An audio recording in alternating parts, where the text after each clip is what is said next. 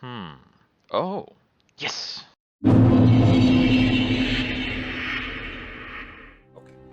Let's get started.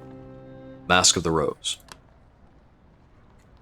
Your first foray into Mask of the Rose is unlikely to end as happily as you might hope. Never mind.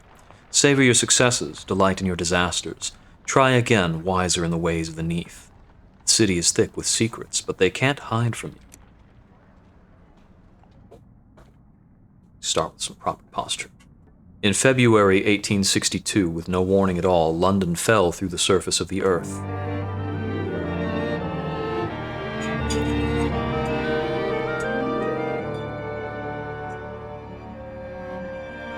This was meant to be a year of progress in industry, the Great Exposition, trams, a new sewer system. Instead, we find ourselves dwelling in a cave. It's October now. The fires have been put out, the bodies have been buried. But the future remains unimaginable, the time before impossibly distant. Ah, who was I? Dockworker's child. A child of the gentry. A tailor. I cannot be a housebreaker's child. Oh, several of these have to be unlocked. Okay, so you're intended to go through this a few times. Interesting. Okay. A dockworker's child is allied with the working class and with criminals. A child of the gentry hobnob with high society and the constabulary. Shopkeepers have contacts with society, but their own origins are more humble. They may also have some contacts among the artistically inclined. Let's play a tailor. Down here, your name is whatever you say it is. Often there's no one left to remember who you used to be. Some people hold tight to the names they carried before. Some reinvent themselves completely. I prefer strangers to address me as... Let's see. Monsieur, Miss, Madam, Sir. My lord is a bit much for my first character. Oh, comrade? I like comrade. Let's see. My first character will be Mercury. Comrade Mercury.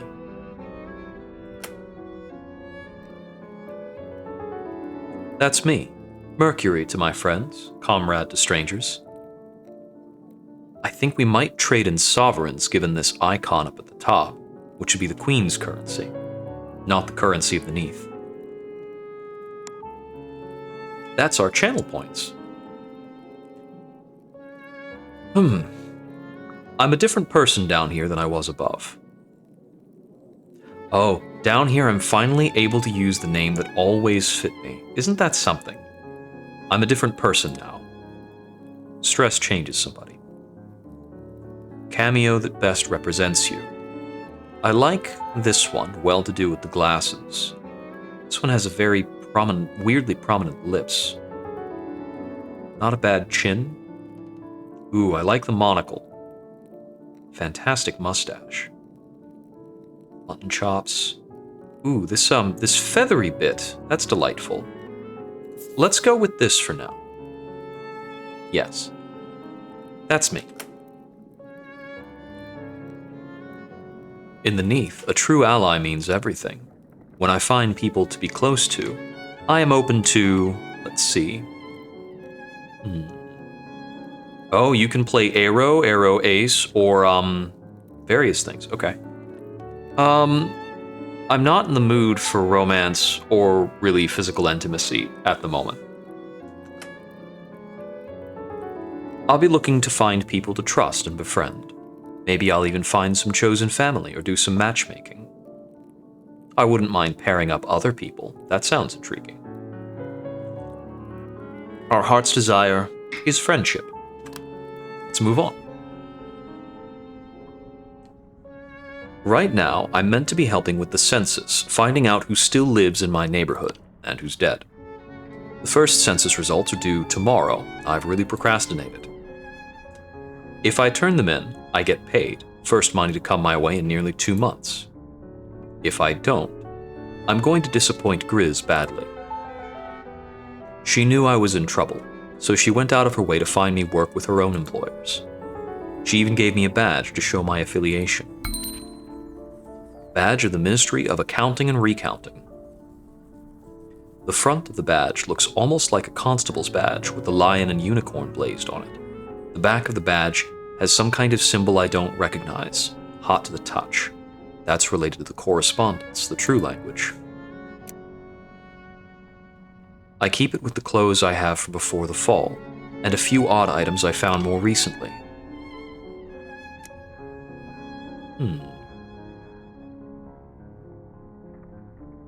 I see. We can compose various looks. A fake but vibrant corsage. I'll wear my proper badge.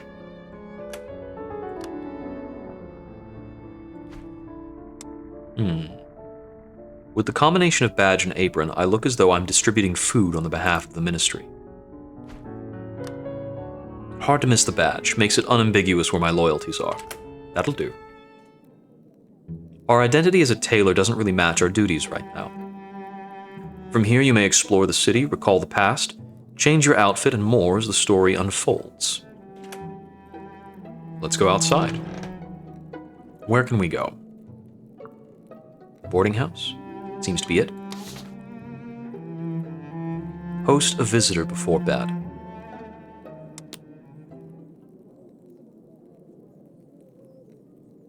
Ah, I thought you were up here. No voice acting, unfortunate. She glances at the badge I'm wearing. I suppose I should be glad you're thinking about the census, even if you didn't get around to leaving the house.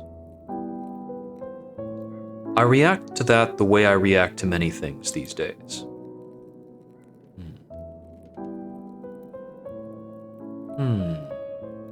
I turn it into a joke. I thought I'd wait for a change in the weather. A lovely snow, perhaps. There's no sunshine down here. There are no yellow pea soup fogs, there's no rain, except occasionally a fine mist. Londoners lost half our topics of conversation when we fell. Come tomorrow evening, we need to have at least a few census forms filled out, or I'm going to be the one explaining to Mr. Pages. And if that happens, I'm not going to help you with your employment prospects again. Grizz works for the Ministry of Accounting and Recounting. It seems to agree with her. She wears trousers to work and comes home at all hours. It's very important to her, being taken seriously by these employers. The next thing I do is characteristic too.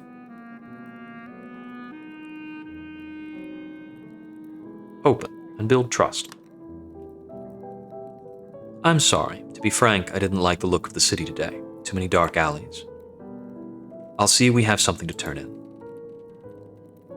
You still have some time tomorrow. She gives me a hard look, as though she could stuff some integrity into a person just by glaring hard enough. What do you think of the questions? They're written in the most peculiar spiked handwriting, and there are punctures in the paper in random spots. I'll admit I haven't read them. I was going to review them in the morning. By the refreshing dawn light, there's no dawn here. The light tomorrow morning will be exactly the same as it is now.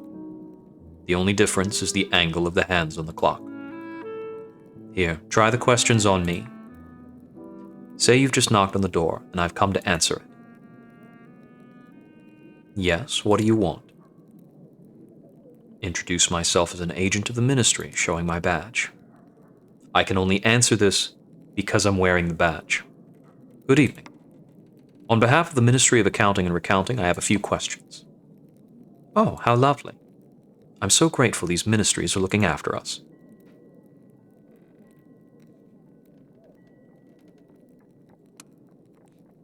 Moving on. This is not too hard.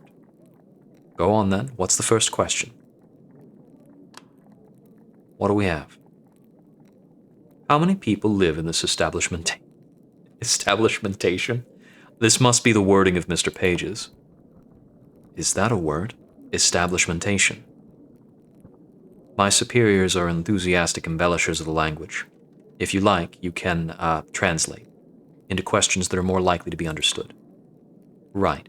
How many people live in this establishment? 4. The landlady, Miss Horatia Chapman, a young man named Archibald Reed, myself, and a fourth character, very disreputable. I'm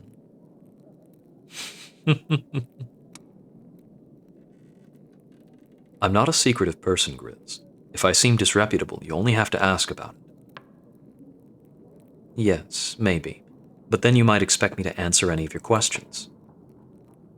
Sometimes I'm in the mood to keep chatting, and sometimes I want to get to the point. I've learned enough. I read the remaining questions over quickly, enough to prove to Grizz I know what I'm about. I think I've convinced her I won't do too badly. At this moment, a second visitor walks in. Archie is a medical student. He hadn't finished his training before the fall, but he has plenty of work now. Right after the fall, it was broken bones and cuts. Lately, there are fewer wounds and more diseases.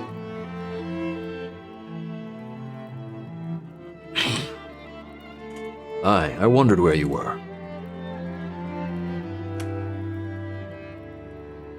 What are you looking for? There's something that needs explaining. Out I went this morning to visit. He's got an Irish sort of thing. And what do I find pasted on the wall? He holds up a broadsheet. There's a new decree from the Ministry of Cartography and Geography that all maps and atlases are to be surrendered or put on the fire. It's your folk making these rules, Grizz. A little rough, maybe, like... I don't remember if Tay is more Irish or Scottish.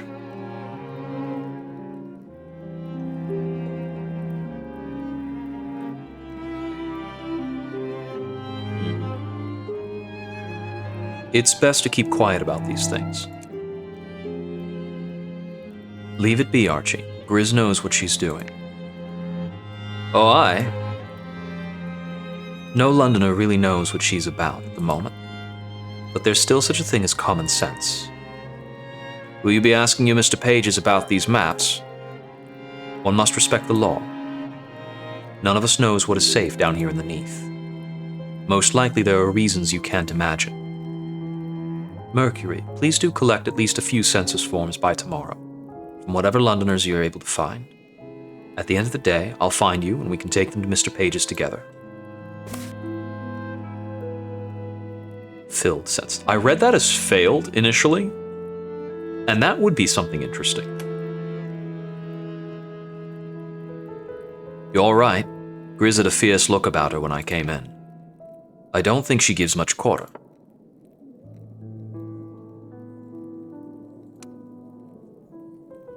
It's true. She expects me to be, like her, focused, hard to distract.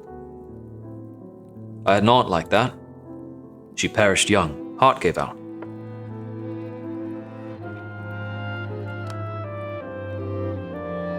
Grizz has me gathering census pages for the ministry. Aye, Grizz told me it was some such thing.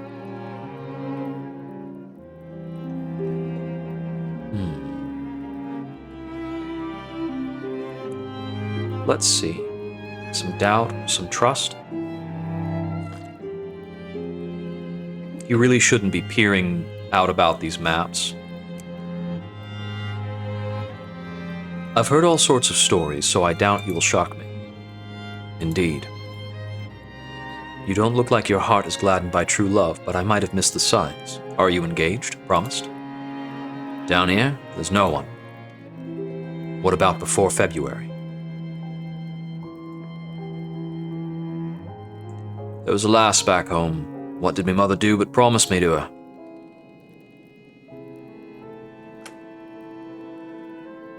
I see. I won't pry. The question had stirred recollections he's not considered for a time.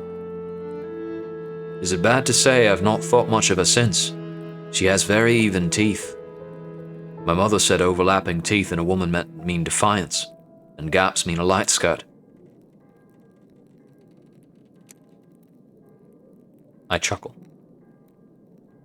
There's stranger theories I heard in the medical lecture hall, and plenty of constables who thought we'd catch the criminals that road. How about your work? I'll simply ask. Is your income all from seeing patients these days? I did sell off a couple of my old atlases just today. Censored maps sell for a good price if you know the right buyer. Ferret's vermin eradication takes in more than just rats.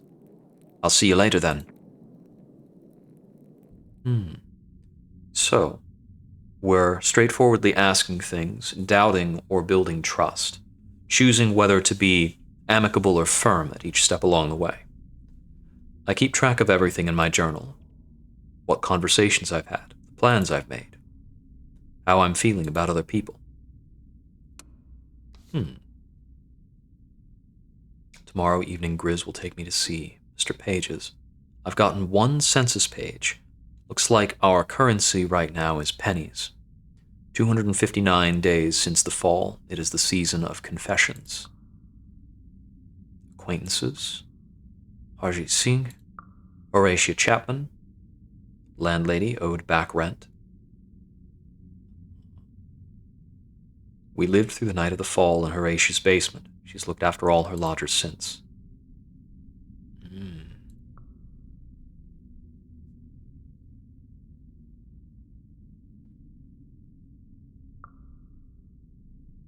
I see.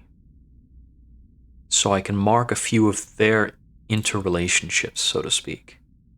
I can look at logs of everything that's gone on.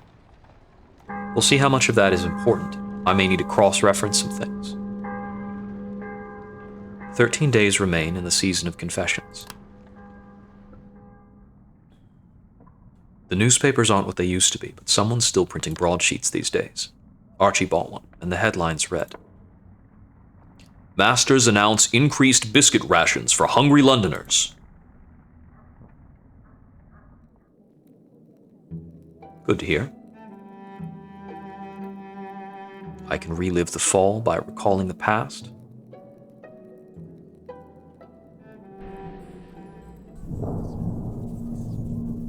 Oh, that just happened. I didn't click anywhere near it, but I'm always reliving London's last night on the surface. I try to put it out of my head, but it's still there.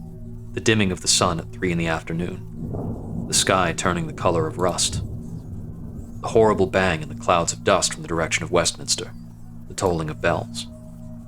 A horseman who rode down the street, liveried in the garb of the palace, shouting, In Her Majesty's name, go indoors. And then the sky was full of bats. More bats than I thought could exist in the world.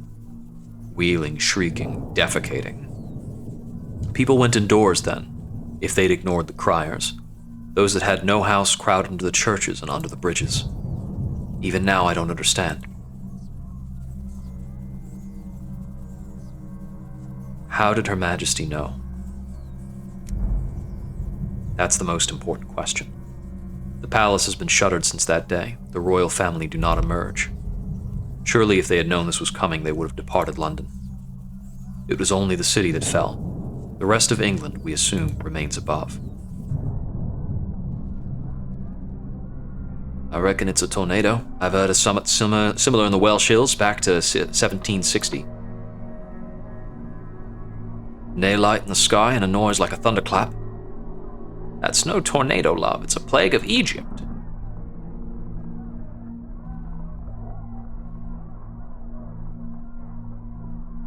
I let them talk. I've seen tornadoes. They come and they move right on again, and they aren't made of bats. They say the tornado scattered livestock every which way, sheep on rooftops and that. Then the ground shook again. I believe we can blame Mr. Basil Get's excavations, digging about under London, causing a seismic disturbance. And what did he find down there but a cave of 3 million bats? Is that what you reckon? There are stranger things beneath London. That was the beginning of it, but we were down there for hours and hours. The sky darkened and it didn't return to normal. Once, around midnight, Grizz went upstairs and opened the door to the street, but she came right back down again. She said that the cobbles were galloping about. It wasn't safe to walk outside. After that first bit, the memories collide and get confused. I have trouble keeping track of which came first and which came later and whether I'm imagining something.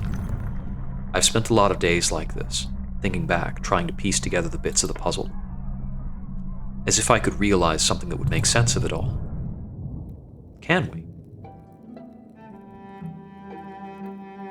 Let's go out.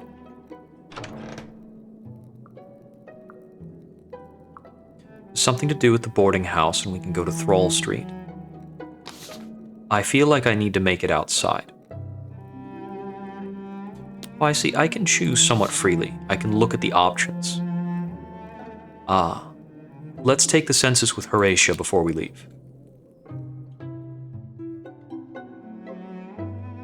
It's worth it to be mindful of how others will perceive me. What role I play, what I can and cannot say, is constrained by my clothes. This was true before the fall, but it's even truer now. Names, identities, and relationships have all become so unsteady and unreliable.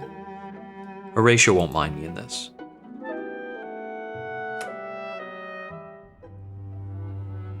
I find Horatia in the basement, taking inventory of our supplies. The night London fell, all Horatia's lodgers gathered in the cellar. Horatia led the hymns while we waited for dawn. Around 3 in the afternoon, we admitted to ourselves there wasn't going to be a dawn today or any other day.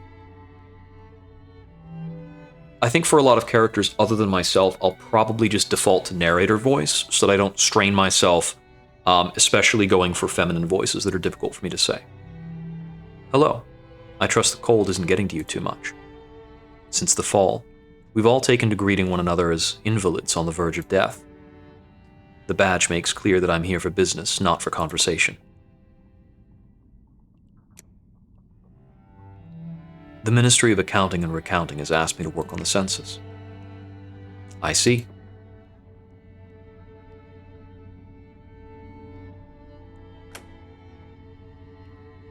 Did you have many suitors when you were younger? The butcher at the corner asked me a few times to be his wife. I couldn't say I was tempted. He had 7 children from his marriage before. I believe he was more attracted to the extra rooms in my house than to me. There's a woman who comes to the door just about every morning. Too many children and not enough food.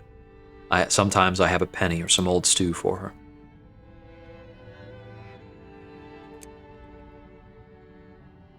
And this morning, I sat by the fire and didn't go to answer it. After a time, she stopped knocking and just stood sobbing on the doorstep. This sounds like a gloomy story. It's a common one.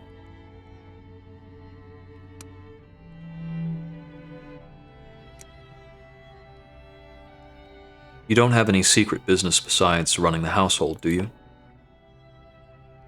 The house has been my business a long time now. My father left it to me. He bought it so I'd have a good place to live. He didn't want to leave it up to whether I'd find a good husband. I'm just off to put my feet up and read the paper. If the rest of you have left any scraps of it, that is. Judging by the clock, I can afford one more errand today before supper. So we'll have fairly limited actions.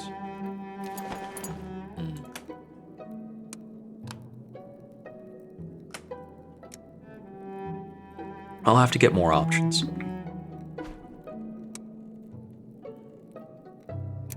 Let's put on the apron.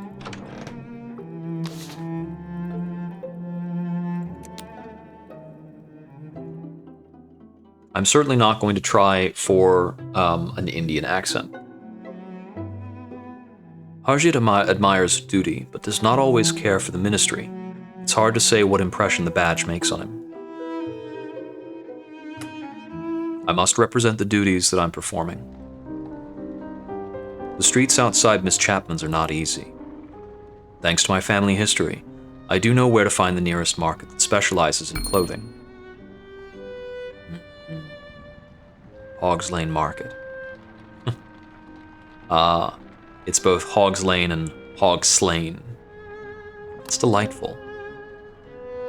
But whenever I need to find more of them, it's Harjit who helps me. I have something for you if you want it. He produces a nearly new Admiral's hat in perfectly good condition. I found it near the docks. No sign of the owner, and I can't wear it myself. I thought someone at Miss Chapman's might get use out of it. Perhaps Lady Griselda. Griz's name is Griselda, or her full name anyway. Trimmed with gold braid, It makes a person look like a respectable representative of the Navy. Wearing it gives me a commanding, if slightly curmudgeonly presence. Clothes make an impression on other people when I wear them. They make an impression on me, too. Sometimes I'm inspired to say things I wouldn't otherwise.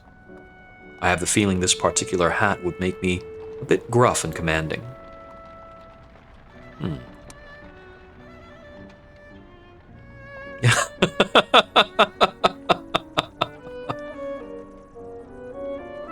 I'll thank him first of all. Oh, thank you. You could have gotten a penny or two for it by selling it on to a second-hand clothes merchant. Arjit is silent.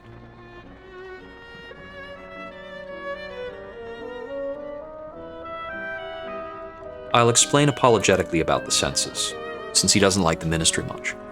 I'm sorry for the interruption, but I've been sent to ask a few questions of the citizens of London, or those who survived at any rate. I'm not sure what the masters have in mind. Nonetheless, it would be a help. I see. London was determined to collect everyone's name even before the fall.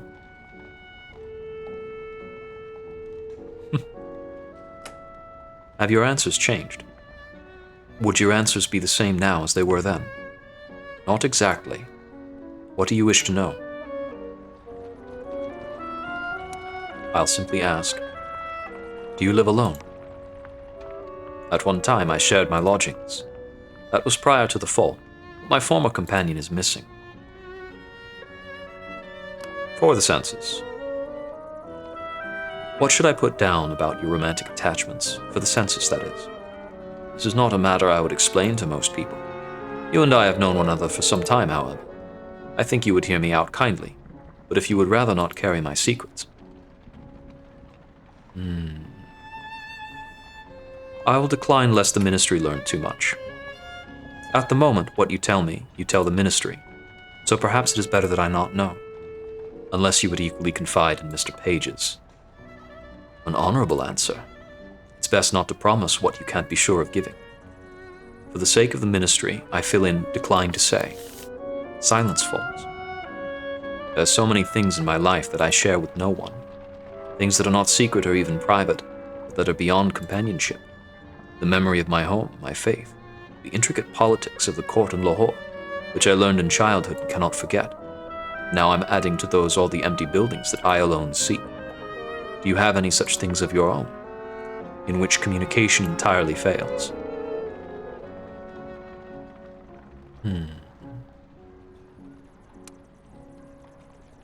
I answer, with difficulty at first, but then in more detail. The conversation turns on things I've never explained before.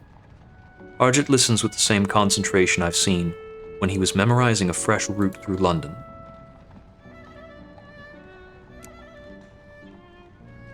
If you've seen other cities, what do you think of ours? It has been taken by surprise, which serves it right. No, you deserve a better answer.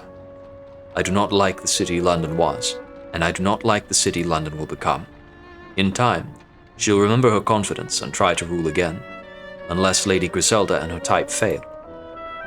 But the cracked and lost parts of London now, this is a place to love. People have no choice but to meet as equals now and then.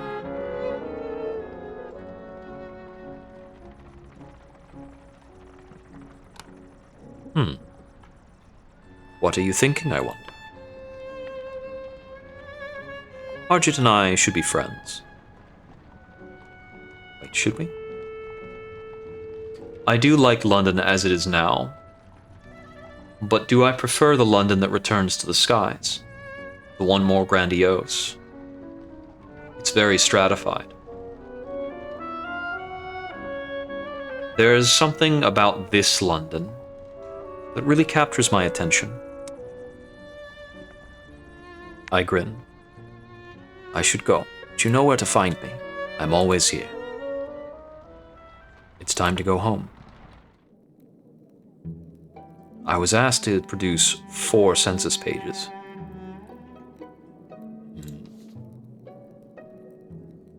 Grizz will be taking me this evening.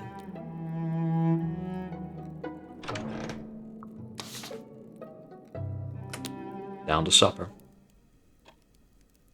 Grizz is waiting for me.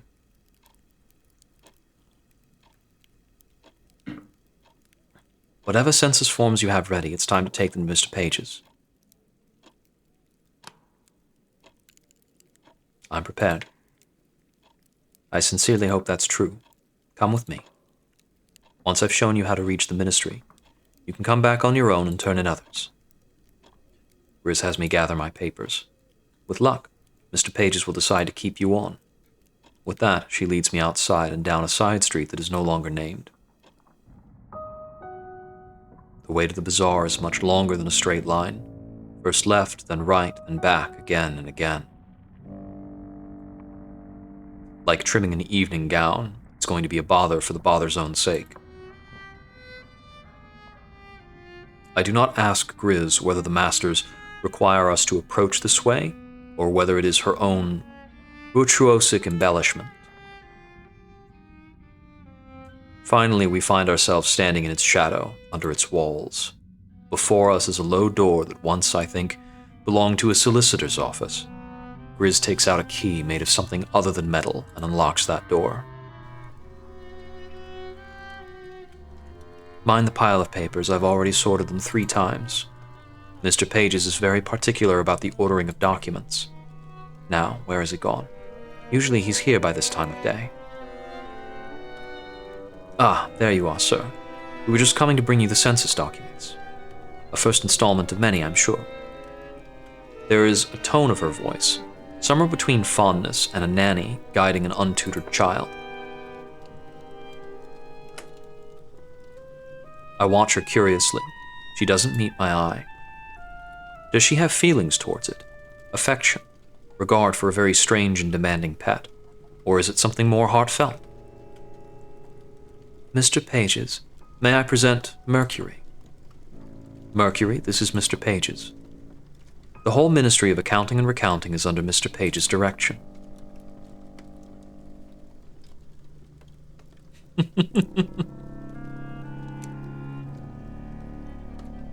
How do you do?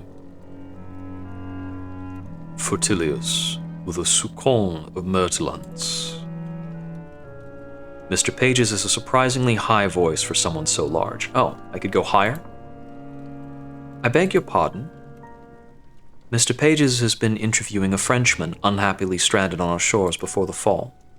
You can imagine how that might affect both mind and vocabulary. I'm just going to nod sagely. Aha, of course. What have you brought us? Firstly, Horatio. Ah, most intertrigant. It gives me a shiny penny for my trouble. It's newly minted, and has a portrait on the back of someone who is certainly not the Queen. The face on the back of the coin stares at me until the hair prickles on my neck. It reminds me of a debt owed, and I don't want to remember. And my breath hitches and slows and resumes.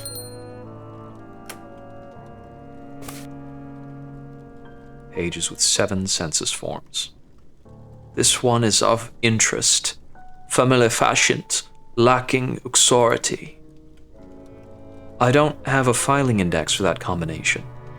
I will designate a sigil and a suitable ink. The colors on the last sigil burned my eyes. What else is there?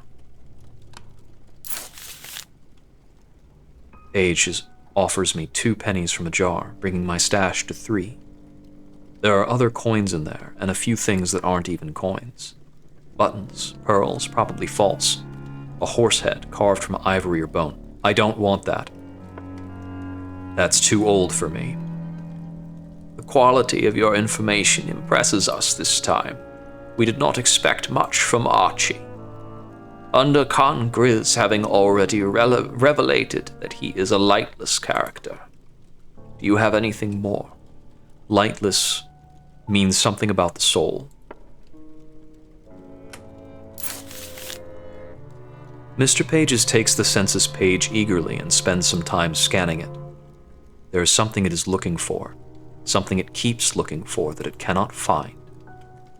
There is some unrevelated matter here. It will be good to discover. The business of the census is done for now. Perhaps I've earned a question. I would like to know things. Why aren't we allowed to have maps and atlases anymore? We need them more than ever. London isn't arranged where it used to be. I believe the Ministry intends to resurvey the territory.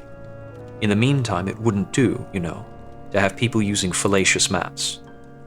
The territory of the Neath is anti-disposificated towards lying still. I will nod sagely. I understand. That is enough of my official duties for the moment.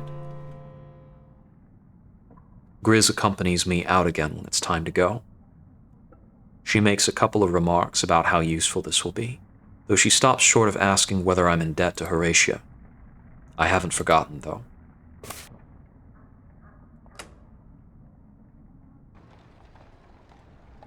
Wonder how much that amounts to.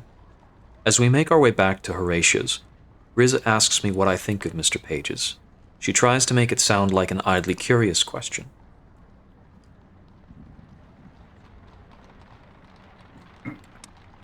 I'll just thank her.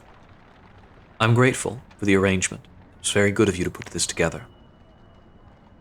There is a moment's fellow feeling. Grizz and I are thinking alike. Before we go back inside the house, she reminds me. We have many more people in the neighborhood to survey for the census. You know how it's done now, so you can collect them and take them to Mr. Pages yourself. I have other duties, and I may not always be there, but Pages is... Well, I'm certain you won't be harmed if you visit the ministry on your own. I will silently conclude that she has an interest in Mr. Pages. There's something in the tone of her voice. We should go inside. I can promote their connection. Let's play matchmaker. Go right to sleep.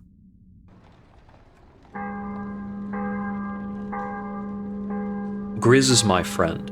If she fancies a master, and I can tie the two of them together, it's going to do well for me, and well for her. Well, presumably. Better that she fancies a master and it goes well. Another morning, another newspaper. The headlines today read, Renowned scientist pronounces recent events result of volcanic activity, sun veiled in ash. That man won't last long. He ought to study the truth. I'm taking off this hat.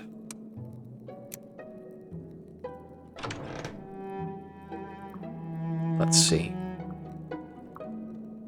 Hogslain Market is available. Let's see. Census filling shoppers. Are the shopkeepers goods for sale? I want to see what's for sale. I need to know how many pennies I'm aiming for. It's hard to guess what outfit will best go over in this environment. I'm satisfied with this.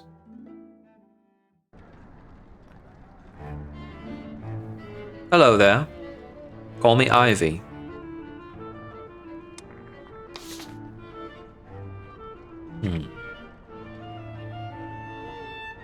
Let's see. That is quite gentlemanly. Her collection contains many things of this sort that could be fitted to you. I will offer a fair price for the men's coat. I'll give you 2 pennies for that men's coat. It's a fair price. Gents top.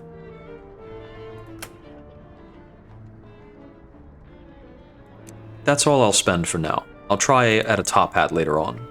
Well, top of Rome for me. I just have time for another errand before supper. I started with the tailor.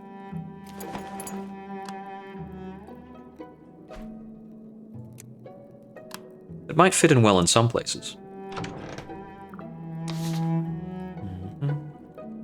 So I could ask Harjeet about a route in order to get to other places. I'm going to check for census filing shoppers. Yes, this is fine.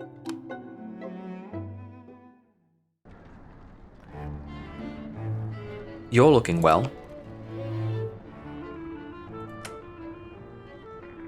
The Ministry of Accounting and Recounting have asked me to work on the census. The lady looks faintly mutinous.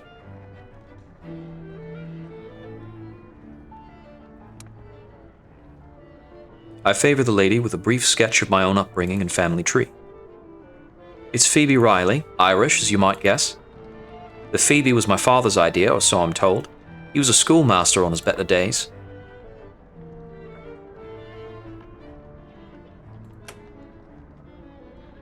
How did you come to be here, then? Same way as most of us that left in the bad times. Took a ship to Liverpool first and did what work I could get there. And then when I'd saved up and landed a little, came to London to look for better fortune. What sort of household are you in? For a few years now, I've been a maid in the household of David Landau and his sister Rachel. Before the fall, there were more of us working there, as you might expect. But with things as they are, I'm having to do more of the work. It's not a house meant for one servant, I can tell you that.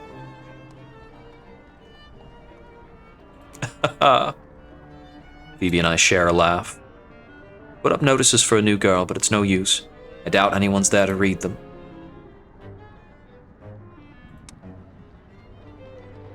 What should I put down about your romantic attachments? For the census, that is. I'm not married. It's not easy when you're in service. The household might not like you having gentlemen callers. No one speaks for a moment. My business is done. I should take myself off. It's getting late, so I'm heading back home.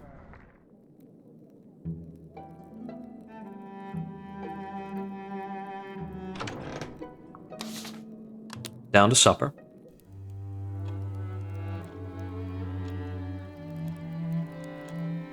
Did you see that woman, the one that came yesterday asking for a doctoring? Aye. What should it be but nightmares again?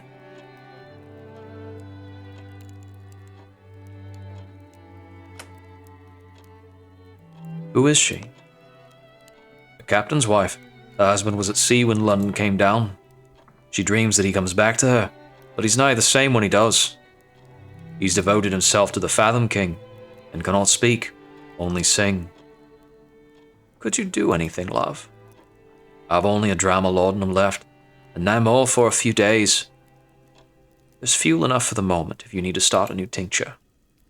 There's somewhat else I've been brewing up to say, but in case it do not work, He takes something out of his pocket, a lump wrapped in paper or leaves, just long enough for Horatio to see. Opium. Goodness. Well, wherever you got it, don't let anyone see it before you've had a chance to use it. No one speaks for a moment. I chew diligently. For the first few days weren't bad. People had food in their pantries still. Old loaves of bread, leftover joints, roots, and jams. But nothing new was coming into the markets. No new fish, no vegetables from the farms. We finish eating. We haven't made contacts in the Neath yet. So I can still go out in the evening. Not far. Let's talk with Archie. Archie finds me upstairs after dinner. Cannot stop thinking on the Ministry of Cartography. There's something not right there. If you let me show you what I'm thinking of.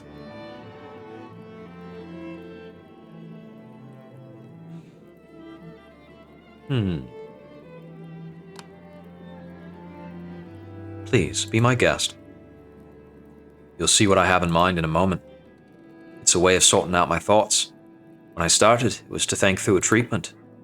But it's good for all sorts. Stories, schemes, things that might be true or things that don't have to be. While he's talking, he's getting out some bits of paper, written over in his own handwriting.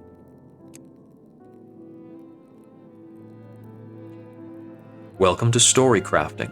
From time to time, you'll be making stories about things you discover in the Neath. Sometimes other people will ask you to bring them a story. They might want a true account or they might want fiction. Either way, you'll come here to create the story they want. This is a slot. Slots contain the elements of your story. This is a who slot, meaning it can contain a character featured in the story. Select the slot. These are all the character tokens you can currently put in the slot. As you meet more characters in the game, you'll gain more options. Select one of the tokens to fill that slot and continue. This is a story about Archie. You can select the slot again to choose someone else if you'd like. Characters in the stories you craft here can be driven by motives, and these motives spur them to act. Tokens for actions and motives are represented by fragments of text rather than pictures.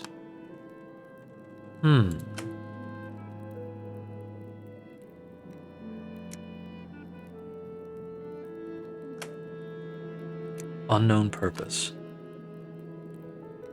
Employed in plotting. Well done, delicious friend. Let's continue. Not every story is a single-hander, of course. Commonly, a second character will feature, as a friend, an enemy, or a victim.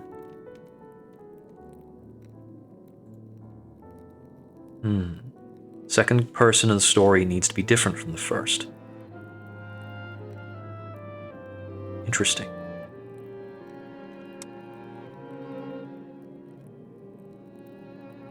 More often, you can mix and match based on whatever you've learned about the world. You'll discover more variations in the course of play. Sometimes you'll be asked for a story where certain elements can't be changed. In that case, those slots will be locked. You can change everything else about the story, but not that piece. Finally, sometimes you can put an unknown into a slot. That means you think there's another possible answer, but you'll need to explore the world more to find out what it is. Building a story with some unknown elements gives you a hypothesis you can ask other characters about.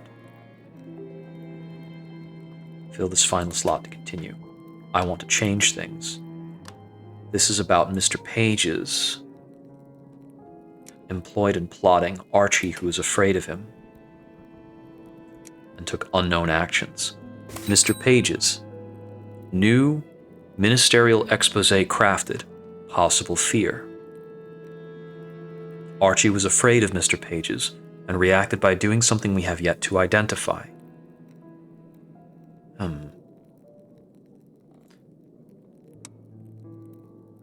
Whenever you're done working on a story, finished or not, you can leave the story crafting board and go and tell other characters about your idea.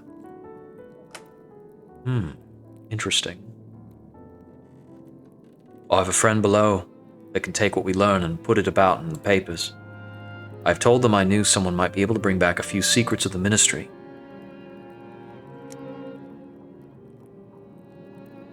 You want to pay me to bring back information about my other employer? I can share some funds, spirit of shared enterprise. Here, you have a try. Make me a tale of Mr. Page's for the papers, eh? Why not?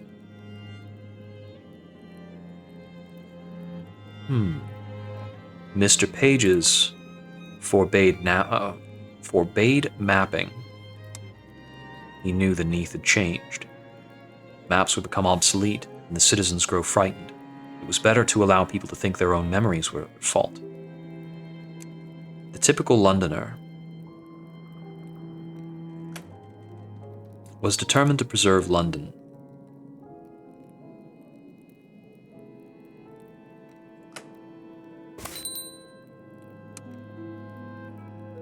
The typical Londoner rebelled against these commands whenever it was safe to do so, feeling that Mr. Page's did not mean the city well. It seemed best to create a bit of difficulty for those newcomers who acted as lords and ministers without any right.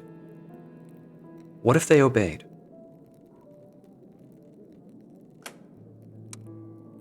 No, I think this is closer to the truth.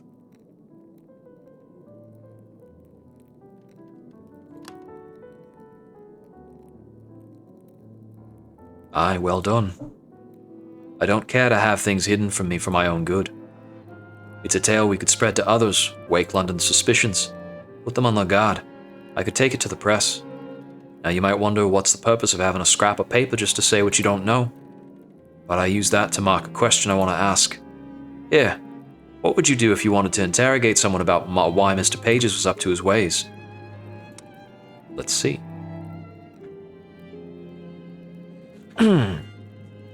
If I wanted to interrogate, I would say that he had unknown purposes.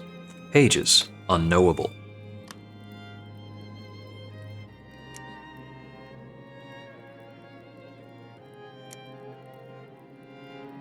both unknown and unknowable. It established a ministry rule forbidding any mapping in the Neath.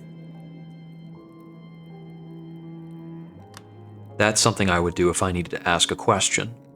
I know the answer in this case. Ah, fine question about what Mr. Pages intends for us all. Make a question like that and you'll be asking folk why Mr. Pages outlawed maps. Same as I asked Grizz yesterday. You got the way of it. Questions to ask anyone who will reply. Answers to bring to me. Answers to bring to me.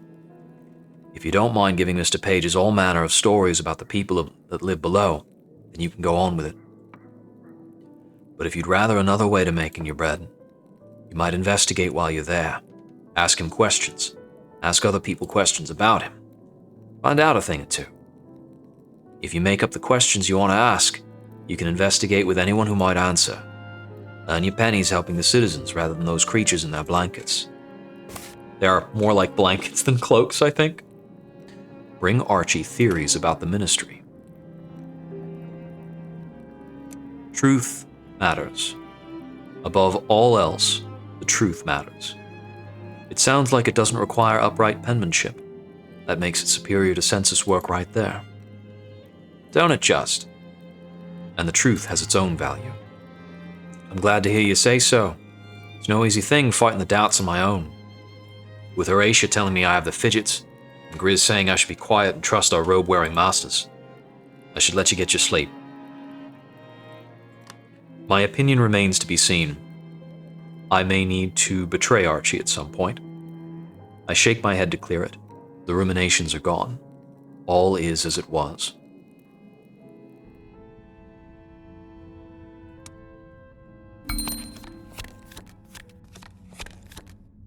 Oh, story crafting ideas. Sold contraband. Free fall. Advertised lodgings. The bazaar. Knew the Neath changed. Ivy. Phoebe. Forbade mapping. We learned about Phoebe by speaking to somebody in the market. Ivy I don't recall. I may need to consult my journal. Was Ivy the noble that Phoebe worked for? I'll have to double check. Advertising lodgings. I believe it was Horatia who was advertising lodgings, right? 11 days remain. Checking my journal. 5 pennies for Horatia to pay back half of the back rent. 7 filled census forms. In terms of acquaintances, Ivy, companion, don't have anything in mind. Phoebe Riley, housekeeper, lives in. I have extracted what Mr. Pages wants to know, more or less. Okay. Oh, that's right. Ivy sold me clothing. That's true. Another morning, another newspaper. This morning's lies open on the table. Parliament buildings visible in river. All parliamentarians feared drowned. That is who Ivy was. I'd forgotten. Okay. Building a story does not cause time to pass. Very good. Stories about the masters. Ah, Mr. Pages is locked in. Mr. Pages did something. Typical Londoner posed no challenges and asked no questions.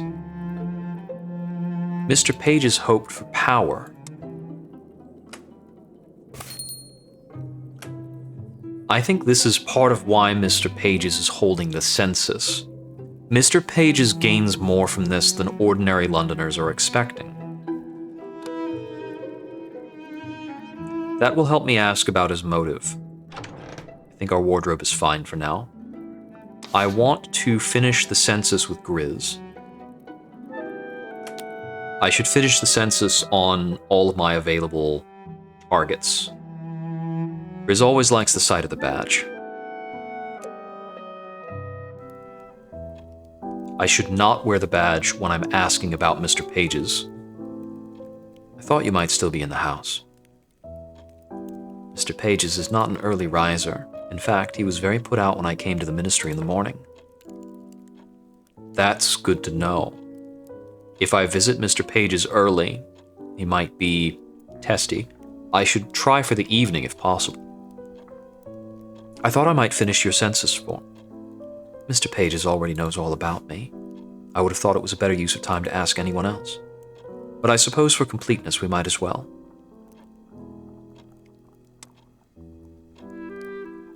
The ministry would like to know about any betrothals, marriages, or affairs of passion. Are there any in your past? Please be thorough. I was engaged once. The gentleman wanted a gracious hostess and a mother to his heirs. A very eligible alliance, according to my parents.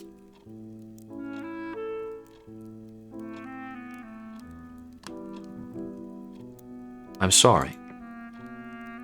I have no regrets. I found my way to the ministry. I would not have come to the attention of Mr. Pages if I were still addressing invitations in my mother's sitting room. So you ended the engagement. I left both the gentleman and my family.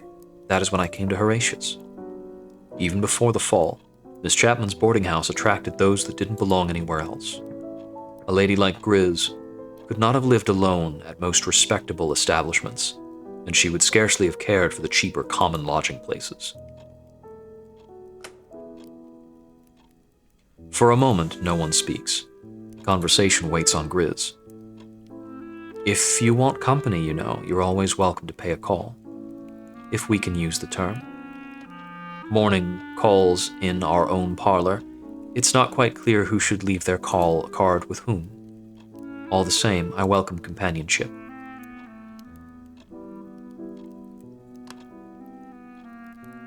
I would like that. I was used to a townhouse full of family and servants before I came here, and guests to dinner most nights of the week. The season would be starting now, or hereabout. Of course, no one now can come up from their estates. I look forward to it. It will be a pleasure. I enjoy sincerity whenever possible. Jokes are an important aspect of that.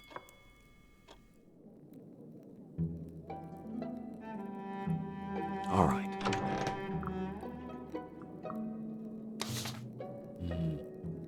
I can take the census with Ivy and Hogs Lane.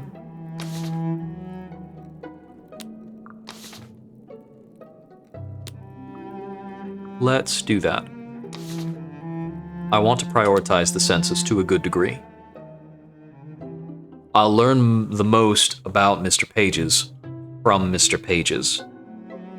The risk of going to see Ivy hatless is that she may very well try to sell me a new one. That's fine with me. Hello. The Ministry of Accounting and Recounting have asked me to work on the census. I see.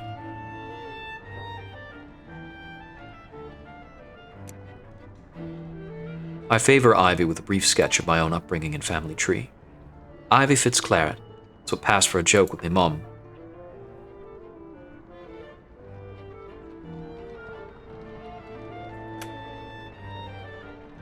My mum reckoned when I got old enough I could pick a lie that'd suit me.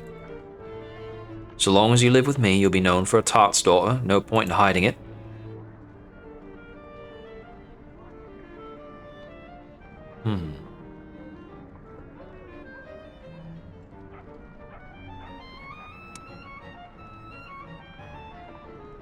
Not sure what to say to that, eh? I don't do conversation from the etiquette books.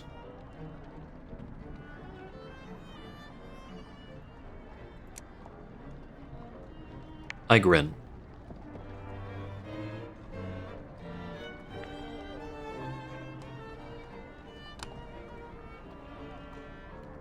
Are you going to change your name someday? Oh yes, but not until I've saved enough to move my shop to Ladybones. Mademoiselle Léa de Bordeaux I'm planning to call myself. All the fashions of Paris but darker and more marvelous. Her voice shifts upmarket suddenly, her pronunciation almost as proper as Grizz's. I can sound elegant, but I didn't learn my manners at a finishing school. I worked in the back room of the dressmaker's shop until I was good enough to put up in front. Found my way into genteel parlors and didn't let myself be kicked out of them again. Not 1 in 20 of the ladies I dress could do what I've done. Do you live alone? I live back at my mum's place when I'm not working in. She's good company unless she's got guests of her own, in which case I stay out late. Are you married or otherwise connected? There's been a few warm encounters. I'm not the Blessed Virgin, am I? But I don't want child nor man sponging off me. One thing about being raised by an old sloop of war. She taught me how to keep unencumbered.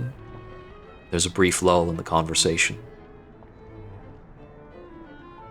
Oh, I can buy stuff from her at the same time.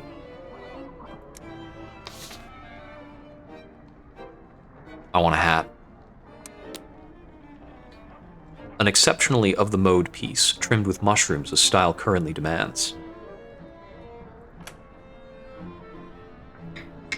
I'll give you 2 pennies for that stylish top hat with mushrooms.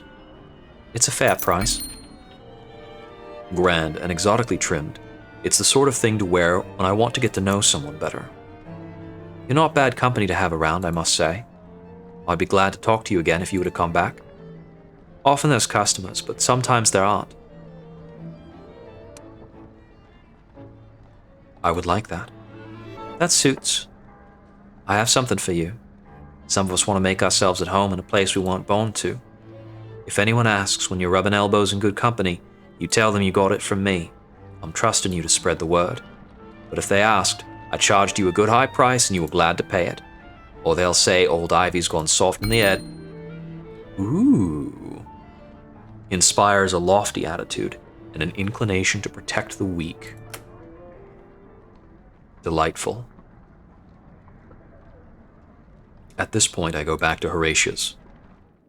I'd like to gain 2 more census forms tomorrow, perhaps tonight and tomorrow, and then see if I can go to Mr. Page's. But I'm gonna wear this mushroom top hat, this elegant cloak. Ooh, yes. Dapper. Down to supper? Look at me, everybody. I'm well-to-do. Archie's already at the table when I arrive. When he sees me come in, he gives a guilty start and scoops some of his stew back into the tureen. Took more than I had a right to, but I've not eaten yet, apologies.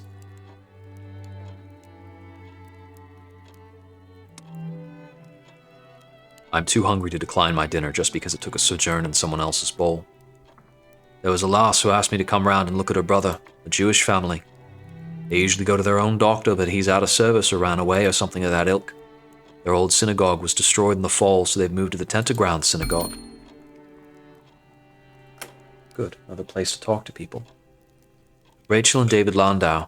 David has a stomach complaint, chronic. That's where Phoebe works. Perhaps they have trouble cooking anything palatable.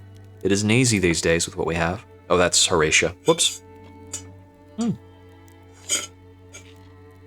Sister's a beauty. She wouldn't leave the room while I saw to her brother.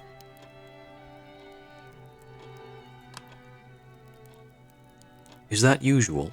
What was she doing? Kept watching me while I worked, making notes in a wee book. Felt as I was being marked on my bedside manner. And the brother, will he live? Oh, aye.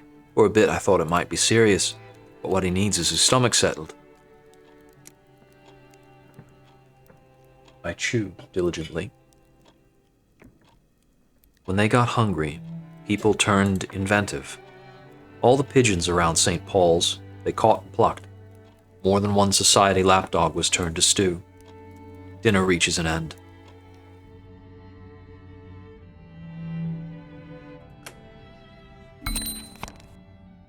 We learned about David and Rachel. I gather that Rachel is maybe trying to make something more of herself. That would be interesting. Another morning, another newspaper. The headlines today read, River through London no longer to be known by its former name. Londoners warned of strange creatures emerged from waters. Emerging from waters, not emerged. Bleh.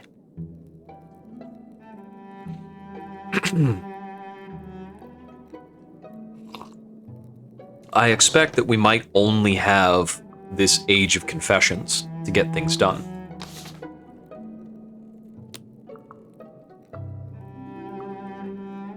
Let's go to the synagogue. If I can take the census with both of them, I could get up to 5. The badge will eliminate any expectation of a social visit at any rate. I'm satisfied with this. Might mean that the hat's a little unprofessional, hard to tell. We've never met before, but I recognize these people anyway from Archie's description. They have to be the Landaus, the brother and sister pair. He's been treating David's stomach pains. Wait here, Rachel, or you can stand a bit to the side if you want, wherever you're comfortable. I'll speak to this person. It won't take long. Shouldn't anyway. Good morning.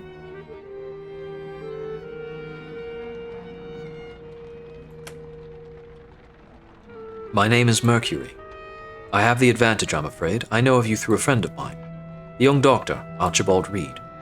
He and I reside at the same lodging house. David does not comment on this. Did Dr. Reed send you to us with some sort of message? I suppose I shouldn't call him doctor, as he didn't qualify. He knows we're here, but I don't know what the message would be. We paid his fees. No, I'm here on my own business, but he told me you might be here. What can we do for you? The Ministry of Accounting and Recounting have asked me to work on the census. I see. I'll answer your questions, Mercury, if you answer mine. Call it character research. Are you having peculiar dreams down here?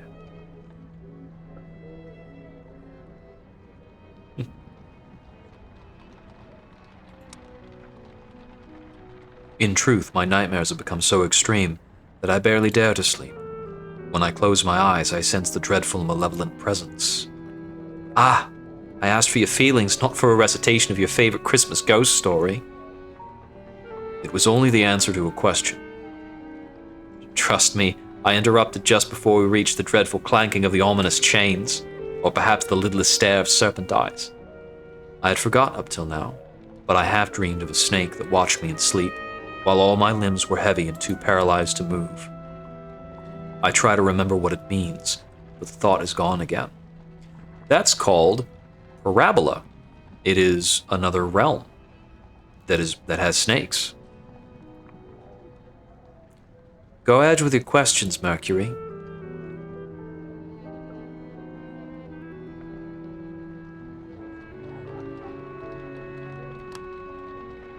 Firstly, what did you mean when you said you had a question about character research? I write novels.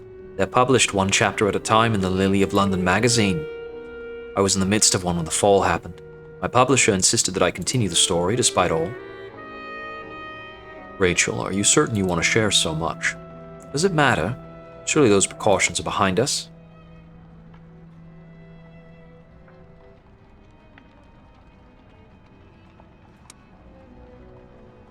What inspired the choice of occupation? It was Yom Kippur many years ago. Our family gathered to break the fast.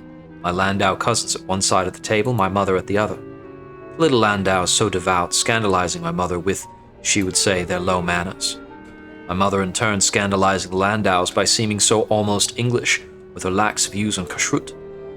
Each side unaware of how horribly it was affronting the sensibilities of the other. In such a moment you either retire to your room to compose a savage Romana clef, or you throw open the window, lean out, and scream. Those are the only possibilities. Rachel does herself an injustice. She writes with real sympathy. You haven't always described it that way. I simply wish you would draw less extensively from life.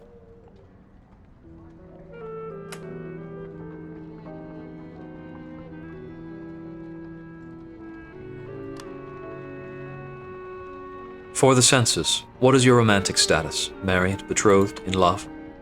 Oh, not recently. I was in love once, or so I imagined. Charlotte Carringham, she and David had an understanding. She converted in any case. Becoming a Christian suited her social aspirations. Rachel. Yes. I take leave to dislike your unworthy suitors as heartily as you dislike mine. Milton is a yellow-eyed, flash-dressed, hot-handed creature at least 2 decades too old for my sister. Rumors of devils are frequent in the city. Perhaps Milton is one of them. I hardly think he and Charlotte are comparable.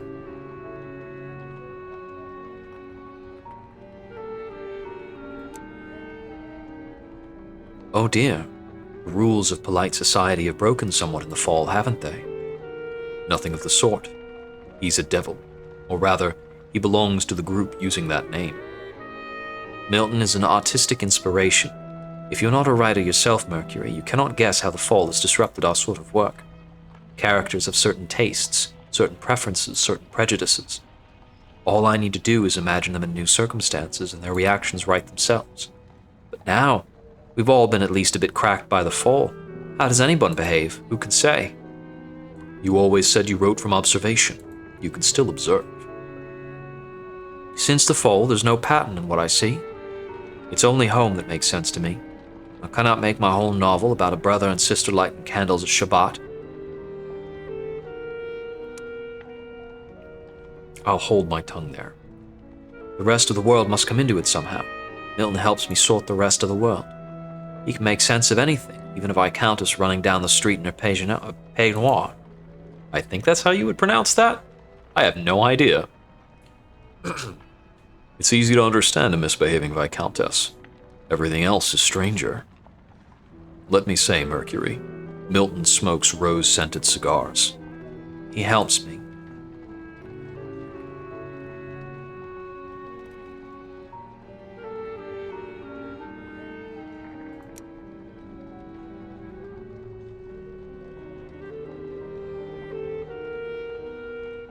Huh. Interesting.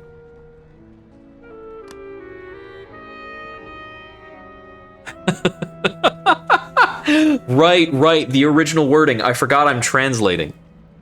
Are you enamorificated or impassionated? Rachel lets out a surprised laugh. In love? No, I wouldn't say that. Milton is only a friend. Just as well, too. In the times before, you would never have darkened the door of such a person.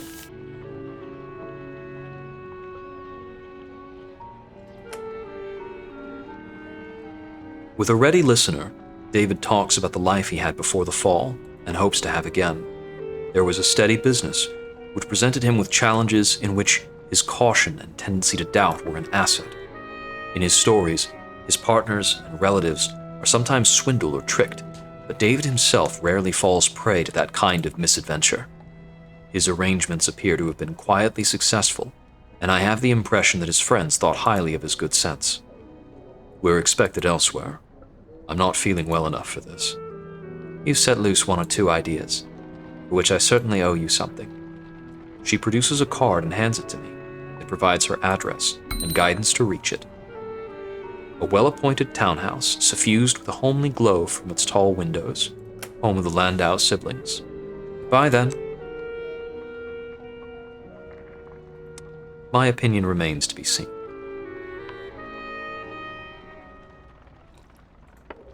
I can just manage another errand today. Action wrote a novel. Person, the Carringhams, fought over Milton, fought over Rachel, and Milton. Let's see, the Carringhams, is that, I think that was mentioned as the prior fiancé.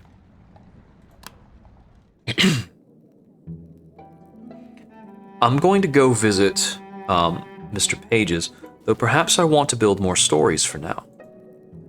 Oh, I see. I need to have more reasons to craft stories. Is this currently set at Page's Undecided?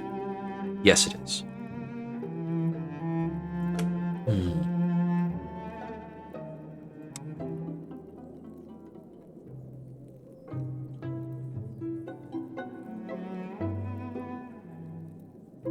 So I'll have to think of more reasons to build stories. For now, though, I'm going to turn some things in with Mr. Page's at the bazaar. Oh, you can visit while Grizz is there or while Grizz is not there. Interesting. So if you go in the morning, Grizz won't be there, but Mr. Page's might be more cranky. This time I want to make sure I visit while she's also there. So I invite myself to accompany her when she walks to work. We require more stories for the bazaar. Our current catalog is too small. Too small? Far too small. He looks almost dejected with his little glowing eyes. We have all the romantic accounts from the census. Too short, too self-similar. A person was married and widowed. A person fell in love, was rejected, and married another. Where is the screaming in such an account?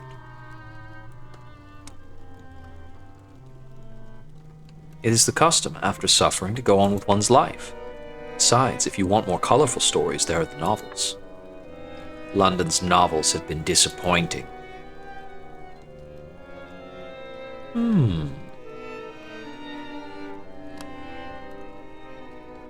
I can assist with this. Let me make the necessary introductions. I know where to find the Landows. A visit to Rachel Landau will produce more of what Grizz is looking for. Do you have anything more?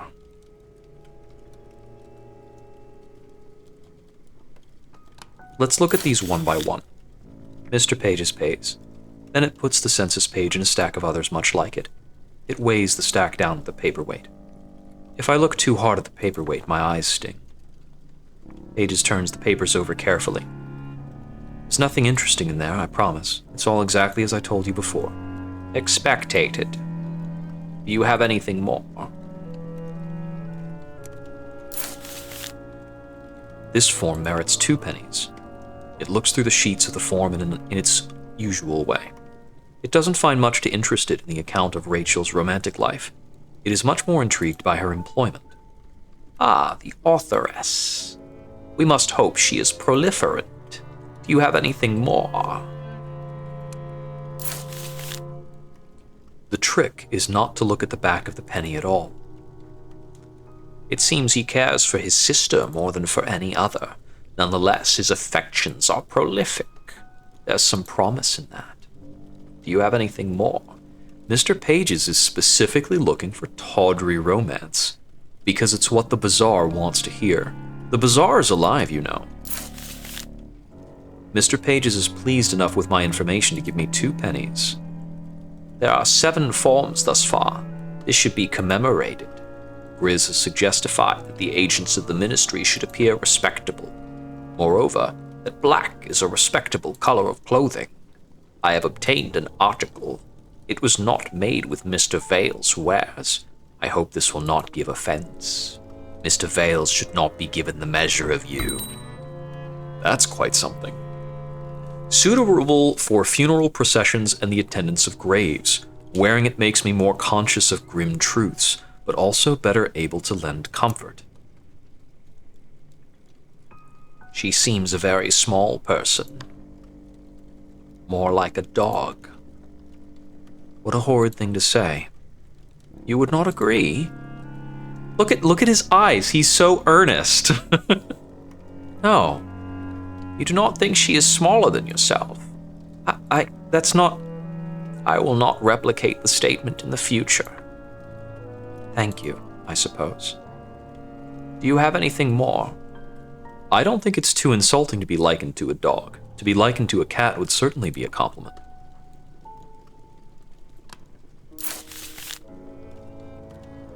I can take my penny without flinching under its stare. An exemplar ensample. Her mother is resilient of heart. She herself also.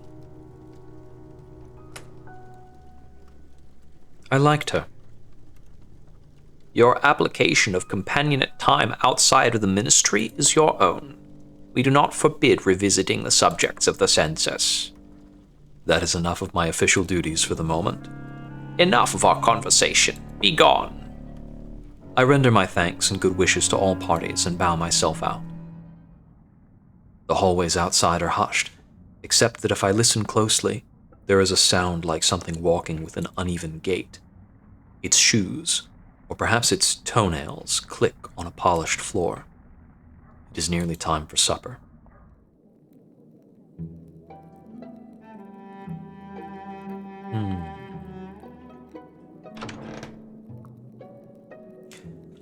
Is there more to do in recalling the past, or will this always revisit the same time?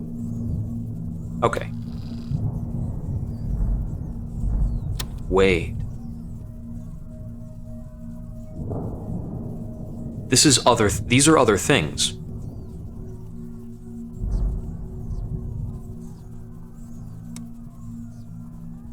That day, when the sky had gone red, even though it wasn't yet time for sunset, Harjit knocked on the servant's door. He was carrying a lantern. All well in his house, any wounded, any missing, any dead? Anyone bunking with you that didn't live here yesterday?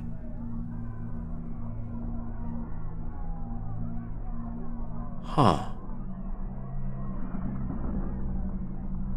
Didn't live here yesterday. Was Harjit in on this? It was early in the day, but he was carrying a lantern. How did he know to carry a lantern? Constables are affiliated with the upper crust. Palace was not deserted. Somebody knew about the fall.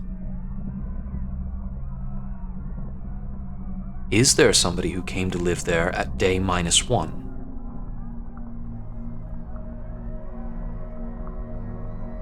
Known since shortly before the fall. David Landau, Riz. She moved in at least day -15 before the fall. Day 0, mid-apocalypse. I first remember from the night of the fall when he was patrolling the neighborhood. Horatio. Okay. The answer then should be no, correct?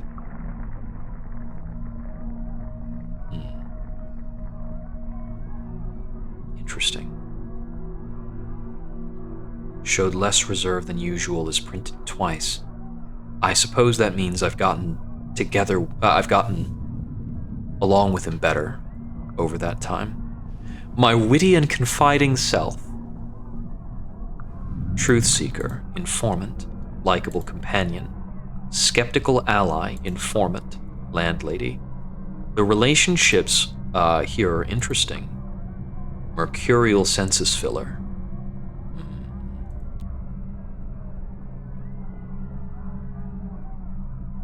Did I answer? I must have said something.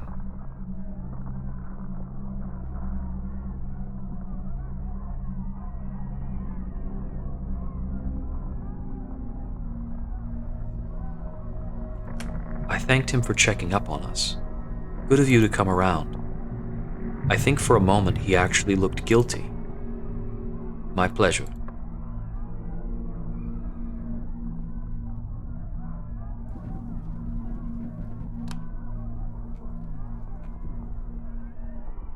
It was nice when the lantern was in here. I don't like that orange light. Puts me in mind of the Book of Revelation.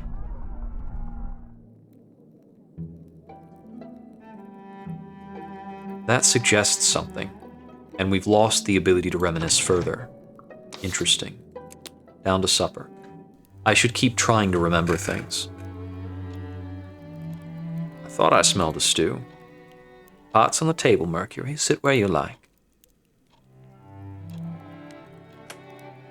Lightly to new topics. Don't need to know what we're eating. I laugh, but let the subject drop. Silence falls. I chew diligently. There are no more mushrooms on my plate.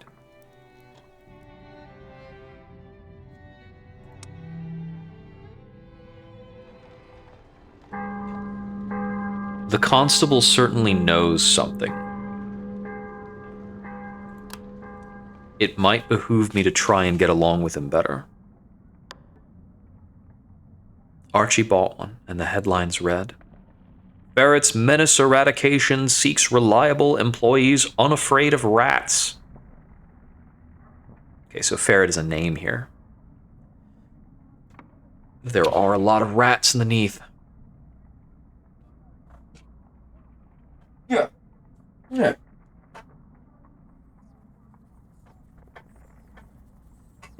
They can indeed be a menace if you're not looking to bribe them. If I'm not too occupied otherwise, I can always ask my friends and acquaintances whether there's anything they need from me. They may have some additional tasks for me. I think I might be pretty thoroughly occupied. We can recall more. Let's keep recalling. I reach for another memory out of that jumbled grab bag. There are things I sometimes remember from that night that cannot have happened. Impossible things. If I concentrate, I can recall.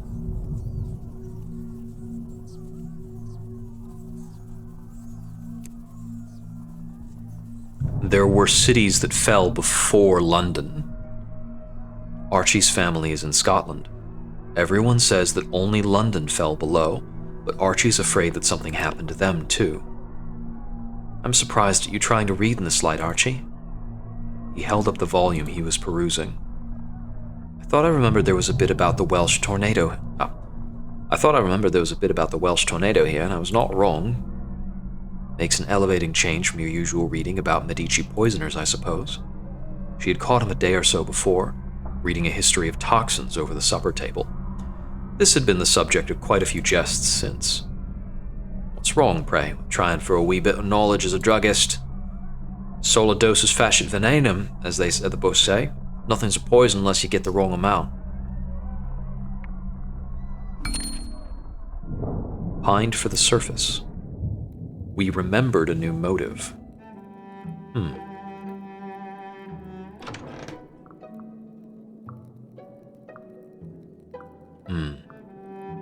I should go try and inquire with the Landows about writing something for Mr. Page's.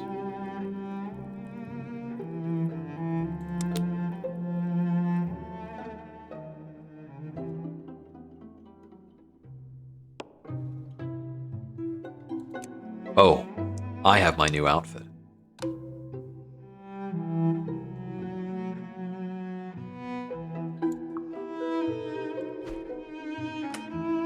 Yes. Tremendously professional. The coat looks sober and the ministry badge looks official. True, the hat may give me a somewhat frivolous appearance. That'll do.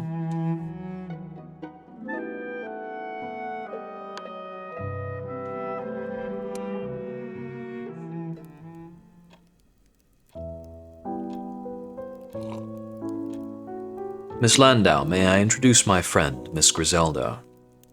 Grizz. She heard about your writing and asked for an introduction. Oh, do you read my work, Grizz? I never read novels. I have more pressing demands on my time. Then I don't understand why you've come.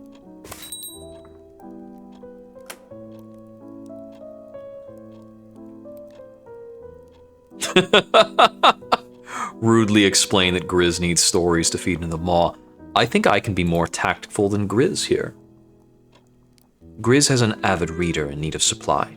We thought they might particularly appreciate your gifts. How kind of you. My employer would like to pay you to produce stories more quickly. My hands only go so fast. We could provide a secretary, supplies. I'm not sure what a person in your situation might need. Oh, I can see that. Did you own those trousers before the fall? I bought them afterward. They're well tailored for second-hand goods. You didn't do that yourself, I think.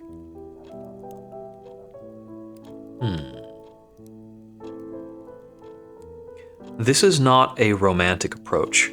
Rachel is trying to understand Grizz as a character.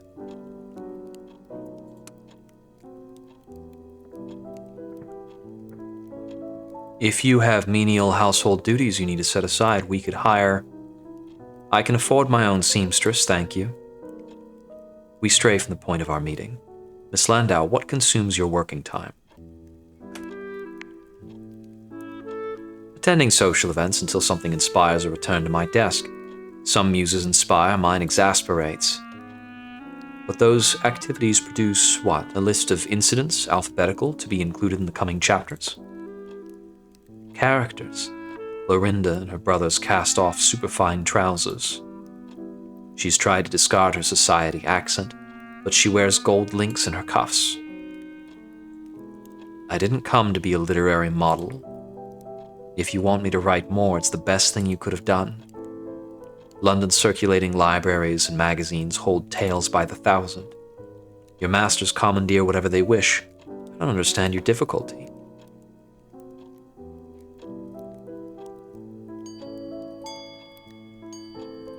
Hmm.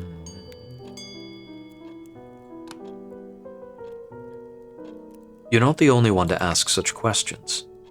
Their intentions are hard to read. We brought books by the wheelbarrow, new and old. Our reader, and there is one particular reader, has rejected everything Pages has brought to him. Pay for every chapter on the love of neath-dwelling Londoners. My compatriot Mercury will help you.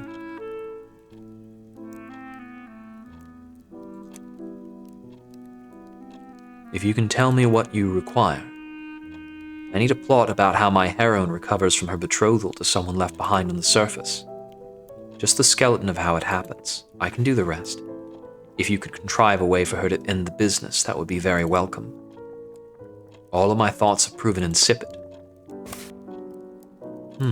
Interesting. We only want the tails. And the Neath's odds blood. I accept. That only means taking an extra payment for work I already do. I promise nothing. You've allowed us to provide a certain incentive. I'll have to come up with a story. After Rachel sees us out, we have a thoughtful walk home. Grizz is silent with her thoughts for a good part of it.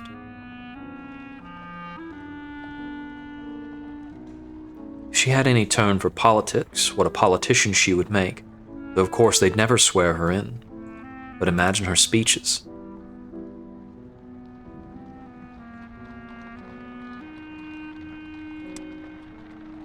Rachel could soften you. You should let it happen. She's an extraordinary person.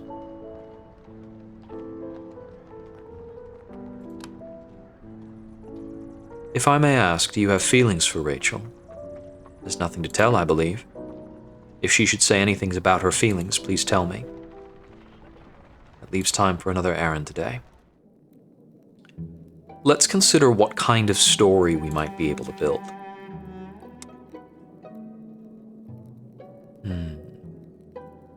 Bereaved. The spoilt beauty had lost her betrothed in the fall of London. He was believed to be traveling in France. The spoilt beauty had begun to fear she would never see him again. Meanwhile, they somehow came to her social circle. An unknown did something to the spoilt beauty. The spoilt beauty did something in response.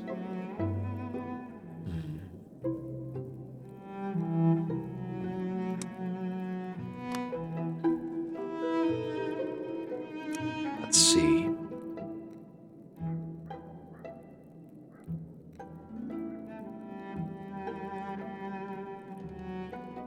Oh, I see, the one that I have selected. Grizz is locked in.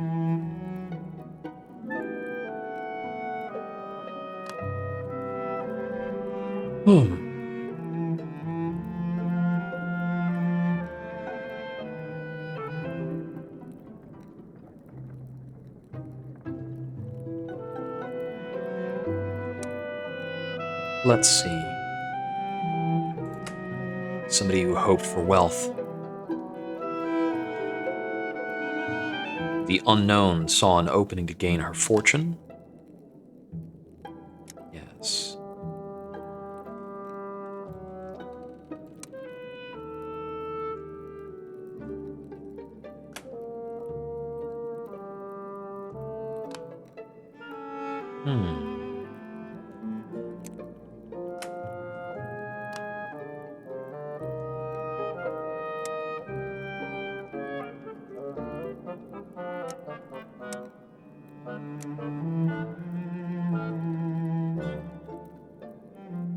Let's see.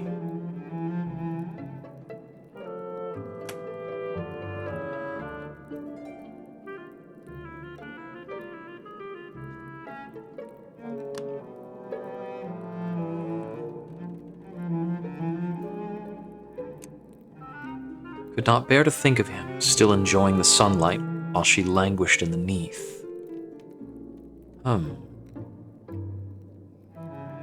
Parted for her Paris.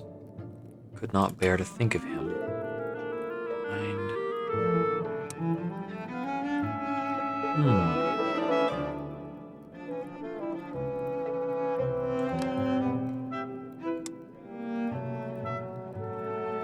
tailoring business. Found a place not already too crowded with tailors. A fashion that shattered their hopes. Hmm.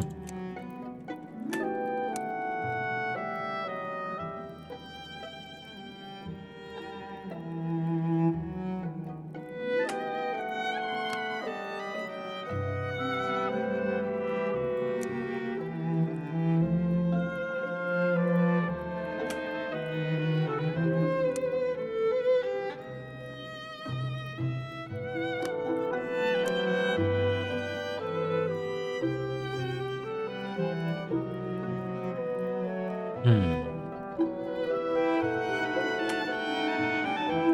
Okay. Oh, I understand the truth of the story now.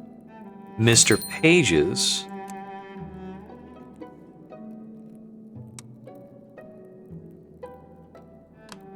hoped for love. She regretted her lost status. He...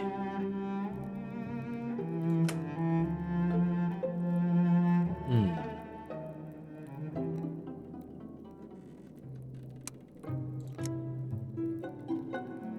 This even changes the portrait. Struggled with regret versus regrets nothing. Ah.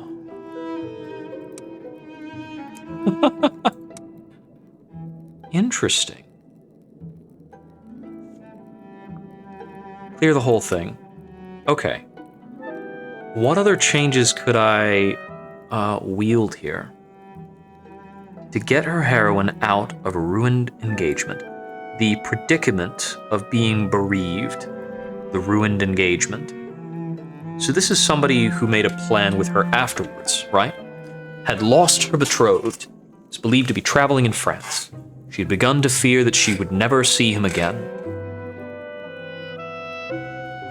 An unknown did something, and she did something in response. So the relationships she has...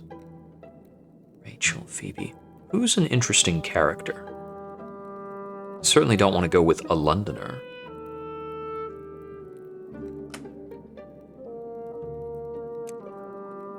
A constable. I'm most interested in a story about money. Bohemian gentleman. Hoping for wealth.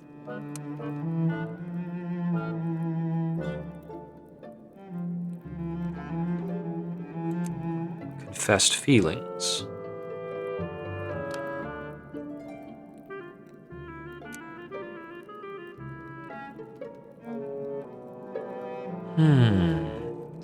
I think I don't have enough interesting plots here.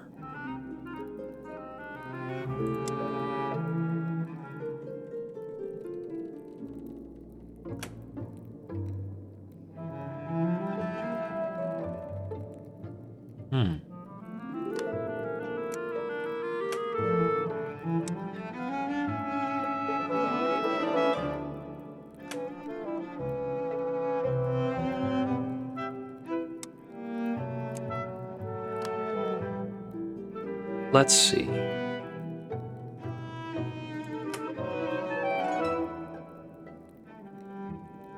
Perhaps somebody was after her affections.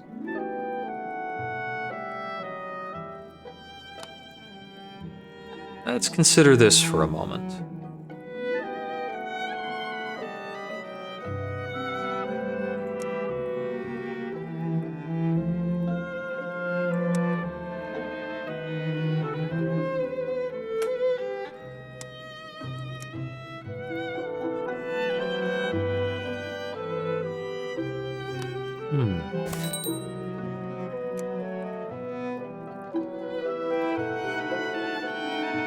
So this is the story Finding a Muse. What about her different outcomes? Haunted. A happy ending offered. Renewal from without.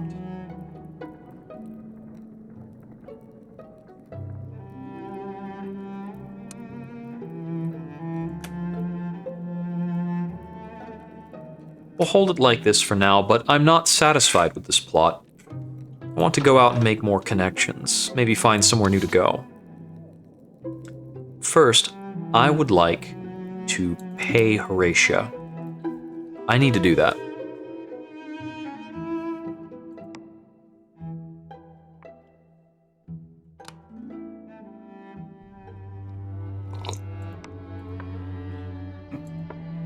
I'm indebted to Horatia. Since the fall, I haven't always had the funds to pay for my room and board. She provided for me anyway. If there's anything to eat, I'm always welcome to join the other lodgers. She's never said a word in front of the other guests. Mercury, it's good to see you. I believe I owe you something, as a matter of fact. I pass her the coins in a jingling handful. Thank you. You're a kind soul. She scoops the money into the pocket of her skirt.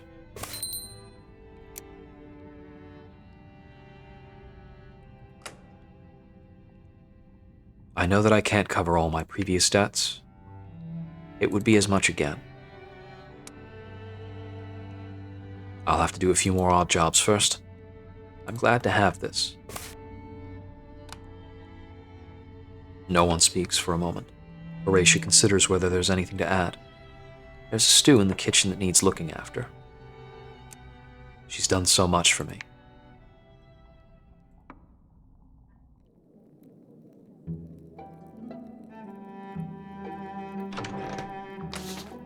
Supper time. Our actions are quite restrictive.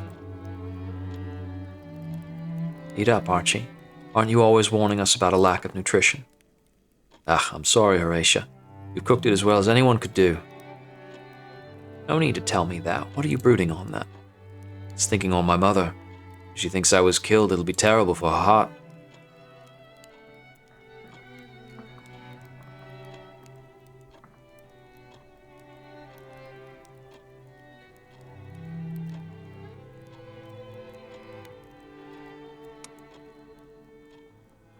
Someone else is probably on the surface, worried sick about their mother in London.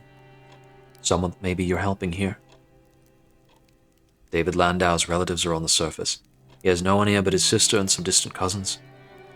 There you are, then. Say I get out of this hole in the ground at last, all the way back up to Glasgow. Find she's passed to grief before I got there. Positively Greek. Told you before, you should ask Grizz to help you. Ask me for what? I've told you before. I can't set off the masters. They can't be doing little favors here and there and everywhere. Do you know how many people live in London? No, my duck, I don't. Nor do you either, or you wouldn't need this census. My mother begged me not to come all the way to London.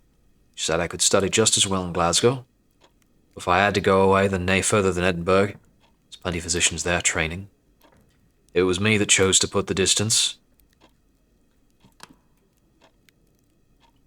Why did you do that, then? My mother is a saint, the kind that suffocates you. Not that I mean to say a word against her. She went through a good deal with my father at that. He was a nice saint, not by a long shot. Silence falls. I chew diligently. We finish eating. I wonder if there is a way in this game, like so many other Fallen London games, to somehow resort to cannibalism. I would not be surprised. 8 days remain in the season of confessions. Another morning, another newspaper. This morning's lies open on the table. Severe destruction renders southwest of London impassable. Reports of foreign population. If I'm not too occupied otherwise, I can ask my friends if they need anything. I'm not yet satisfied with the story I'm able to tell. Let's recall the past. I reach for another memory out of that jumbled grab bag. There are things I sometimes remember from that night that cannot have happened. This is different. More important. In a mirror, I saw something that wasn't my reflection. A woman who might have been Chinese, though I could not be sure. She sat at a desk in a flooding palace, and the milky water had come level with her knee. She rowed in haste. Her hands were gory with ink. Ink stained and dimmed the firebirds embroidered on her sleeve. The glimpse of me goaded her. The ink bottle upset. Blue-black bloomed in the floodwater.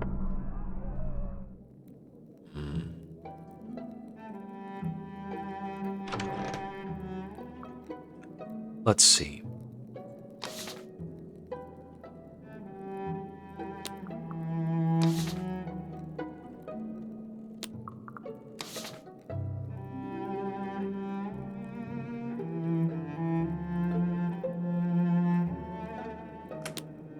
Let's discuss a theory. I haven't tried that yet.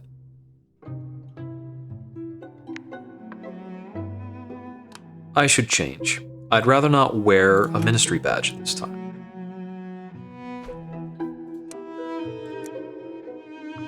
And less formal clothing.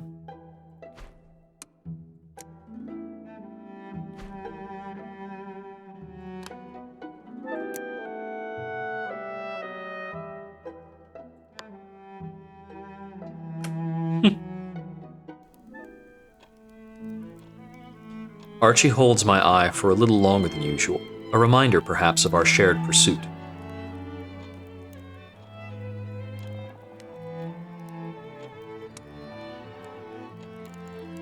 The night of the fall, I saw something that wasn't my own face when I looked in the mirror. It was a woman in a flooding palace, and the sight of her alarmed me. I go on for some time and make no effort to hide how frightening the whole business was. The description becomes more frank as I go on. Archie listens, nodding. I have perhaps created some trust between us. I've not lost a patient today, and there's no one raving and in need of confinement, so I'll count that all to good. What do you do for them? All I can do is try to calm them a bit. There's no hope getting them to Bedlam. There's a man comes round and takes them away. I've nae seen him at his work. Sometimes I'll go to see a patient again and find that he's been and gone.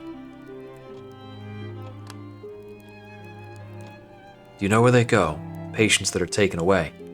They go to the Royal Bethlehem Hotel, a place made of brass where you cope with your nightmares. There's a man who runs the counter. He wears a startling amount of buttons. Nay, they don't come back. And for the most part, there's no looking for them. If they have a family, the family doesn't want them back.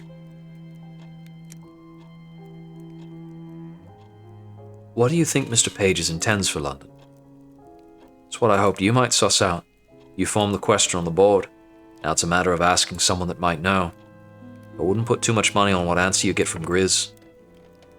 There's a brief lull in the conversation. Archie considers whether there's anything to add. Who do you miss most from the surface?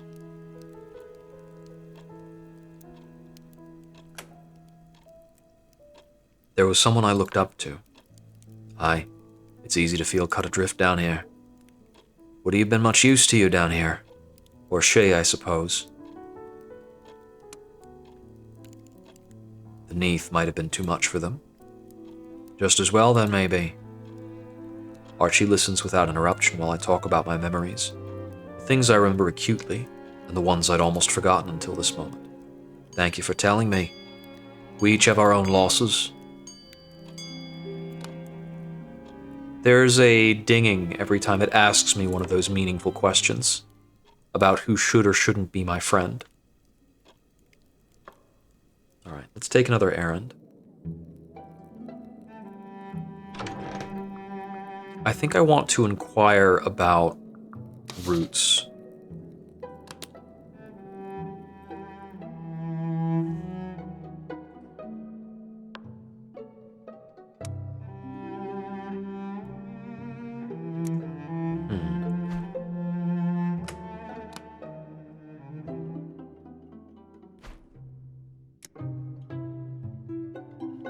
The cloak says wealth, the hat says fashion.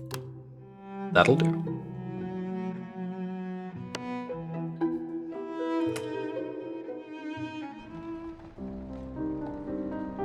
You're looking well.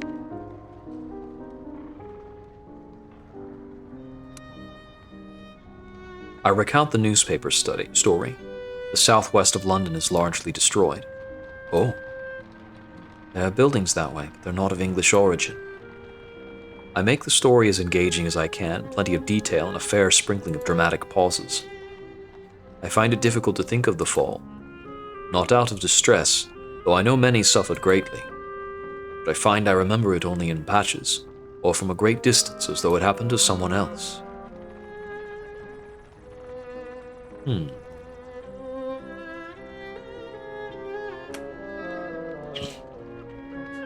There's a good deal we left behind above that I don't miss.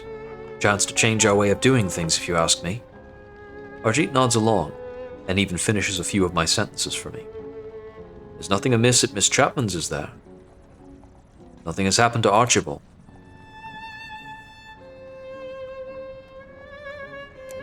What are you talking about?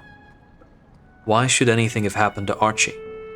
Ah, perhaps I shouldn't have mentioned it.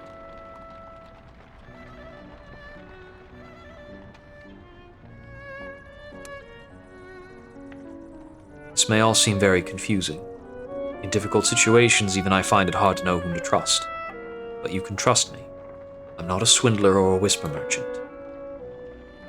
Once I found Archibald walking towards the river late at night, confused, talking about monsters that come out of the water. He seemed wild. I listened to him a long time, and I walked him back to your front door. I'm glad it hasn't happened again. Arjit shakes his head, as though to clear away some thought. So many families passed in the fall, so many others vanished afterwards. Perhaps they have all packed their things and gone to some other part of the city. Perhaps something more terrible has happened.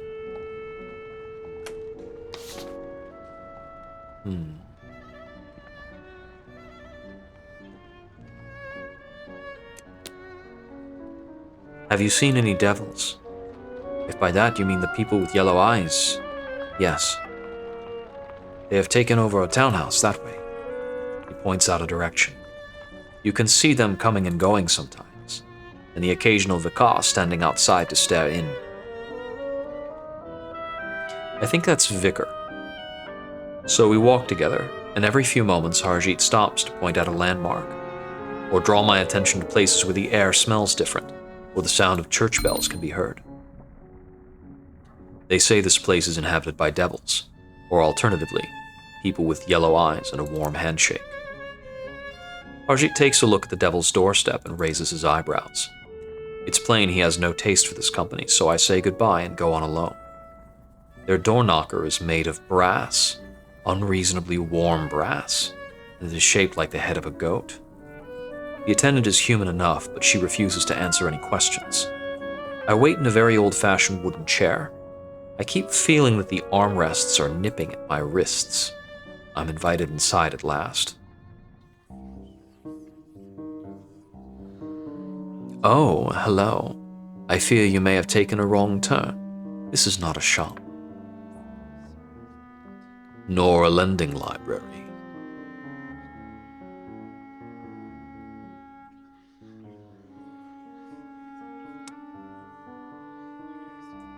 I'm Mercury. I go by Milton. I dislike forenames. You may address me as Virginia or Ma'am. They both fall extremely still. I'm not sure that they breathe. I don't have my badge with me, but I'm collecting census information for the Ministry of Accounting and Recounting. You may have mistaken your authority. The masters do not direct us.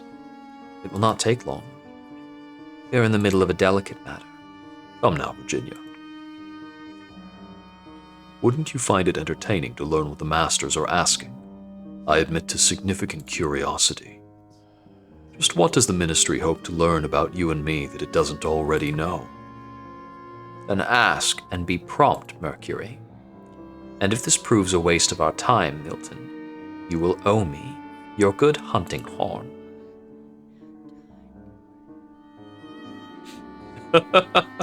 I suppose it's only while wearing the hat that I can be a little silly and ask the original wordings of questions. Who else lives in your household? I reside alone. You have servants? I do, several. I had assumed they would not be counted as persons. You must trust me on this sort of thing, Virginia. I've had more time to learn London's customs. And you frequently entertain overnight visitors. Never for very long. I have a maidservant, a housekeeper, and 3 drones. She doesn't use the term drones accidentally. These people are insects. Footmen. Yes, footmen.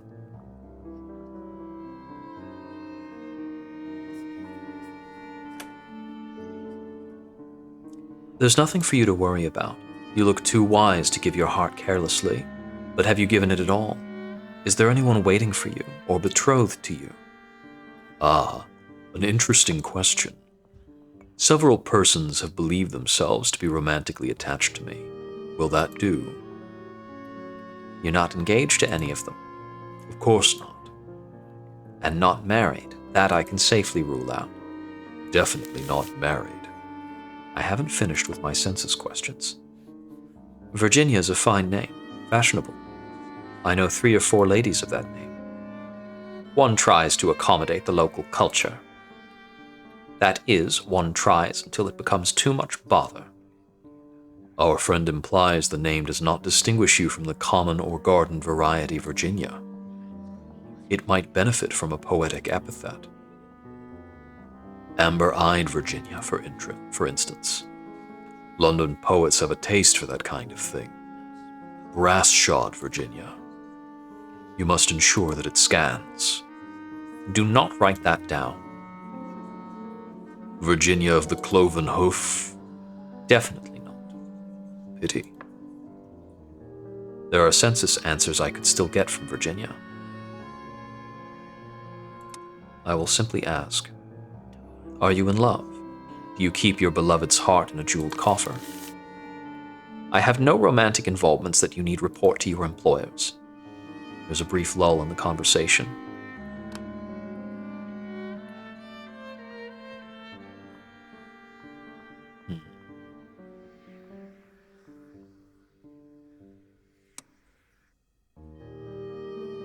What sort of business is typically done here? Diplomacy, commerce. Contracts are written and signed. Gathering of information.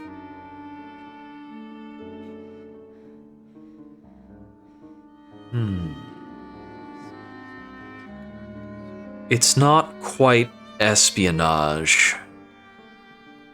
What kind of business is spirophage?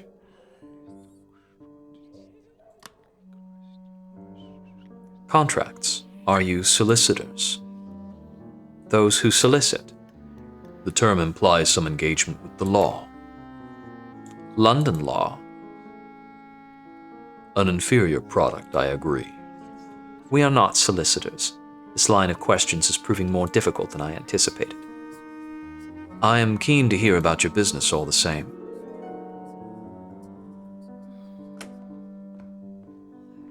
This may all seem very confusing. In difficult situations, even I find it hard to know whom to trust. But you can trust me. I'm not a swindler or a whisper merchant. Our secrets are the sort that would peel your skull from your brains. You have now taken as much time as we can spare. At least you don't say whatever you're thinking, like most of London. But dishonesty is not alluring in itself, so pray don't feel I will pine for you in your absence. You'd have to be a very clever person to get something out of these fellows. Interesting. This does give me more story ideas. Let's see.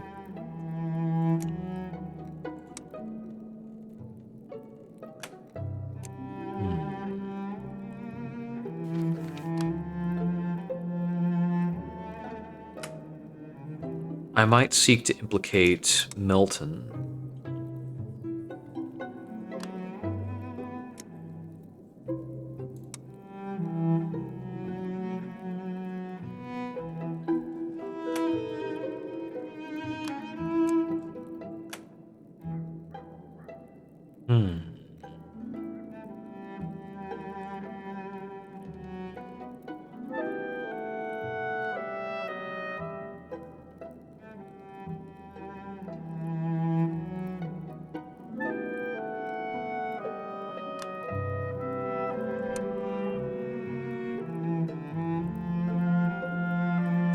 So deeply affected, seeking blackmail.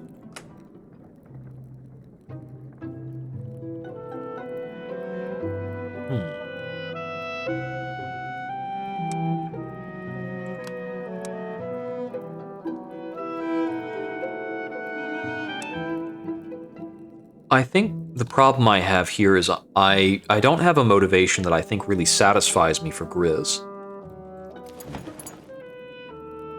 The options afforded me by this set of clothing I think are not the most interesting I could bring to bear.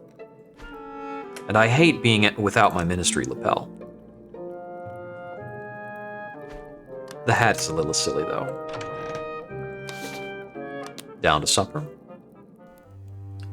2 reports from Mr. Pages. Reverend Witherwick, pleasure to see you. Are you well? In tolerable health, I'm glad to say, Miss Chapman. And you, I think I'm not acquainted with all of your lodgers.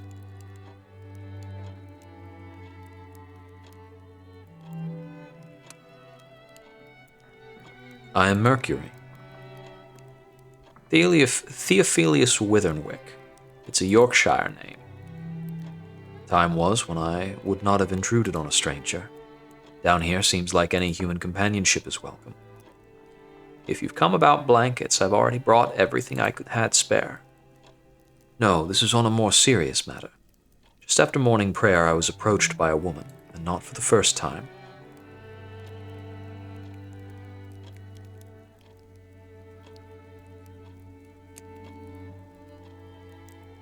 To judge by her expression, Grizz is having difficulty stifling her own laughter. She was a deviless. She had yellow eyes and her touch burned like fire.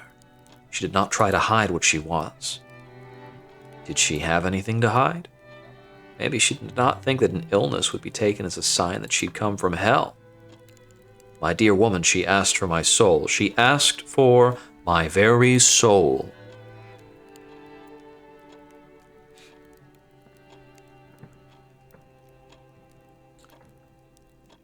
He's telling the truth. That is a thing.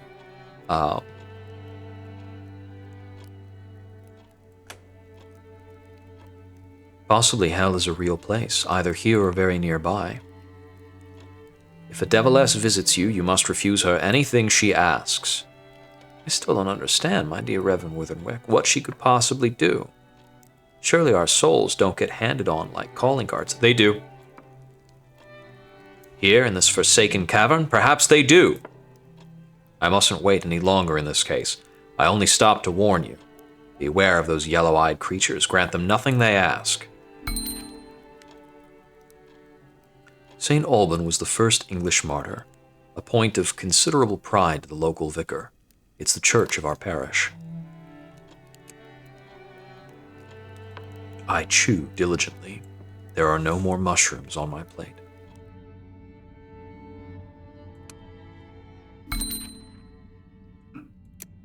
I ought to take the census from Theophilus. Maybe I could get more of a story idea.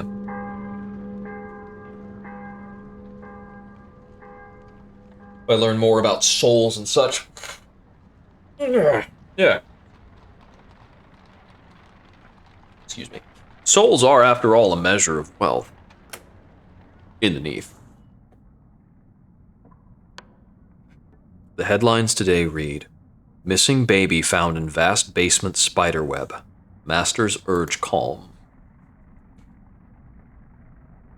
Whew, that's something. I haven't really found people to ask this question about the Masters. Considering the past.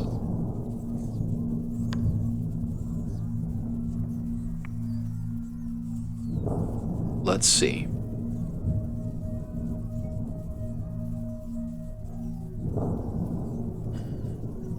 Is that capital S Storm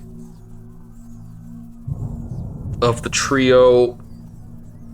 Salt, Storm, there's a third, Sorrow. I think it's Sorrow. Or was that Salt? Oh, it's Salt, Stone, and Storm. If I remember correctly. Stone is the mountain. Salt is somewhere in the east and very, very spooky. Storm is actually one of the more involved ones, and I think lives on the ceiling, if I'm recalling the lore. What are Archie and Harjit up to?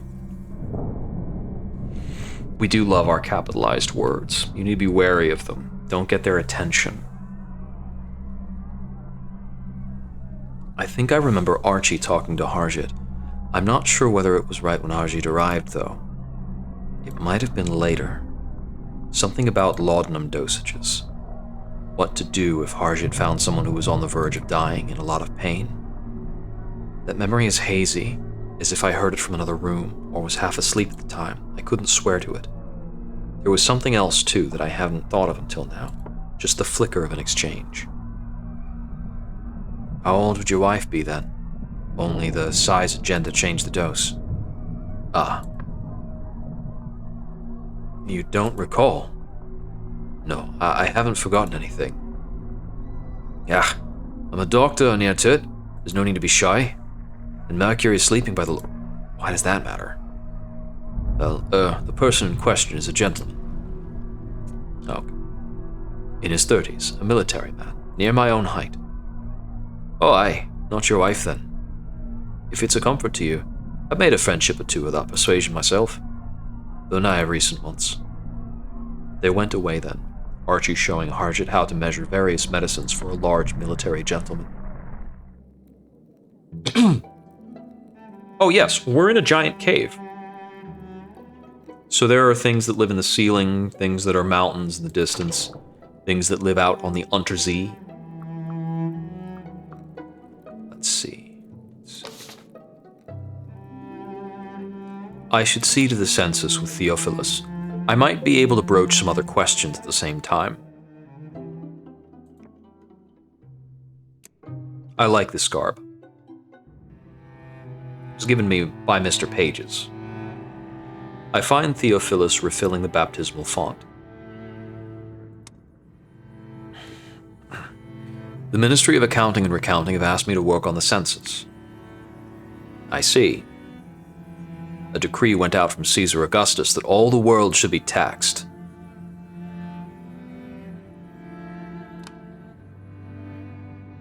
Render unto Caesar, as they say. And what does Caesar want at the moment?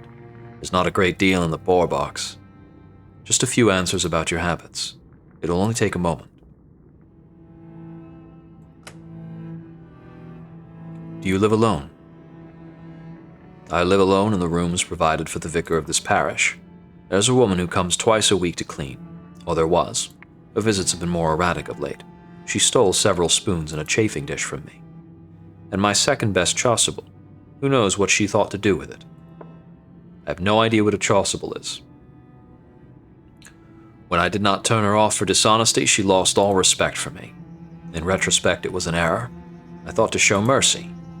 Now I sleep on damp sheets.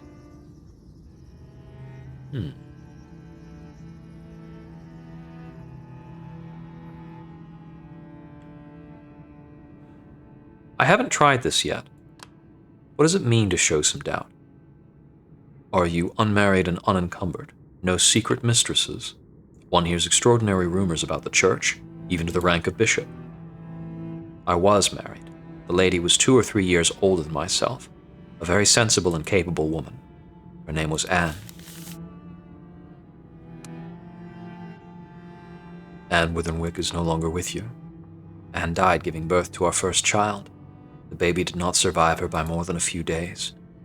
I'd hoped to be reunited with them in the hereafter, but we see what the hereafter has proven to be, at least in my case. It seems the Almighty has deemed me unworthy.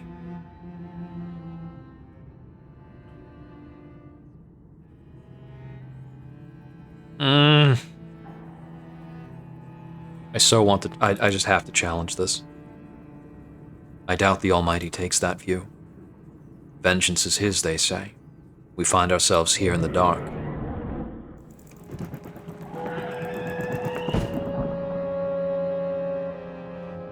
Something has landed on the roof. It sees us.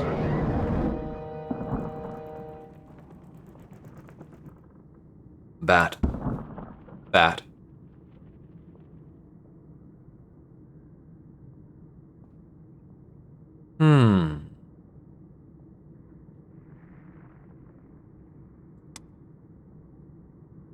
It's much larger than the bats we had before. Maybe they're better fed down here. If you'll permit me saying so, I don't find that a comforting observation. There are, I believe, some species of bat that eat fruit, but if that's what these lived on, they would be as hungry as the rest of us. It's landed there a few times before, especially when the choir is practicing.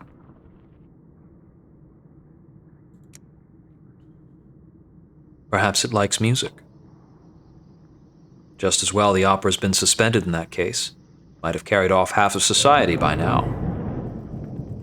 If it likes music, you ought to play, you daft fool. The thing up there is gone. The Tentaground synagogue's in better condition than our little church. I've wondered whether that signifies the direction of divine approval. What's wrong with the roof? Ah, that. We must assume the fabric of the building sustained significant damage in the fall. Funny thing is, it held up for weeks, but shortly after Pentecost it all came down. I choose not to construe this as an intervention of the Holy Spirit.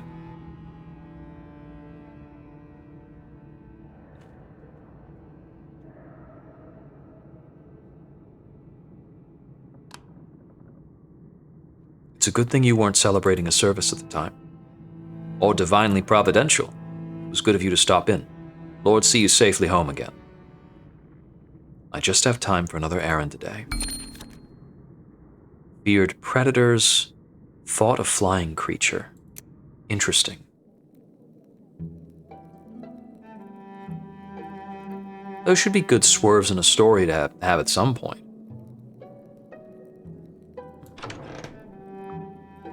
Is there aught I should do before going back to see Mr. Pages again? 3 surveys is probably a decent bit. My relationship with Virginia is not the best, and I'd rather not do work for her.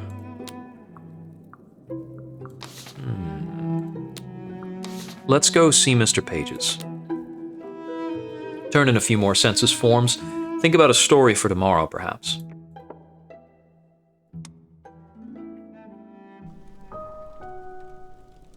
Mr. Pages watches our arrival intently, gleaning something from the fact we've come together. Do you have anything more?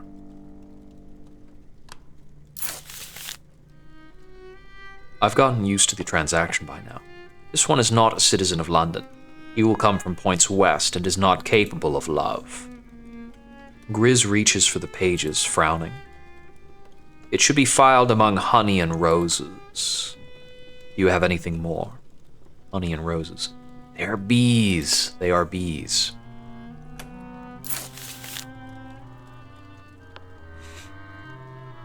Pages goes through the pages of the census with growing interest, studying some pages closely. Then suddenly it stops and throws the sheaf on its desk. She is known to us. She is not from the 5th city at all, nor even the 1st. Hell exchanged its leaders late in the 4th city. We were otherwise occupied. We are unfamiliar with the newcomers. We surmise she is ambitious or in exilement. The descendants of Caduceus are fluid consistent. Not all of their tales are worthy to tell. Do you have anything more? Mr. Pages is pleased enough with my information to give me 2 pennies. Grizz specificated the existence of holy men who were wedded to the church. This one appears to have been wedded to a woman. A disappointment, though we thank you. It might have been something more. It contemplates the final sheet of the census form again. That is enough of my official duties for the moment. You will go home now. I render my thanks and good wishes to all parties and bow myself out. My opinion remains to be seen.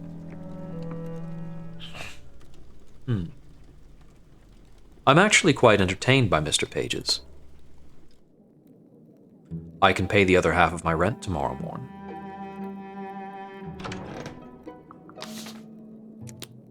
If my rent is paid, I'm getting by.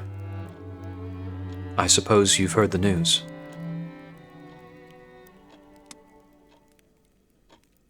Which news is that? The Masters have received word from the surface. The rest of the world is still there. The remains of England, France, all the rest as it was. Only London was abstracted. There are crates and crates of mail from the world above. They're going out to London now as we speak.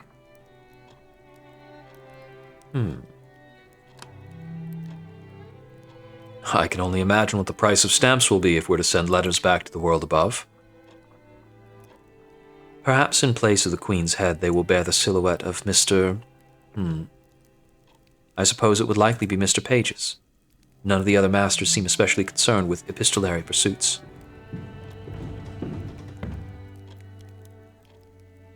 Archie, did you hear? I did at that. So it's true. I mean to get a seat on this next mail coach that goes above. I'm not sure that the mail came by coach, and it certainly did not come by train. Well, however it came, I mean to go back that road.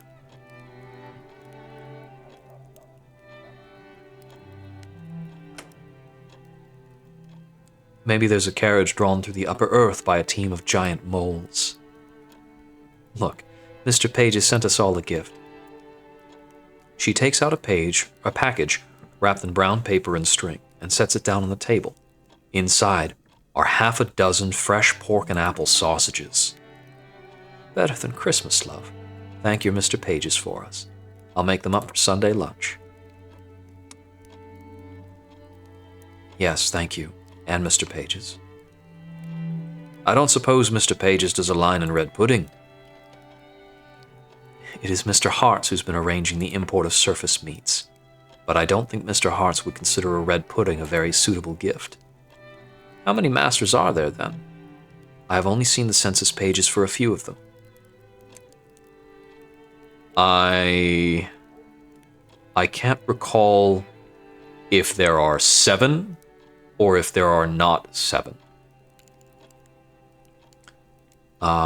It should be... I don't recall if it's Mr. Candles or Mr. Fires, but one regarding fuel. There's Mr. Pages, Mr. Vales, who handles clothing. I was wondering if that dinging was indicating something. Let's see. Fires, Pages, Vales. There's more or less one for everything you could imagine buying, all sorts of various sundries. Mr. Hart's, who's mostly food.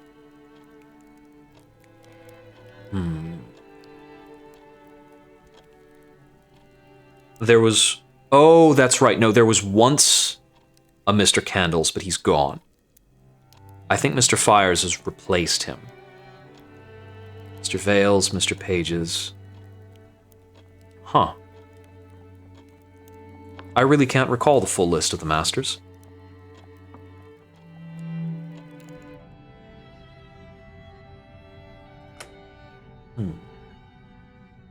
What should we look into next?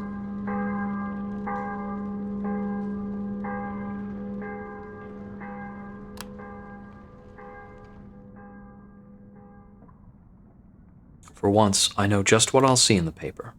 Contact achieved with the surface of the Earth. Travel possible via Z route. Mail collected from above. It goes on and on like this.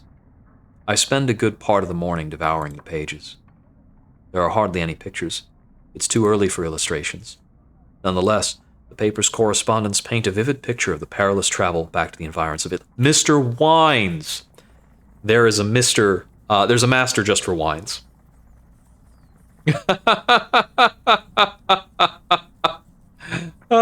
They aren't demons. Demons are something else, I think. If anything's a demon. There are devils, but I don't believe there are demons. Let's see. But yes, they are not human.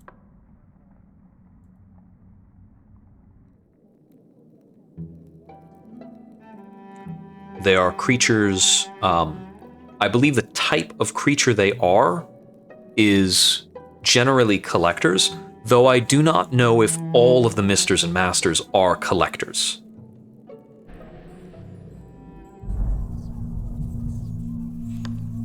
reaching for another memory.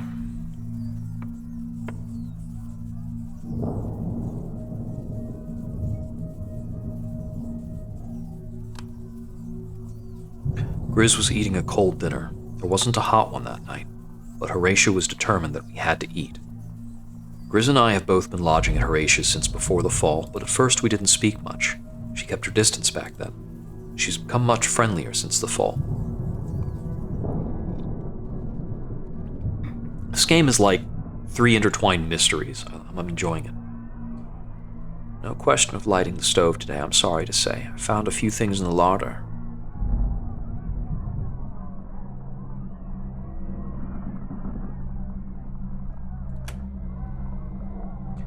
She had the end of a loaf of bread, a roast joint we hadn't finished, cheddar with the wax covering still on. The jellied eel's barely been touched, plenty to go around. In fact, I think Grizz mentioned her family briefly.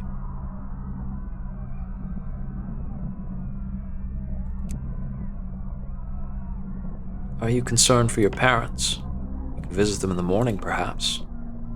No. I could go with you if you want. Or Archie would escort you, I dare say. Might be better. If the Everleigh townhouse were to slide sideways into the Thames, I would not be going in to investigate.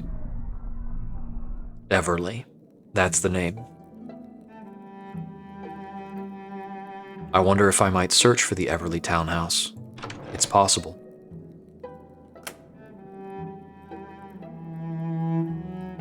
I see. It's kind of arranged.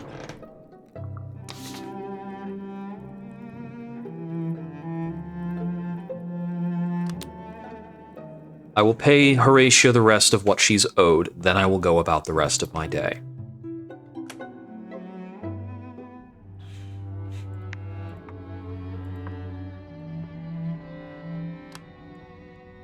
My rent is paid.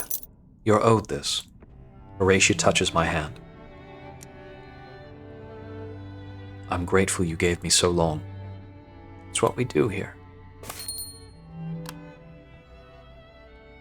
There's something I need for dinner, if you'd be willing to go.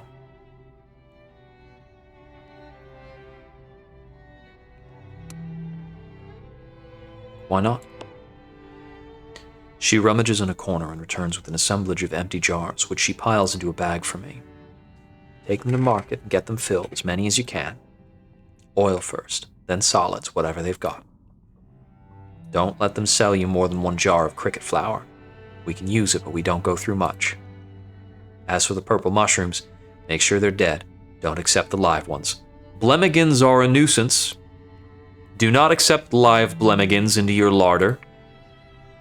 How will I know? If it jumps out of the jar, it's not dead. The trip takes a long time. Half the stalls are already empty. Half of the remaining stalls are not offering anything we'd want. But I finish Horatia's commission in the end.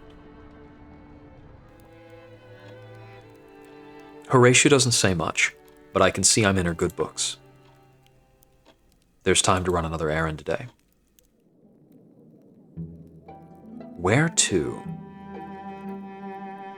I haven't gained much more in the way of story bits, I don't think. Not much more I would care to. So...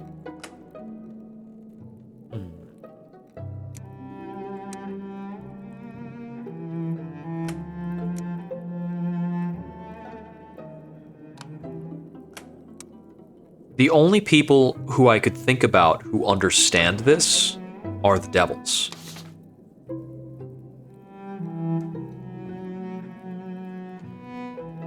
I might have to assist Virginia somewhat.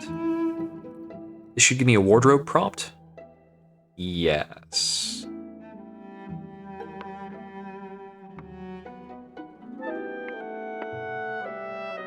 I should change.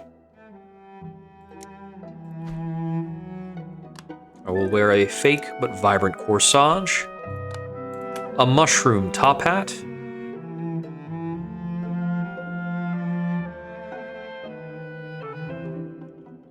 and a gent's top. Casual wear.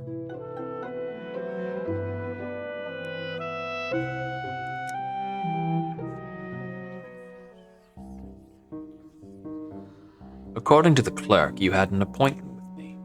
No appointment was on the schedule this morning. I'm sorry. I meant to ask you whether there's anything I can help you with. No one speaks for a moment. I suppose you must have met with Mr. Pages and visited the ministry. While you were there, did you happen to see any of its maps and charts? There is a territorial matter in some dispute. She doesn't need to be reminded of that. No, I did not. How about this, then? Mr. Pages might have mentioned a correspondence stone. Did you chance to see a piece of stone with writing on it? Writing that perhaps made your eyes water and your hair prickle, as though your scalp were about to catch fire? He's using it as a paperweight. I did see that, yes, on Mr. Page's desk. Magnificent. How large was it, would you say? Yea, big. Did it appear too hot to touch? Did the air ripple? Would you say that it was well guarded? Are there any mirrors in the room where it is kept? No self-respecting master would keep a mirror in the same room as something valuable. For reasons. Did any other masters supervise it, or only Mr. Pages? I answer a few of her questions, but there are so many, and some are so strange, it is many minutes before we're done with the topic.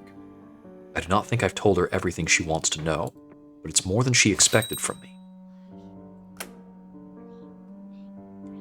Hell regards service rendered. Wait here. She goes to the cupboard and produces an ingot of brass. When I touch it, I draw back in surprise. It's not so warm that it burns, but it's not comfortable to hold for long in bare fingers.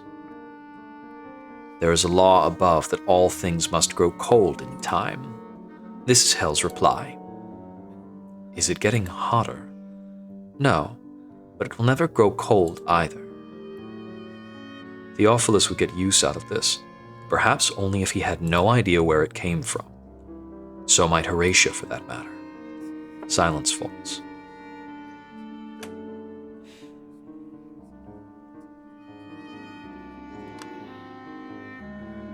I've heard a rumor that you ask people for their souls. We, all of you, that you go around asking for souls. I rarely ask anyone for anything. Nonetheless, it is true that we possess a great many souls. A glance goes to the gleaming bottles lining the walls. We've reached the end of my time. If at some future time you wish to return, you will not find the doors barred. Virginia and I should be friends. I grin. Horatio will be setting out the food now. Better friends than foes with many people we're engaging with. Let's see. How can I spin this? Oh, perhaps involving Theophilus. Hope for love.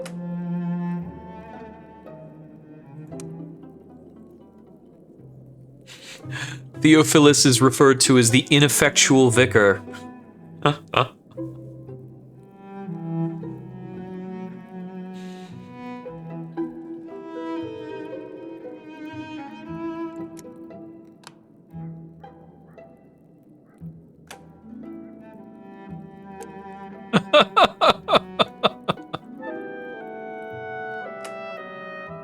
That's a more fun story idea for me. I might actually propose that one. Let's have supper. I'll go talk about a storyboard in the morning. It started snowing outside. It isn't ordinary snow. Something's gone very badly at the ministry. Mr. Pages took away a great supply of our papers, together with many of the books and novels it had assembled, all of them taken into the bazaar in wheelbarrows, so many that it attracted quite a crowd. I thought those were for his personal collection. No, he was always planning to take them to the bazaar, but it didn't go well, and that seemed to concern him even more. He said London might not last long in the snow. Don't worry, Mr. Pages is easily agitated. I don't think that means we're safe. Grizz shakes her head. Mr. Pages has a very lively fear of what may happen next, and I cannot put this out of my head.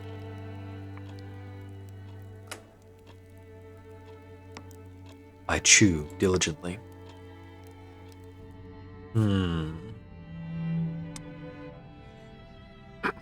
More things to think on. How much longer do we have in the season of confessions? 5 days.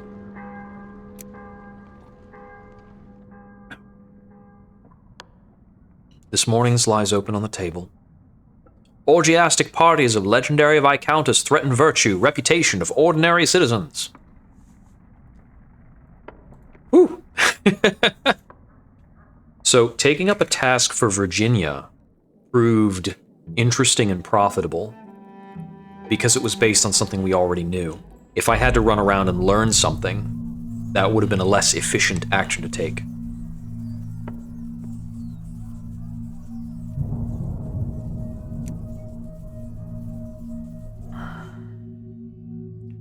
The memory of lightning flashes, and the memory of rain covers my face, and I'm back above in a summer downpour. All the horses and their riders huddled under the rail bridge, all the saplings bent to kiss the soil.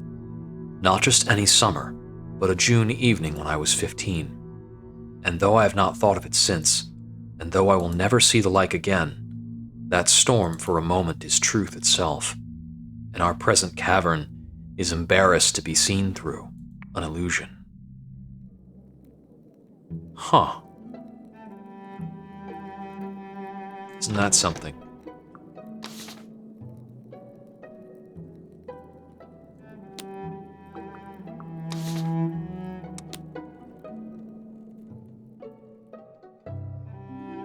This outfit would be good for seeing a Landau.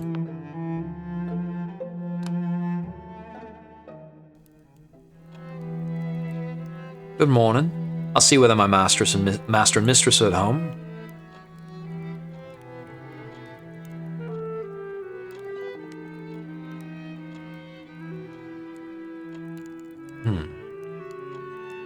To tell a joke, perhaps.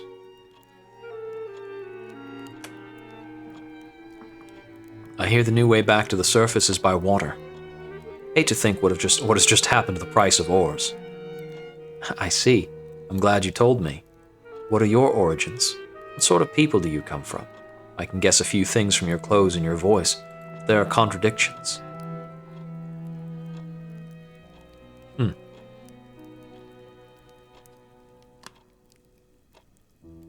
I speak of my family's background and the fine people we had the honor to dress. I talk about the invention of new styles and the challenge of finding the right ambassadors to wear them. Don't let it go to your head, but I find you impressive. It'll pass, don't worry. It seems I've passed some test. Offer this plot where the heroine turns to art. I begin to explain my proposed plot. From there, I go on to speak about the ending. I admit, I hadn't pictured her having any gifts of that kind, but if I sent her into the company of artists and poets, it would open a new vista of social embarrassment. Possibilities are rich. Silence falls. Prisoner employer may like this one too. I have something for you. I don't know whether you'll care for it, but if you don't, it probably has some slight value. It was a gift, but for various reasons I don't quite dare wear it myself. I believe it's of devil make. She fishes in her bag and pulls out a gleaming piece of brass jewelry strangely made.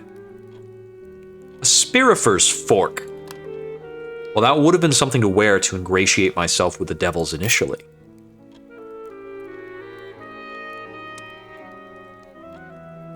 Thank you, thank you, thank you. 1,000 blessings on you. Think nothing of it. There's more if you can take it on from that point. I'll have some work to do, putting flesh on all these bones. And there are some points of motivation that I may alter slightly. But it can be used, it can certainly be used. What about your artistic friends? Rachel falls into telling me stories of Milton's salon. It is attended mostly by writers and poets. Especially daring poets will sometimes attempt a reading, but Milton's side commentary has proven a deterrent to the softer-bellied. He has no patience with work that's made to pattern. It's a story about uncomplaining suffering of wives, servants, children, or dogs. There's also a strict rule against paeans to the faithfulness of Penelope, or Ruth, the Virgin Mary. If anyone dares say anything like that, he quips it out of existence. She goes on like this for some time, introducing me in turn to all the characters of that world, whether highborn or not. Do make free use of our address, by the way. I would be glad of the company. I would like that. Do not leave it too long. I've exhausted all entertainment to be had in the foibles of our own household.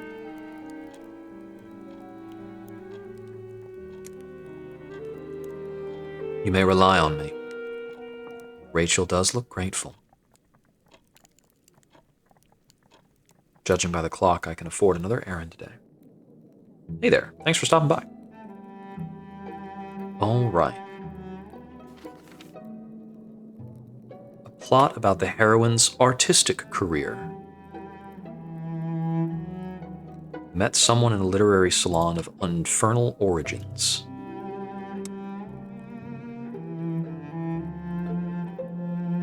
Of which he was a leading light. She aspired to art.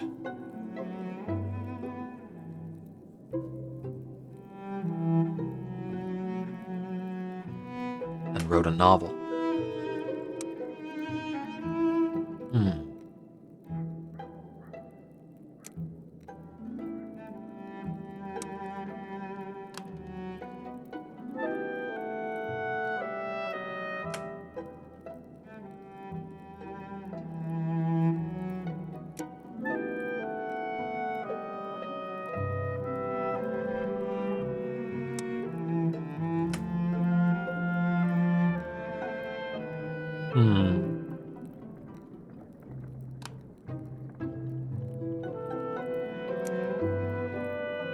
Old grudge. Maybe not the Bohemian gentleman? Maybe it was somebody else who did this.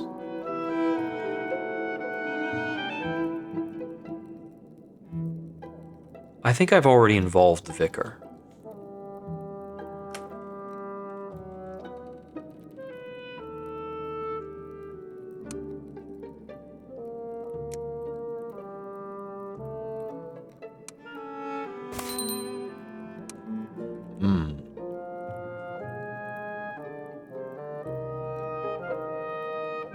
This sounds fun.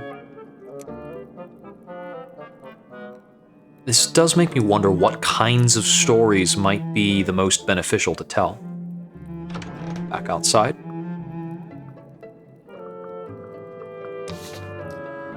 Let's see. I wanted to discuss theories of ministry misbehavior with Virginia. I can also build my friendship with Virginia now that I have a friend there. I see. Build my friendship only appears as an option if I've established some kind of friendship.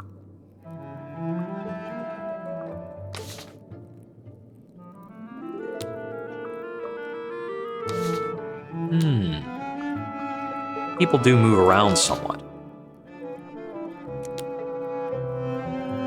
Oh, I want to wear something else for this. The Spirifer's fork would be better. I should change.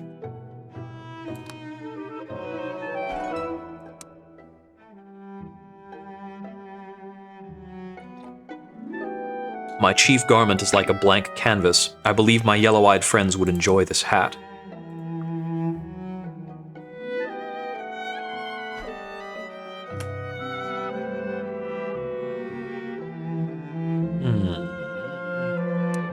Pastoral comfort doesn't seem quite right. I am to all appearances dressed for a devil's salon. The fork has an alluring menace about it. Most likely no one will expect me to exchange news of the day.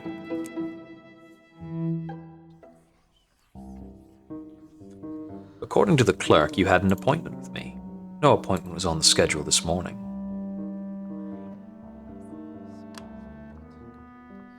I knew you would be at leisure to see me. I never do seem to encounter any dignitaries here when I visit, either from hell or from London society. Virginia does not snort. A person of her bearing could never be said to snort. The sound is the same, though. What do you think Mr. Pages intends for London? Much the same thing the masters intended for the previous 4 cities. They will manage poorly, and in the end the city will be destroyed. but perhaps not for a few centuries, and they will not know how to get what they want from her. Sooner or later, a sixth city will fall on you. I intend to absent myself before then. What's that mean? It is not yet chosen, I imagine. The masters have not tired of their current toy. There are still a few fragments of the last city buried under London. An unseemly pit, inhabited mainly by rubbery men, the squid-faced creatures. You may be able to discover it by smell, unless human olfaction is as weak as your other capabilities. For a moment, no one speaks.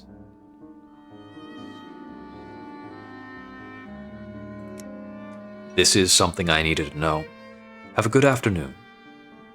I now have another appointment, with an empty room if necessary. At least you don't say whatever you're thinking.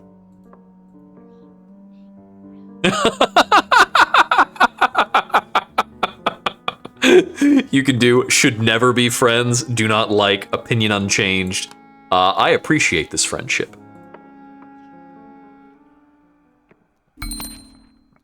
Motive, meant to exploit London. I can weave a better story about the Masters now. It's not that he hoped for power. Drain London of her wealth and resources. Okay, I need to learn more about the rubbery men.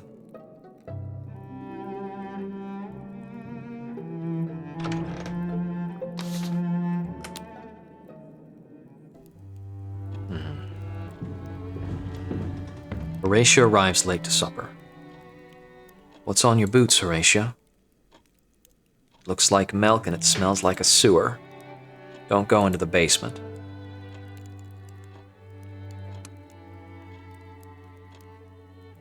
I understand. Horatia does not have an answer. The floor down there is flooded. I moved everything to higher shelves.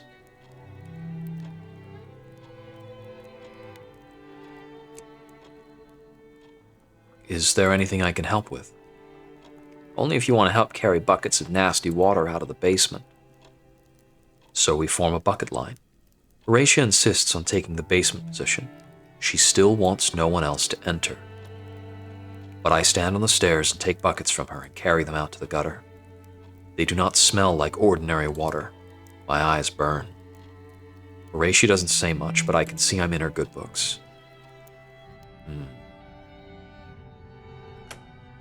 That's peculiar. That doesn't sound like something I'm particularly familiar with, though. 4 days in the season of confessions. Archie bought one and the headlines read, Ministry of Accounting and Recounting offers extra rations in exchange for old pound notes. Interesting. Getting things away from the Queen, perhaps? I wonder if it's possible to access the palace in this game through some contrivance of actions.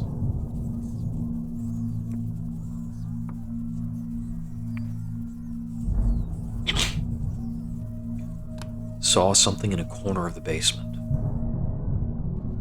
I remember waking up in the night and seeing that there was a new rat hole in the basement wall. And as I lay there gazing at it, there came something slick and writhing from that hole. It felt about the floor of the basement and wrapped itself around a lump of coal, finding nothing else handy. But that displeased it, it seems, because it dropped the lump again and withdrew.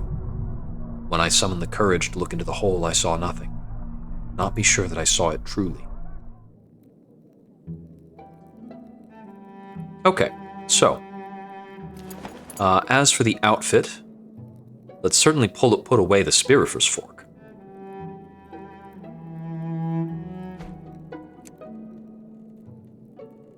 All appearances, dressed for a louche club. Well, I don't know of one.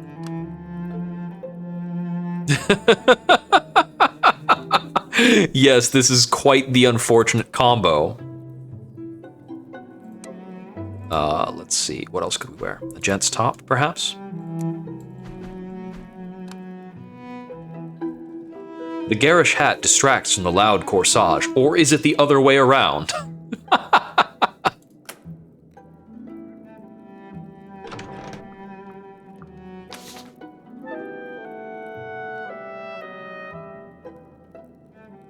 Grizz isn't going to tell me anything useful about ministry misbehavior.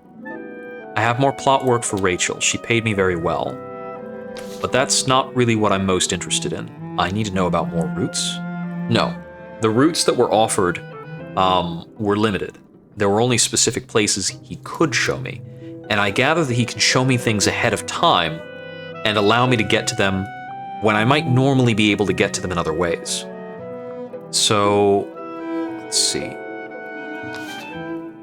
Let's talk to Rachel about my latest plot work then. Right? Let's do that for now. I think it's interesting. This is fine. I think this is what I wore last time I visited the Landaus. It's not a good day for a call, I'm afraid. Master's not feeling his best. I'm sure he'll be in better form tomorrow if you want to visit then. She promises to tell the family I'm visited, but hustles me out again quickly enough. That didn't take up too much time. Okay, so that errand kind of whiffed. It's still the morning, actually. So that didn't take up any time at all. I want to talk with Horatia about various things. About the basement, for one.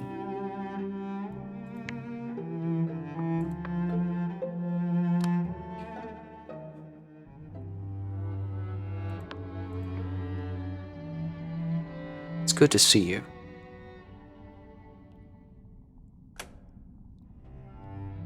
I remember how you fed us all dinner the night of the fall. A cold collation, but a delicious one. No point living through the end of the world on an empty stomach. Arjit says the Besum's neighbors vanished overnight. They'd been talking of making a run for it, striking out north and seeing what they found. Not enough to eat around here, it seems. Oh, that was her. I meant to ask you whether there's anything I can help you with. Miss Besum has been talking up a storm about a new thing called Halomus, which she says is a dreadful abomination. A rite with masks conducted in darkness. I was prepared to be scandalized, but from her account, rather taken an interest. One person wears a mask and hears a confession from another person, and it seemed to me that we're all in need of a chance to talk now and again. This year has not been kind. Sure. Fine, I can't see the harm. There's a brief lull in the conversation. I have powers over this house that I did not always have. One might even say that I share in the house, that its body is mine in a sense. My foundations go deep. What are you telling me? That the fabric of this house obeys me. The windows callous over, the roof grows barbs. The basement extends much further than it used to. I can't write down my methods. Archie wouldn't think it was scientific.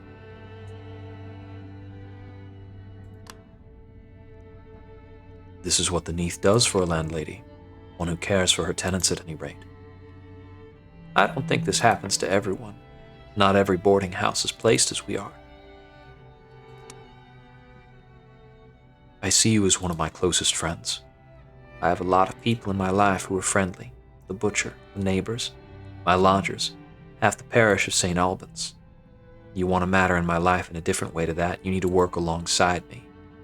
Maybe don't even think of it as rent. Maybe contribute the way you would to a family household. That's what I need and don't have, and I know not everyone's got that to offer.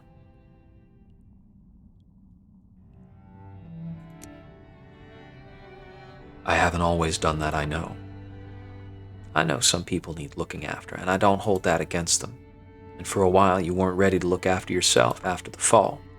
That's okay, we all had a bad time. Then I'd like to be friends. She offers me a handshake. I take her hand. It's a firm grip, a promise to look after me, and a pledge to hold me to my own promises. The kitchen needs cleaning out. I'll be off.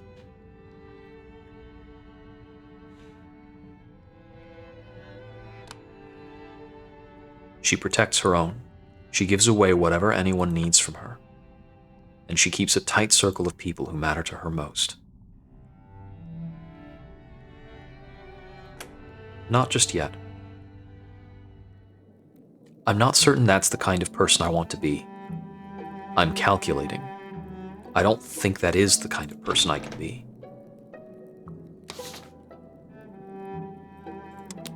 I'll buy a mask.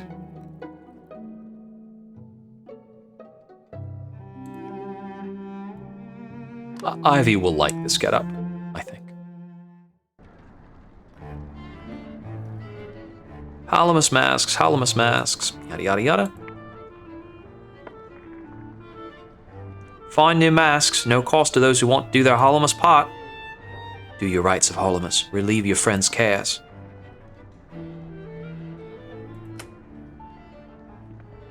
Halamus, what's that mean? It's the holiday, isn't it? The feast of confessions and repenting. A feast for getting your secrets off your chest and onto someone else's. The only kind of feast fit for the end of the world. You wear your mask and you say the words and you listen to what they say in turn. Mops people's cares right up. You won't find a better mask in London.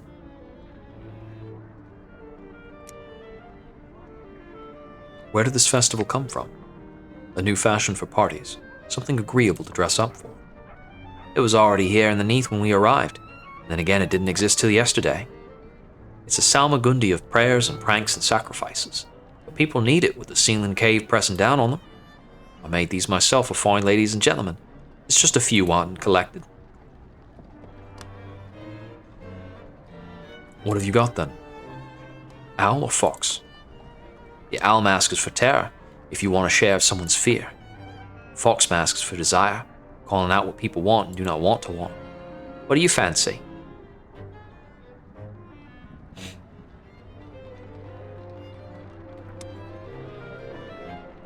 This puts me in mind of the worst night's work I ever had.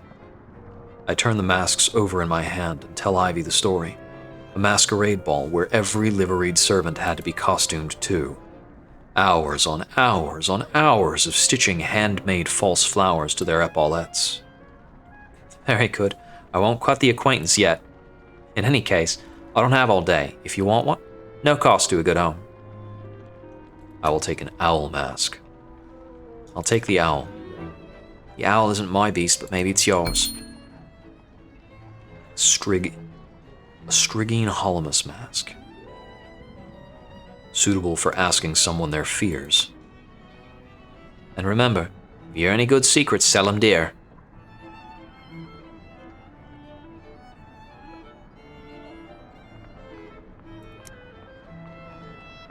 The thought hits me, but I don't show it.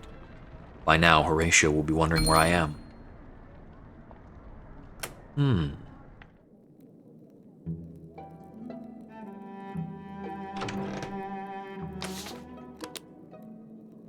The 2 actions per day is starting to feel stifling when there are so many things to pick from.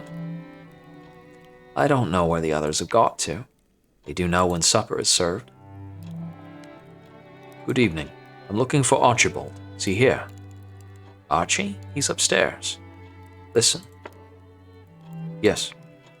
I know all the old maps have been outlawed, but if you've come for his atlas, you think you could leave it with him? It gives him a lot of comfort remembering all those little villages in Scotland where his family used to live.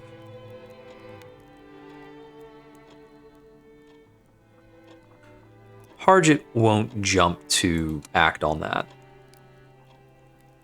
I'm not here about any maps or atlases.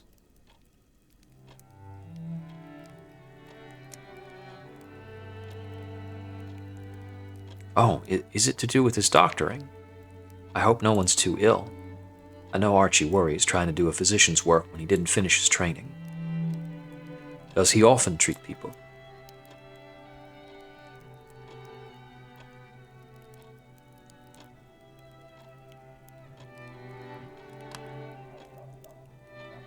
He may have had difficult moments when he's alone. Archie's always himself around patients. That is what I would expect.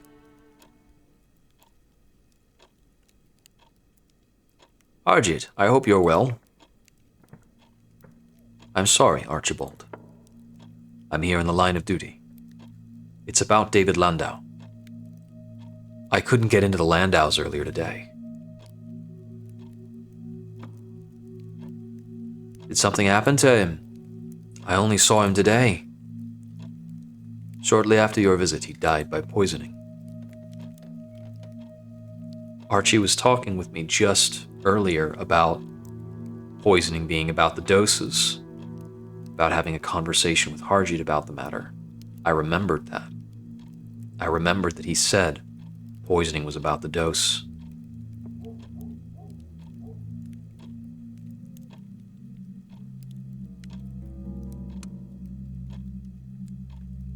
I saw him very recently.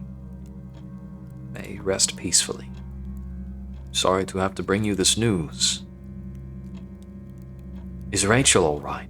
Is there anyone there to protect the house? She said you were the last person to speak with David, that the fatal dose must have come from you. I don't understand. There was an inquest, and the jury found against you. I'm here to arrest you for murder.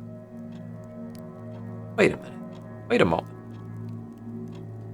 I knew it was just time till Summit went awry. There's too many folks ill. Can I cure the whole town?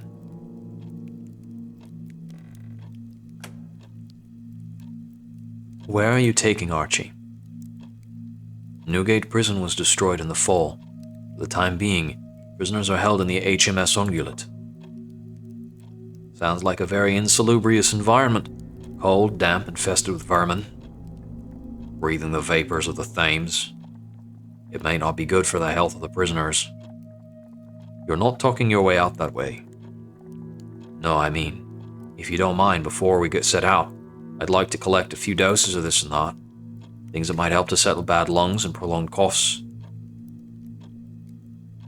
You're asking whether, before we go, you could be allowed to rearrange your collection of drugs and bring some of those drugs with you. That isn't quite how I'd phrased it. When you stand accused of murdering a man through the use of potent toxins. Oh. For the sake of your future guards and cellmates, I think I must refuse. This is quite the turn. How is Rachel doing? Does she have anyone with her? There's her housekeeper, Phoebe, and some friends from her community. They're preparing the body for burial. It can't be left unburied very long. Where are they burying him? They mean to take him to a Jewish graveyard at Ball's Pond. Rachel said there might be a dispute with their Spanish relatives that their mother was buried somewhere else, but she did not think it would change the outcome.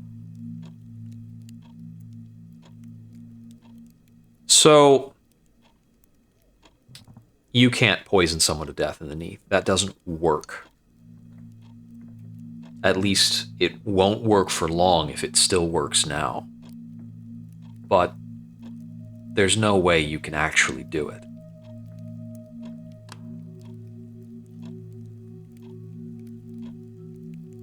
I'll be back as soon as I can. Don't let out my room to anyone else. We won't. Don't fret. We'll get to the bottom of it. Maybe Grizz's high-placed friends at the ministry will come in handy. It'd be a good thing if they did.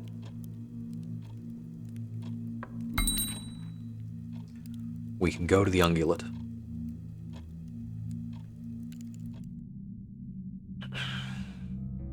Okay. Was today the day that I went there?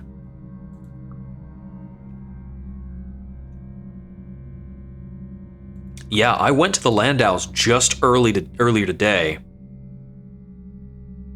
And Phoebe spoke with me.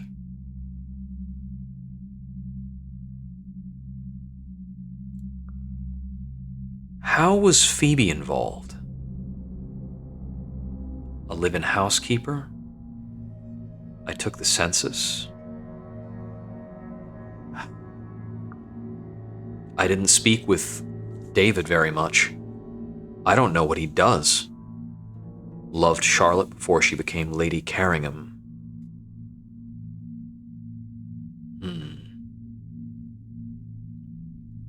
I met him 6 days ago.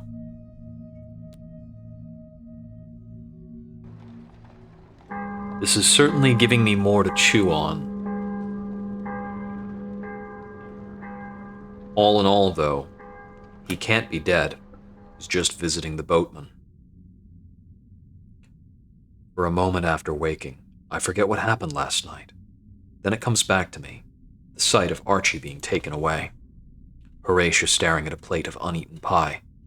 The rest of the evening, strange as it was, and then stumbling back to my own bed. There's no mention of Archie's arrest in the morning's newspaper.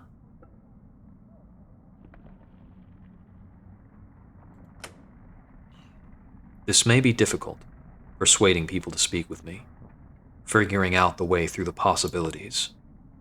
I will have to craft questions to ask people, the way Archie showed me. It might take some doing. I don't believe Archie did it. Whatever the truth might be, I don't think that's it.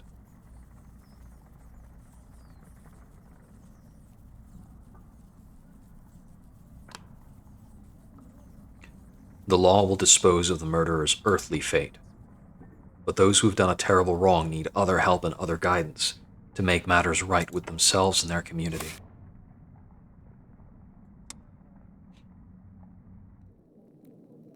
I need to consider my various goals. So, celebrating Halamus before the end of the season is still something to do. I do have to ask Harjeet for guidance to the Den of Rubbery Creatures to get there. Yeah, I'm definitely not going to go to Rachel about a new novel right now. Archie theories about the ministry. Census information. Fill the form to Mr. Pages. So there are still censuses to perform, certainly.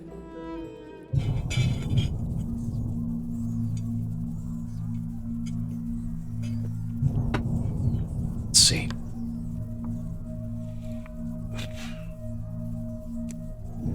This seems to be the last memory, unless there's something that follows on from this. They're very sweet creatures, really. I shouldn't have used the word plague.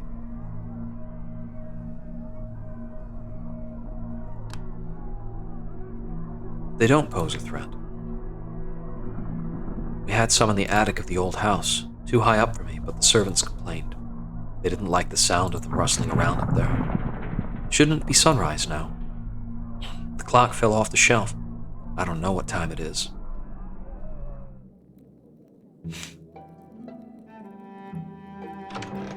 All right.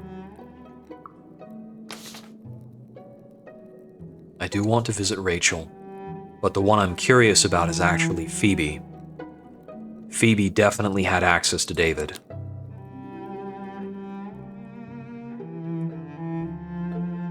All it would take to poison him is a double dose. I'm going to wear something different in this time of bereavement.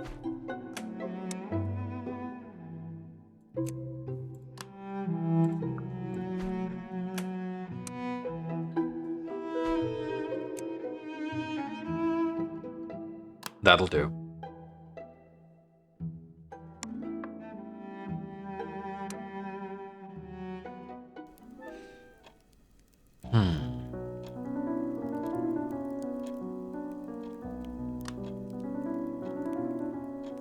I'm so sorry for your loss. I know so many other people have lost someone this year. I wasn't doing Irish for her before. But mine was murdered. Mine was unnecessary. David's death wasn't an accident or misfortune or fate. At that moment, someone can be heard at the door. There were so many new graves when we buried him. Mr. Milton is here to see you, miss. Here? Now? You want me to say you aren't at home? That's right, Phoebe was, Scottish. She's got the red hair. No, you can't tell him that. He'll know I'm here. But maybe you'd better say... Don't strain yourself finding an excuse. I promise to depart again before I've entirely worn out my welcome. Milton, no, please, you're very welcome. He nods to me. Poor Rachel. I came because I heard your unhappy news. I ought to be wearing black, but there's been so little time. My accent is stuck.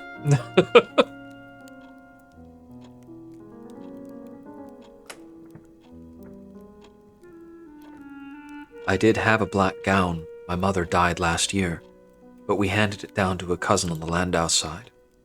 Her husband died in the fall, and she needed something suitable.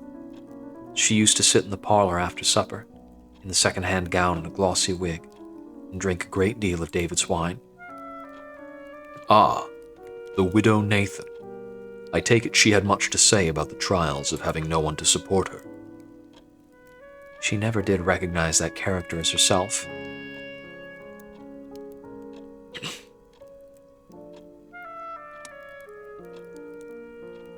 Or perhaps the widow had enough pride to conceal her mortification. Has she been to call recently? No, though many of her relatives have become inattentive lately.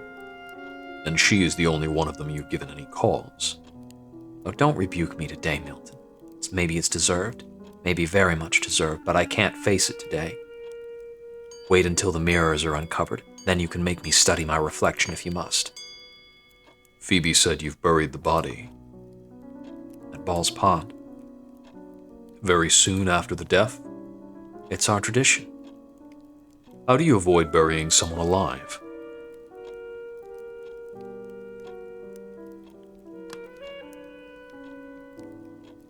The burial, Rachel. David was dead, unambiguously, grotesquely dead. Have you been back to the grave? Is it undisturbed? Is this how you confront mourners in your society? We don't mourn the dead.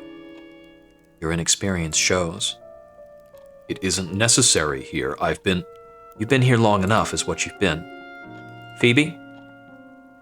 Phoebe, I called you. Miss, did you be wanting tea for the guest?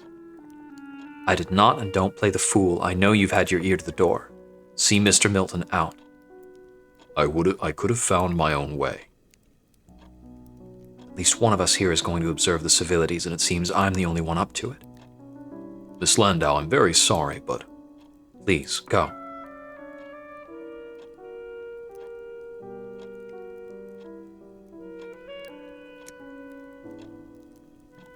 He isn't all bad.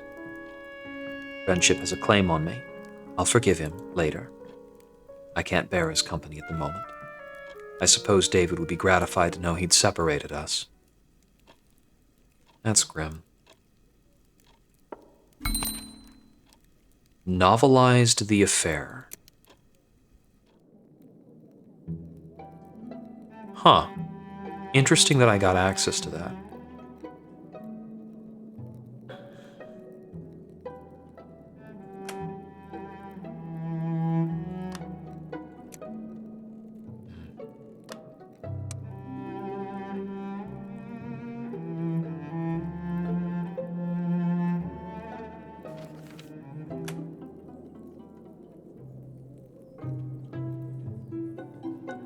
Still like that for now. So, I want most to talk to Milton and to visit the grave. Those things are important. I could perform the Holomus ritual with Archie. That would be quite something.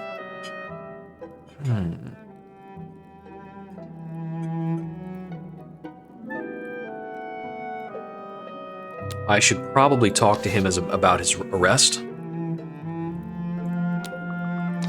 Oh, Harjeet's an option for the Holomus ritual. Oh, I can also snoop on Horatia in the basement.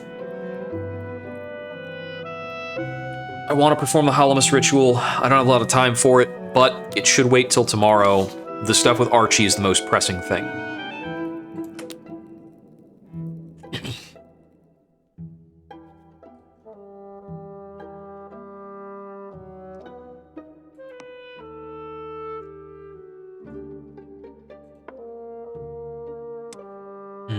Interesting.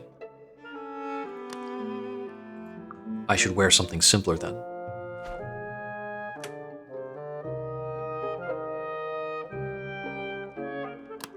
What do we think about that?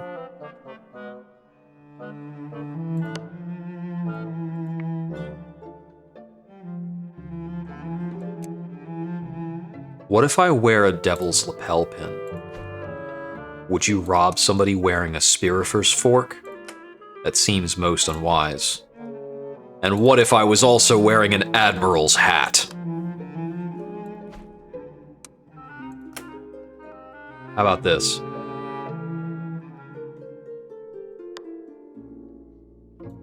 Still a walking advertisement to robbers, okay? What else could I change up?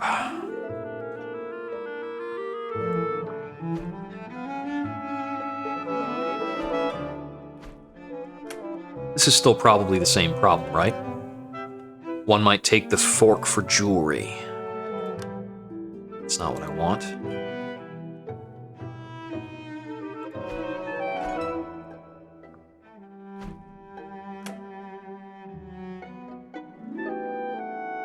My garb invites the onlooker to wonder what senior naval personnel have to do with infernal beings and persons of notable soul. What if I'm wearing the ministry badge? What about this?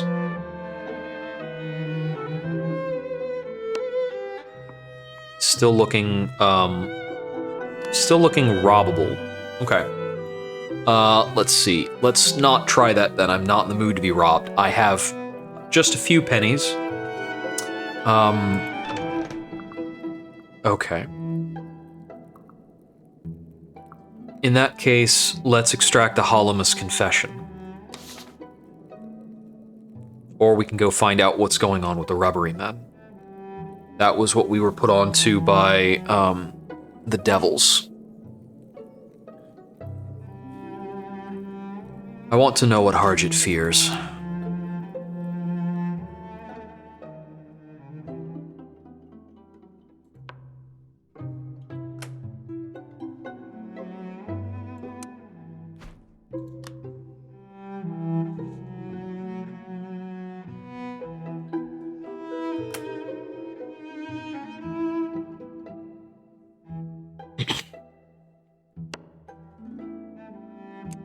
Let's take off the badge.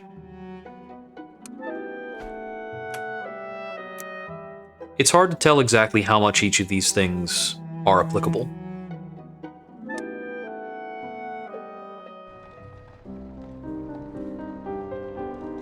Hello, Comrade Owl.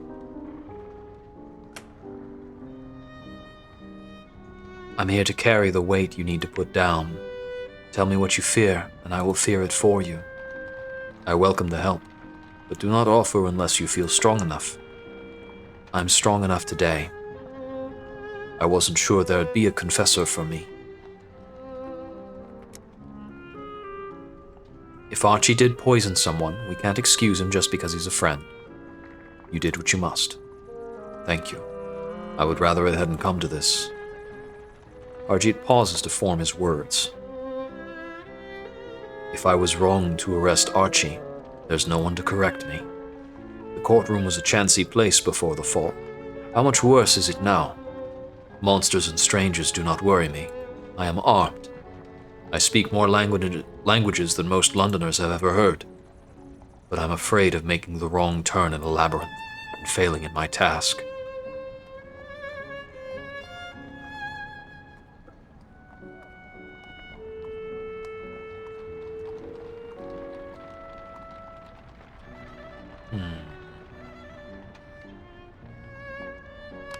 There's some kind of secret about Harjit. He has his own purpose walking the streets. Perhaps it is worth discovering how he spends his time.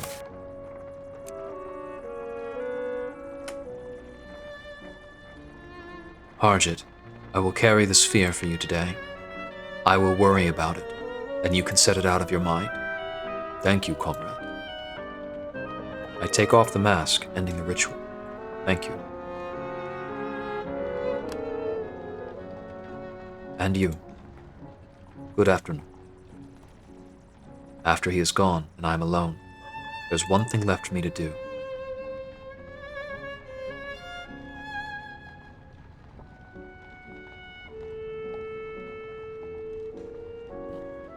I have to fear. The feelings settle in as though they are my own. Horatio will be setting out the food now.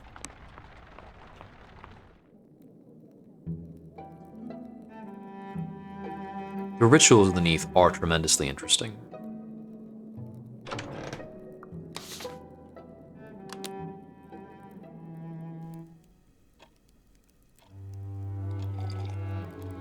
It feels wrong not having Archie at his seat.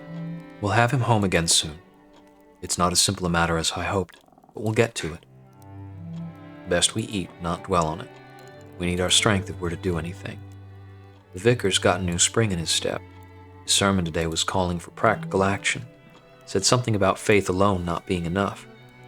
I'm no learned doctor of the church, but I feel we had a reformation over this very issue.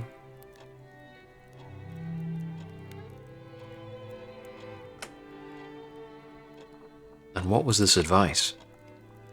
He sermonized on love thy neighbor.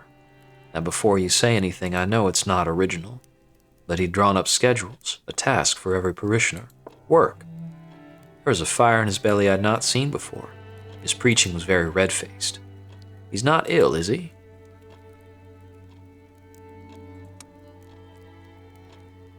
I could look in at St. Albans. That'd be a kindness. I hope he isn't ill.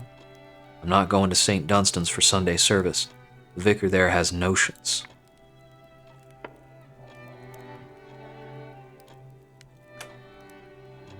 When the meal is over, I give Horatio a hand clearing up. Good of you, friend. It's interesting to think that you could play a character who is obstinate and off-putting in certain ways on purpose, and how that may change things. 2 days in the season of confessions. I have a number of threads to follow on.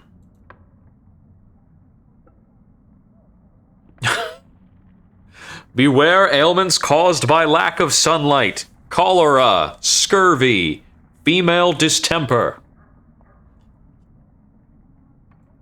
Okay.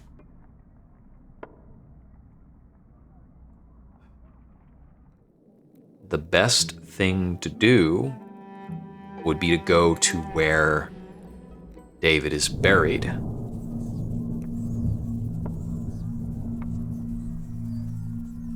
Horatio offered Harjeet a place to bring the wounded. How? Women. There's some fantastic commentary going on in like one of the 1,000 bits of fantastic commentary going on in Disco Elysium. You can select your kind of political alignment as you play the game based on the way you answer various questions. It can even update your character's portrait, and you can get like a nationalistic flag in the background. You could be gross. The fascistic playthrough is inherently tied with misogynistic answer responses. Like that is a 1-to-1.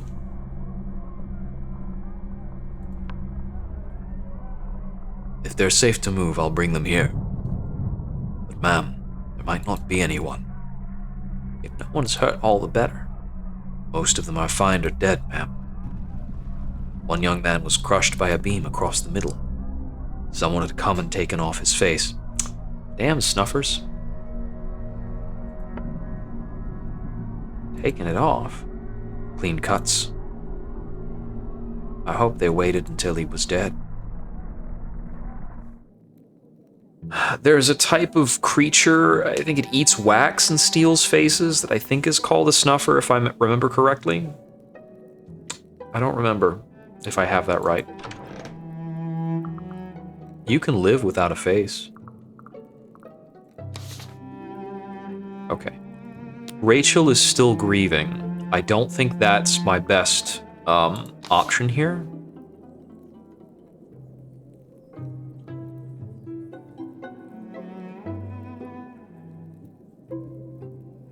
Trailing Harjeet would probably tell me something. Harjeet carrying a lantern on the night of the collapse still troubles me.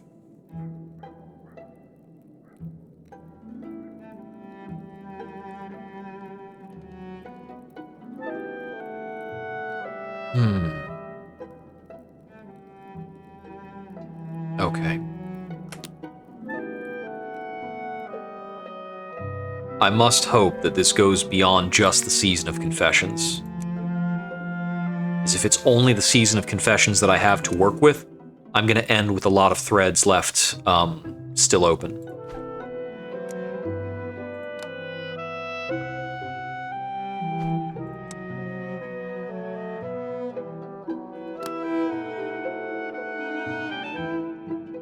Yeah, it's pretty funny. Yeah, it utilizes certain things and discards others as it suits the momentary mood, and the mood is weird on purpose, which is pretty interesting.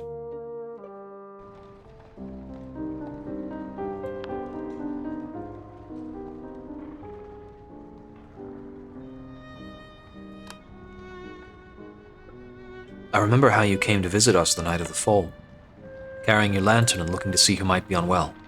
I've never known a longer night than that. We turn to the price of mushrooms, the difficulty of finding fuel. These are the subjects that people discuss in the Neath in order to avoid talking about teeth and snakes and the occupants of our dreams. You can only go for a clarification on so many things at a time. Do you know how to get to the Tavern of Tentacled Creatures? I believe I know what you mean. Archie shows me the way as he did before. At certain points, he makes me look up at the stalactites above and fix their relationship in my mind. They sparkle with something other than stars. Don't treat the stars like constellations. They do not stand still. The warrens of amber, a warren of brooding tunnels and resinous deposits. Arjit takes me as far as the cavern entrance and suggests I watch my back. The descent is steep, the caverns lightless and treacherous. I walk in the dripping dark for a very long time. Has anyone else ever been this way? Will I ever return? Until at last, a light.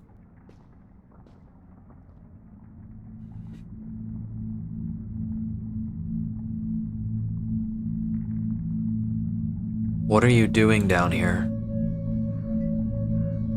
Crashing about in the dark like an escaped sorrow spider. My friend and I heard you from miles below. The sound was vexing him, and more importantly, vexing me.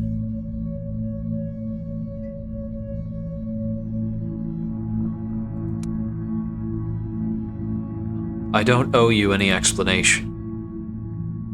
I have been here a very long time. My name is Barkujin. I used to be a person of consequence. My city predates yours, though it is now gone. Yours fell on it, but I did not hold it against you. The fourth city had already gone to the dogs, and worse.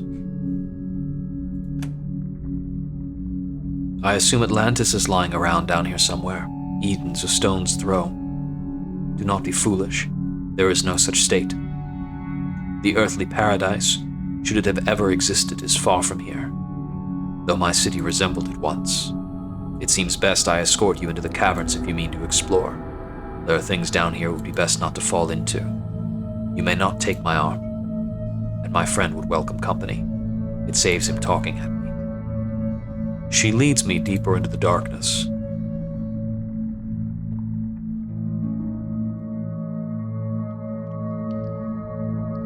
I have been watching your city for some time. I have made a few trips to the market above and bartered for what I could with what little we have. I have observed that Londoners are an excitable breed. It is in this spirit I warn you not to be alarmed at the appearance of my friend. He cannot help it. I wonder what I'm getting myself into. I know what rubbery men look like. I'm not going to be surprised. I hope this is interesting for those of you in chat who are not familiar with the Fallen London universe. His people are from far away, or long ago. They emerged centuries ago from these caves. I do not know how deep their roots run. They do not resemble us. They do not think like us. They do not act like us, yet. But they do not mean to harm us. It is not far now. She leads me through dark and twisting caverns for a very long time. It feels like days.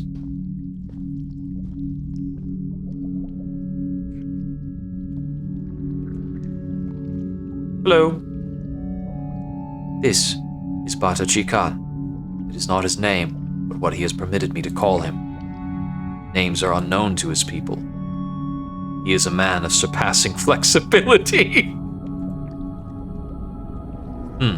Perhaps Rubbery Man is the more suitable translation. Though, of course, he is not a man, but he has insisted upon the masculine. I have not wished to dispute this.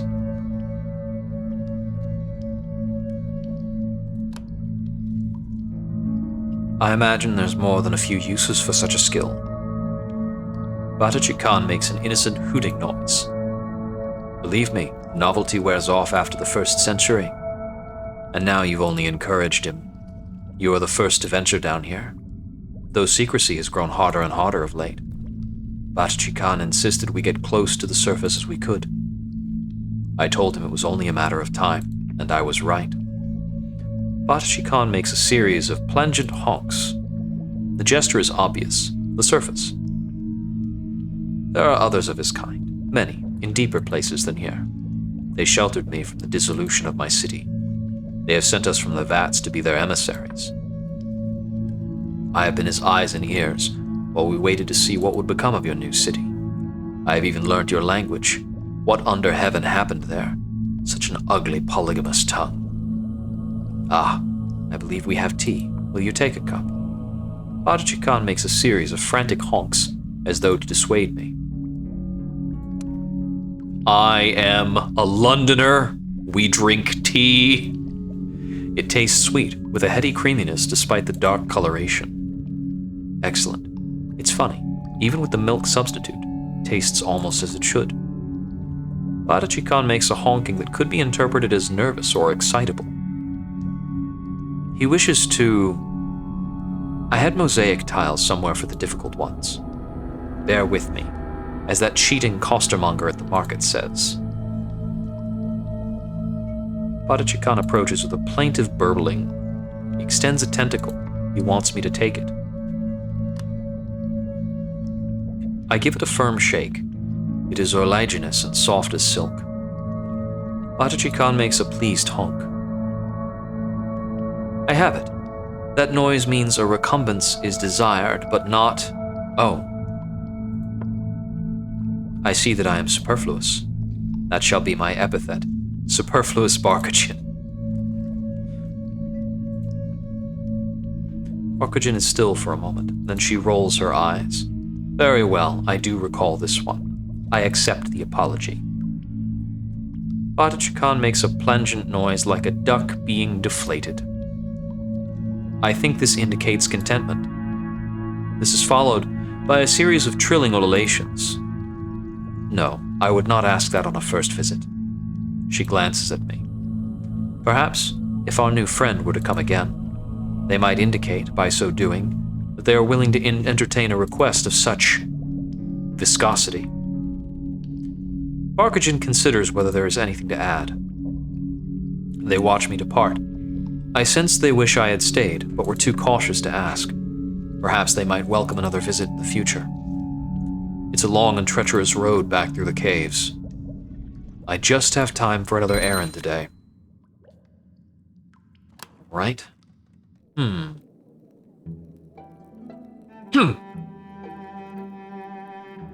What day are we on?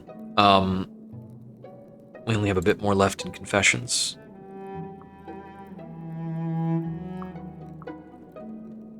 I see, interesting. So these are all the various stories I had amalgamated, so to speak.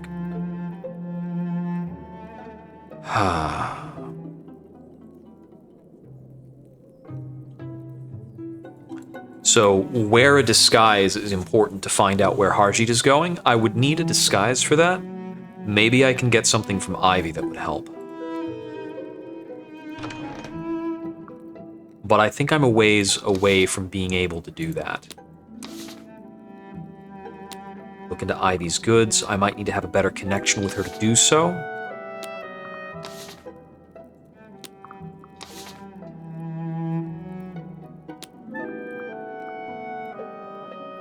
I said I would check in at St. Albans.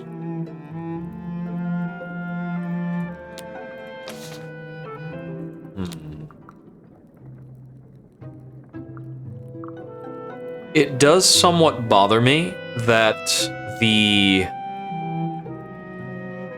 the preacher became so active so shortly after this death. I don't know what to make of it, though. I need somebody to show me to the burial site, honestly. I don't know what it means that there is a sovereign's indicator on Thrall Street. I feel like maybe there's something there that I haven't discovered or don't understand. Or maybe that if I was less friendly with Harjit, he would charge me. I don't know.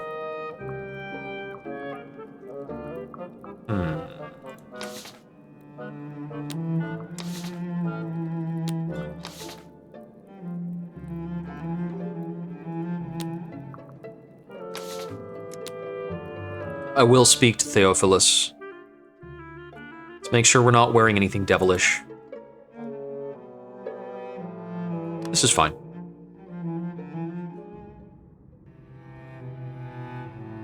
Timing could not be better.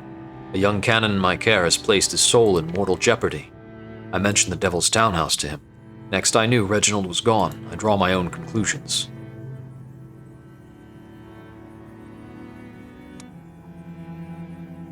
Don't blame yourself.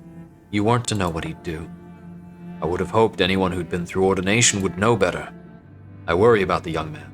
I would hasten to his rescue, but he tugs on his dog collar as though itching. I fear my motivations for an unexpected call would be seen through. I have no other appointments.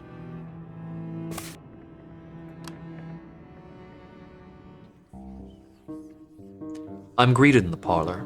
Voices can be heard from another room deeper in the consulate. Another guest in one afternoon. I thought you Londoners had rules about this sort of behavior. A breach of etiquette, I think you'd call it. If you will but admit you desire my soul. My dear boy, I could not lie to a vicar. Canon, I serve at the Cathedral of Southwark. Another mortal in the Devil's Den. He nods to me. What has brought you here?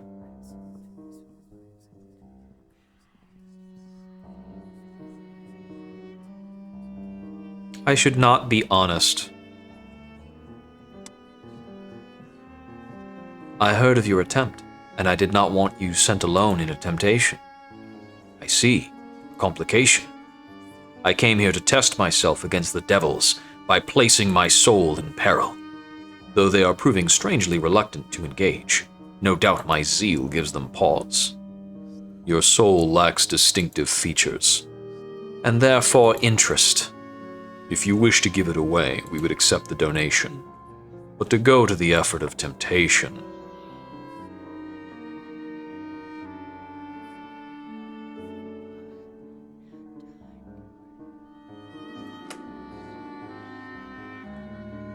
Job was a good man for resisting the devil when the devil came to him. But if he'd gone looking for the devil, then he'd just have been a fool. Reginald hesitates. The customs of the church are comforting, but they must not be confused for righteousness in themselves. I see he will not go until he has experienced our wiles. Like Saint Anthony, I shall resist all enticement. Do you have many enticements available, dearest Virginia? I'm more the stick than the carrot. Very well. Let me look at you. Do not flinch. It is only my breath on your neck. Must you be so physical, Milton? I must ascertain the nature of our subject, Virginia. Fetch the spiritual vinification apparatus.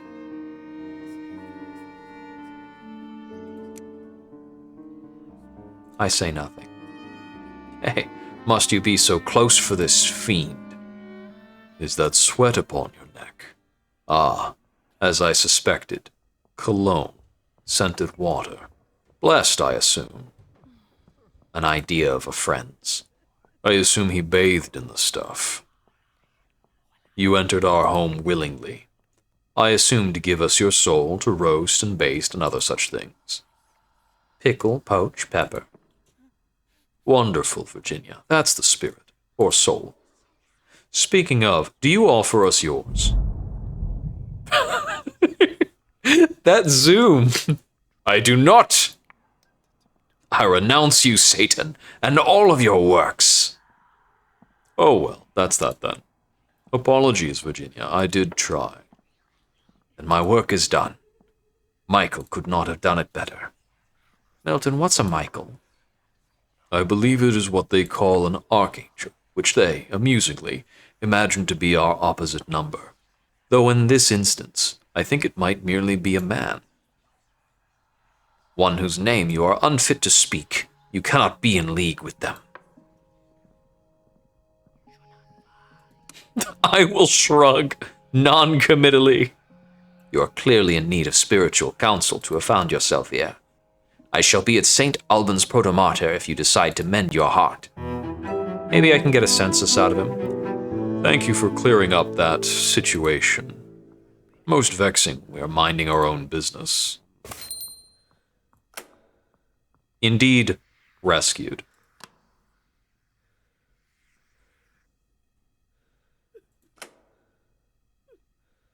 Is the collection of souls a matter of commerce or pleasure? It is degrading that London insists on a distinction between the two. I am not collecting souls in order to sell them, though others sometimes do. Put me down as a gentleman of independent means. And now it is time for you to go.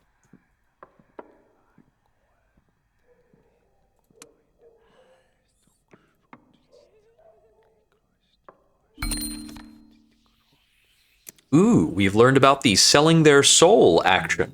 Cool. It's certainly a thing that some people do. I note that I don't have the option to build stories beyond novel plots and ministerial exposés. And I get the feeling that I'm supposed to fix up this action in order to move this forward. But I didn't find out who I was supposed to ask about it. Was I supposed to clear that with Archie and then get a story out in order to progress that line? I get the feeling that that's a dangling thread that could have built into something more by now. Down to supper again?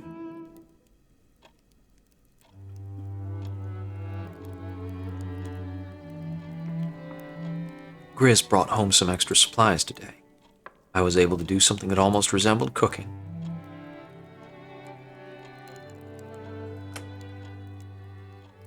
It's a good thing we have Grizz's help. You're very welcome. All of London would be in a difficult position if it weren't for her employers, which might be how they prefer it. When the meal is over, I give Horatia a hand clearing up. Good of you, my friend.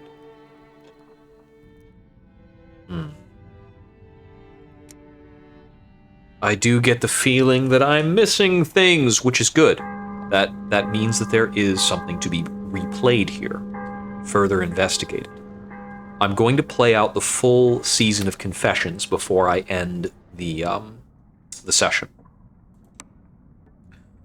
Grizz bought one and the headlines read, Masters of the Bazaar prohibit burning of more than 6 candles at once. Candle shortage ongoing. Don't light a 7th candle.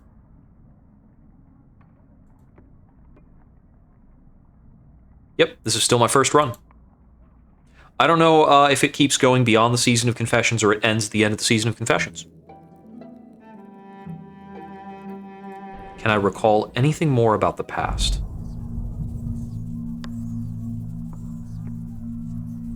Nothing more, it seems. I'm out of other memories. I struggle to recall them and they just float away again.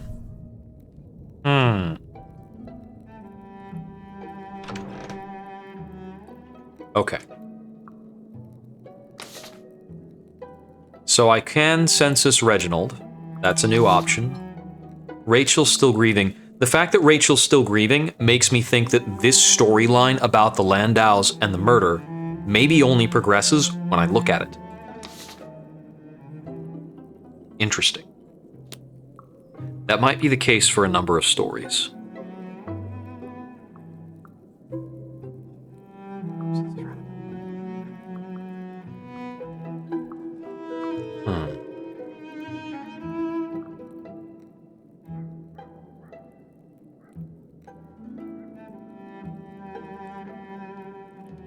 I don't have a disguise for tailing. I don't have an outfit that would prevent me from being robbed, I think. Like, if I was related to dock workers, I'm certain I could go there without being accosted. I'm gonna progress the Warrens of Amber. To take the census with the rubbery creatures? Well, that would be something. Maybe something scandalous. Let's try it. I'll go down looking my formal ministry best.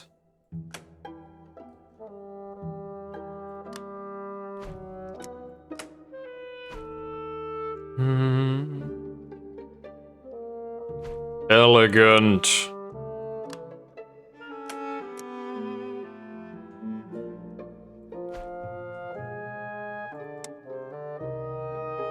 Confluence of ministry and admiralty power. Very official.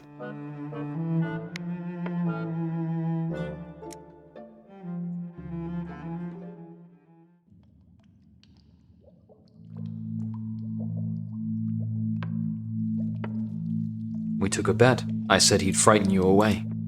Batachi Khan disagreed. Batachi Khan makes a series of smug honks. I explain my task as well as I can. I think I can be condescending because of the hat. I'm not sure.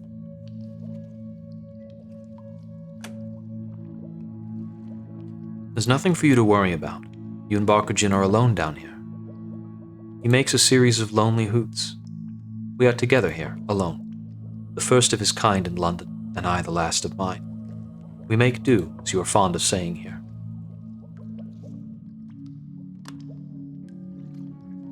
Are you married? He makes a series of diffident honks. Some seem to indicate Bakujin. He lacks the requisite vocabulary. I believe the rubbery men consider themselves a choir or a chorus. The word commingling is used. I hope you do not wish me to contemplate the subject further.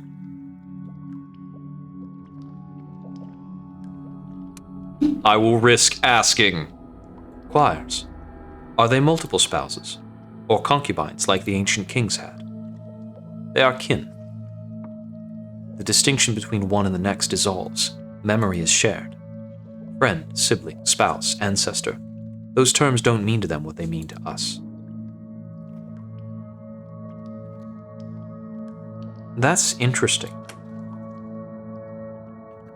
That sounds like an enviable state of being, a greater connection with one's own kind. They are able to disagree with one another sometimes, even made as they are. What is the state of your own heart? Do you have a spouse or lover?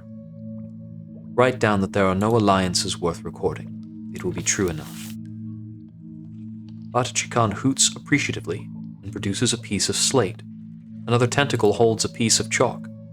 Bakujin reluctantly takes the chalk and slate, while Batachi Khan gestures. The slate reads, Greeblings. A pause. Scribbling.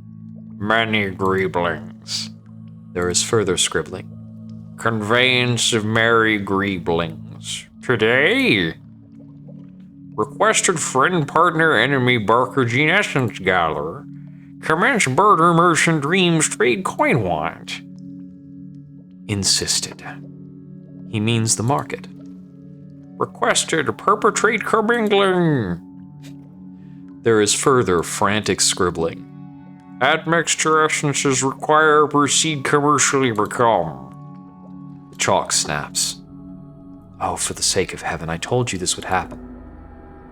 And it took me days to scrimp up enough to let the wretched woman consider letting me have it. Batachi Khan makes plaintive, plangent honking noises with increased intensity. No, I cannot go and fetch another. If you would have allowed me to translate for myself. We have functioned admirably these last centuries. Why you wish to change the arrangement is beyond me.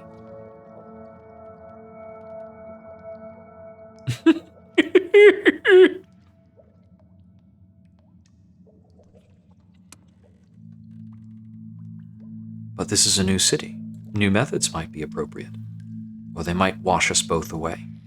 A monk told me a story of a tower where everyone spoke a different language. What happened to the tower was not revealed. I choose to believe it squashed them. What has worked before will continue to work.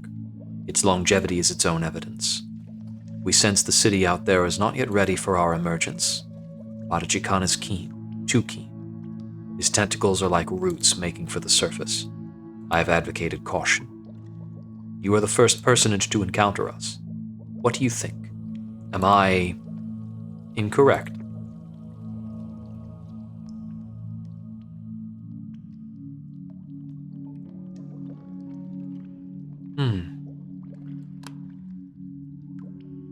Everyone has problems.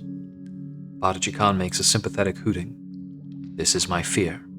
Those with problems tend to look for blame. And sadly, those that are different tend to appear most guilty. A strange and recurrent historical coincidence. The problem is that he has a request. He has a purpose to go ahead, to prepare the path for the others. They wait below. I owe them a debt for my own safeguarding when I left the fourth to its ruin. And who are these others? Friends of yours? They are like and unlike him. Our Badaji Khan is singular, but he represents many waiting in the amber warrens below.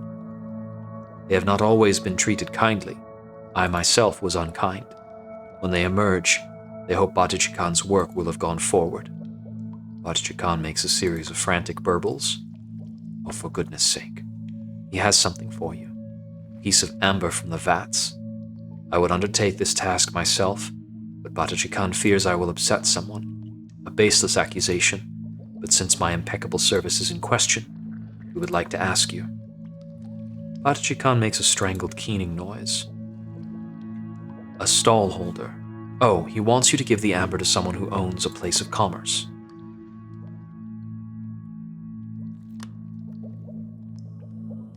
It's what I've always wanted. Let us not get carried away. You do not know if this has any hope of success. It is important the amber be delivered to one of a mercantile orientation. I hope you do not mean that dreadful costermonger at the market. I refuse to translate your speech for her. Do not know nearly enough insults in this tongue. Badaji Khan makes a series of indignant honks. Oh, very well. Someone vaguely successful. Don't ask me why, I don't understand it myself. They need to hold the amber, then bring it back here. I could try taking this to Ivy? Ah, yes. He wishes you to have one for yourself as well. An expression of commitment to the Neath. Surface? What surface? Now, if you'll find your own way out. I picked up an amusing novel at the market. It is about a very enterprising young lady named Audley. She's full of moral fiber. I'm keen to return it. Interesting. Dedication to the Neath. That's an interesting aspect for an outfit to bear. So I can take Badaji Khan's amber to Ivy. And that is certainly something new to do.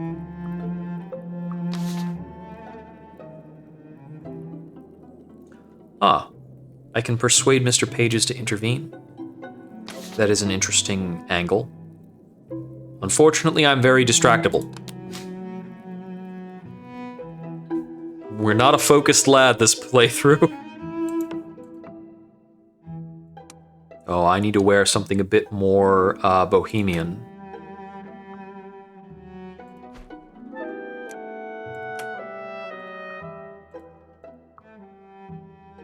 We'll wear the elegant cloak.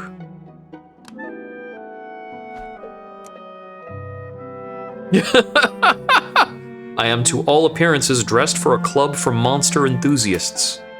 That'll do for this. Though who can say for what office?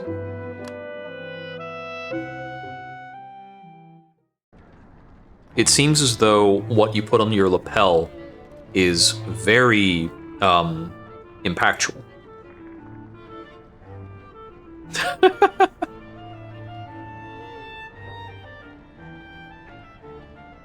The amber brooch suggests I'm here on someone's business, even if it doesn't say whose. Could you take this for a moment? What in the name of sanity? What is it? Is that perspiration or oil? It comes from a man made of rubber who lives under London. Wherever I thought we were going, this is not where I thought we'd end. Under London, you say? Like a man, but not. Tentacles and amber. Give it here. I suppose it's no worse than a hatbox full of sick, which I have been asked to handle before.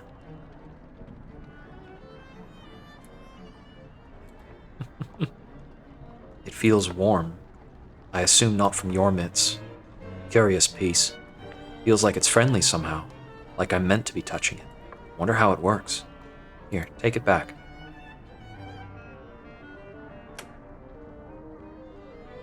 Thanks for your help.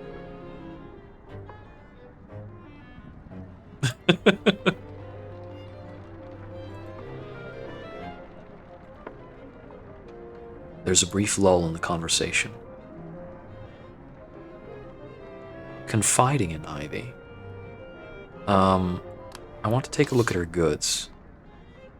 Fox mask. No, neither of these would help me.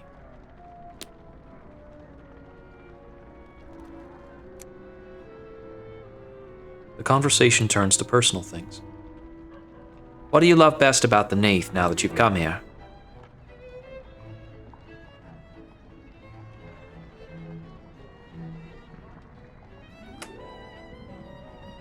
So I tell her.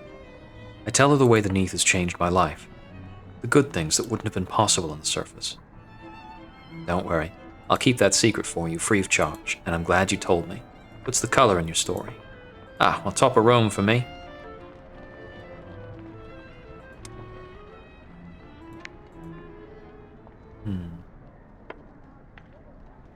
Supper time. So this should mark an end of the season of confessions. And what remains is that all the time we have, or is there something more?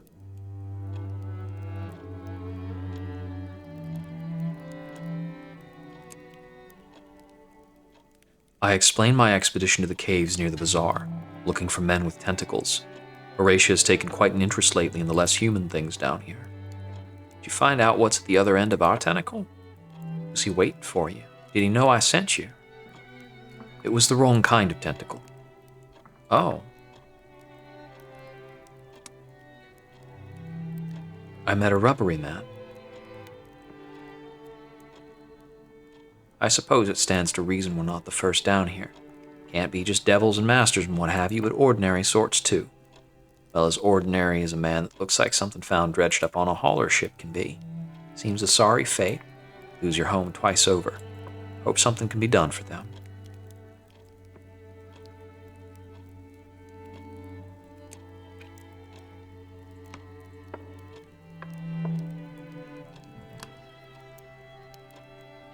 That is what I want to be. It's not where I am, though.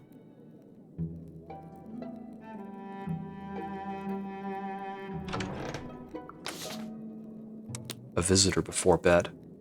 That's a change. In the parlor, on the way up for bed, I find an unexpected guest.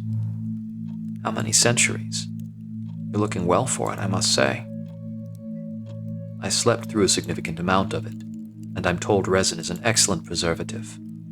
Well, not every day I meet someone from Mongolia, let alone also being over 100 years old. Not that I meet many people these days, but I'm glad you're not involved in the business in the basement. Cellars are best for wine and arak, and not connected by doors. I shall bear this in mind. I'll leave you two to it. So this is where you live. The decor is noisy. I feel an ache of the head coming on, but preferable to noisome caverns dripping with amber. How did you know to find me? Well, that was Simplicity herself. I followed you. I was a tracker in the waste of spires, in the previous city, the stalagmite forest to the north. I wish to talk to you alone. has seemed the most reasonable means of achieving that. It is Batachi Khan's request regarding the amber. It is important that the amber is returned so we may gather the essences. Batachi Khan is fixated upon the commercial enterprises in the city. I do not mind indulging his whims, but the goal is to effect a peaceable rubbery introduction to Londinium. Nothing more.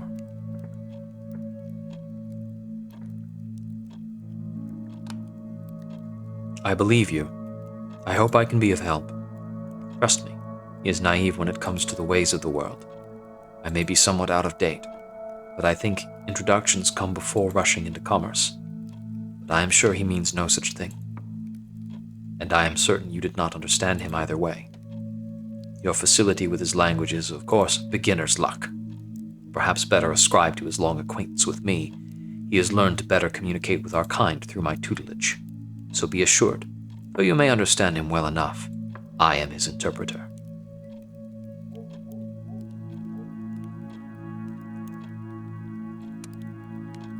I don't want to fight on that. I did not mean to challenge you. Challenge me. I who survived the lacquer, the eyes, the roses, and the ruin. I who in a matter of months has mastered your mongrel tongue, enough to interpret the tentacled writhings of the rubbery men through it. But I see I have made my point. I apologize if I am abrupt with you, but I barely know you, and our acquaintance has not made me desire to know you better. Thus far.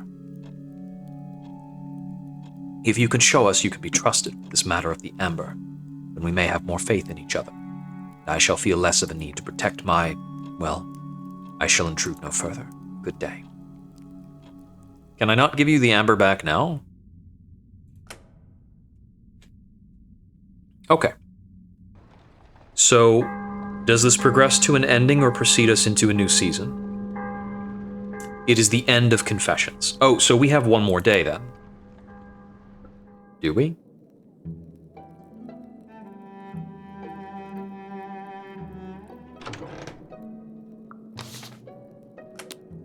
I can't go anywhere else. This morning I wake to furious pounding on the front door.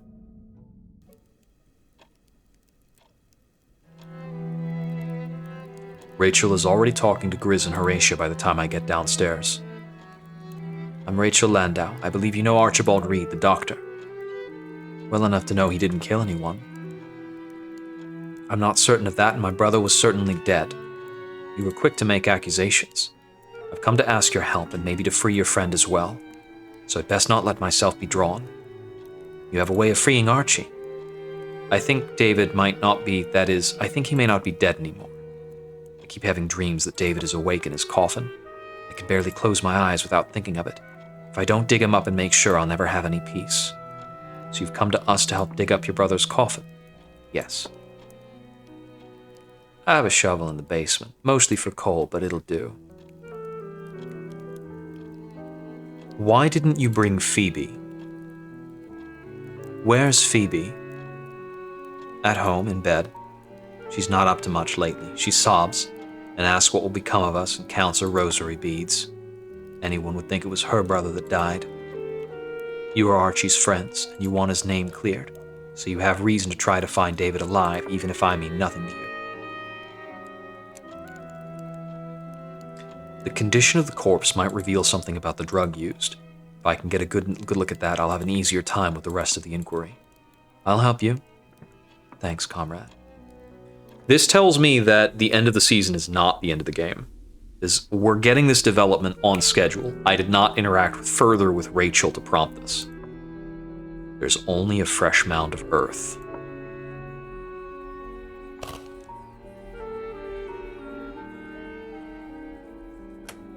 I'm digging. Rachel takes her own turn with the shovel, but it needs a hand from each of us. It's grim, slow work. When we've struck the bottom at last, Grizz climbs into the grave.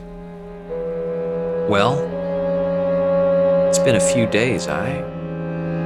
Grizz calls up from below. David is still deceased. You're sure?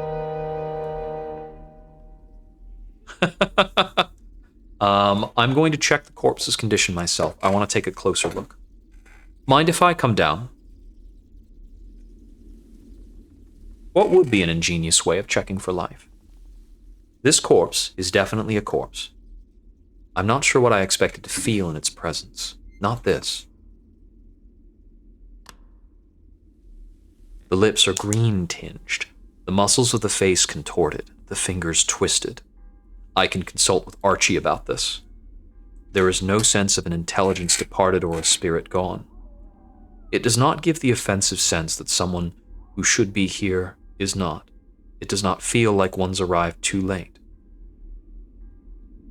What does that mean? The more I look, the more I'm sure this thing has never been alive at all. I do not smell decay, but there's a pale, cloying scent like lilies grown in muck. Huh? Just where the hairline meets the brow is a line of 4 tiny sigils. I can barely make them out, even with a light. From above, Rachel calls to me in concern. I touch a sigil with the tip of my finger and flinch back. The touch of it stings. I've smeared it a little, I think. Does the corpse face look different now than it did? Comrade, if you were hoping to find David alive down there, he isn't.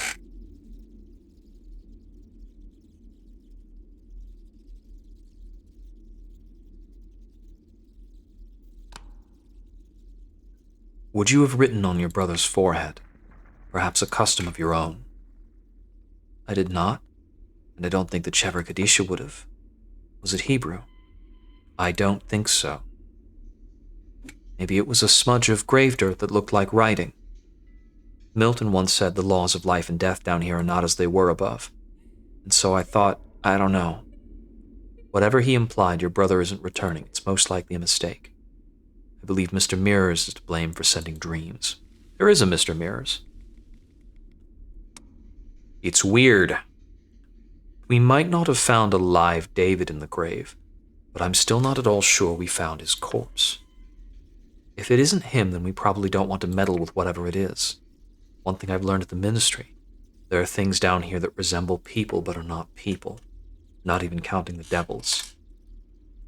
We can go. I'm sorry. It was foolish of me to think there could be anything in it. Grizz and Mercury should see you back home safe. You don't need to do that, but I'd be grateful for the company. You've had a shock. I don't think that's David. But who might know? I have to speak more with Archie, I think. Phoebe. Probably asleep, the baggage.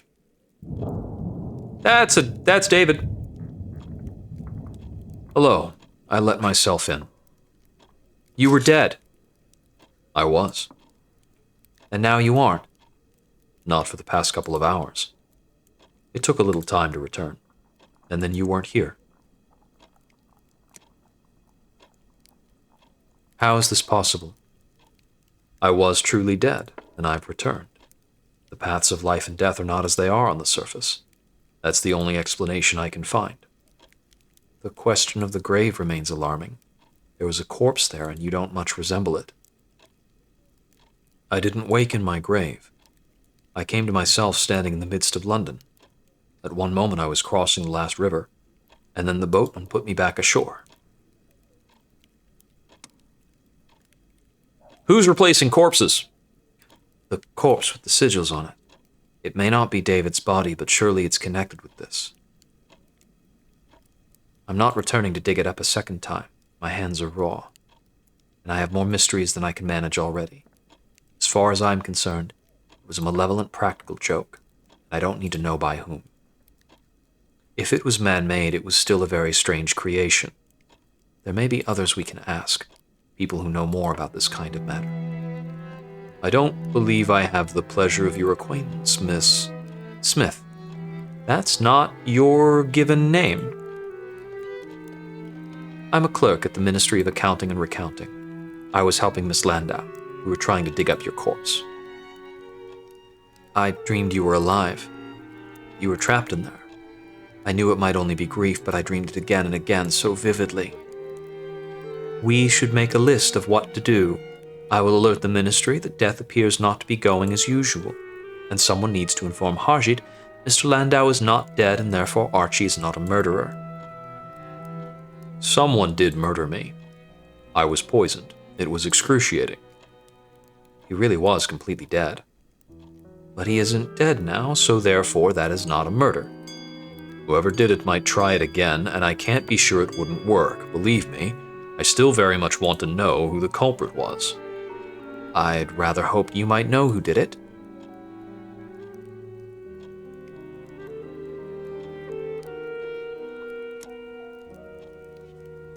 Go on. I am agog to hear what happened. I hardly ate anything that day, only the medicine that Archie brought me. I wasn't feeling well from the beginning, so I stayed in my room to read. There was quite a parade of visitors in the parlor I collect. A parade? I had Ivy Fitzclarett here working on a fitting. She's hardly a visitor, and we were not in the parlor for the most part, though she may have passed through.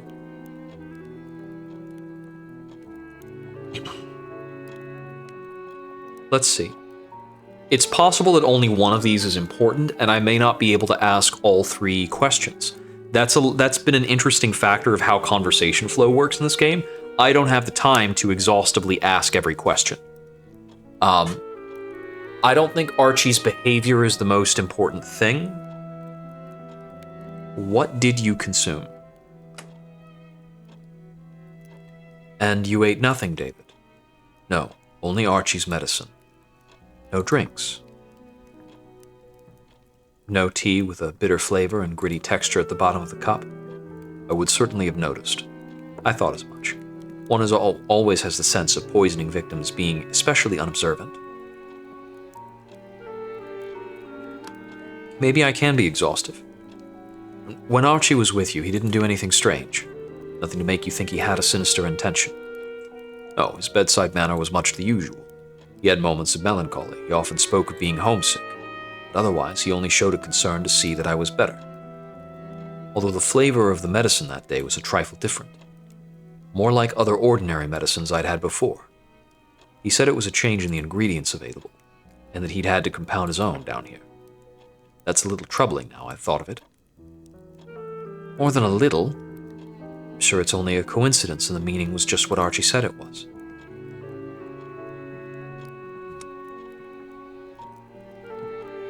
So Miss Fitzclarett was here on the last day, and Archie visited, we know that, as you blamed him for the poisoning. Rachel and Phoebe were at home, and I believe I heard Milton's sticky tones through 3 sets of doors. Milton did pay a morning call. It was not long, and I was preoccupied with Ivy. I held a brief conversation with him and then excused myself. He spoke with Phoebe for a few minutes and then departed again, I believe. We should go home and leave you to your conversation. I imagine there's a great deal to say at such a reunion. You will let Constable Singh know that the murder is no longer a murder? I wouldn't want this matter to be dropped. It would be the most grotesque miscarriage of justice to hang a man for murder when he did no such thing and his victim is still walking around London. Very well, I will alert Constable Singh to the fact that David lives. You do press your points. When you came to us for help, you said it would help us free Archie. It's true, I did. Then pray honor that commitment? That was a rash promise. It seemed reasonable, and I needed help. Can you see any of our cousins agreeing to come down and take a turn with the shovel? No, and especially not the Landau cousins. Such a betrayal of tradition. Thank you. Give my thanks to Miss Smith as well. You were truly a great assistance in a terrible time. If it was Archie who gave the fatal dose, then something will have to be done. But of course, we'll say it wasn't murder. You may say it wasn't. Well, that's certainly taken a turn. And that marks the end of Confessions. We have finished the season of Confessions.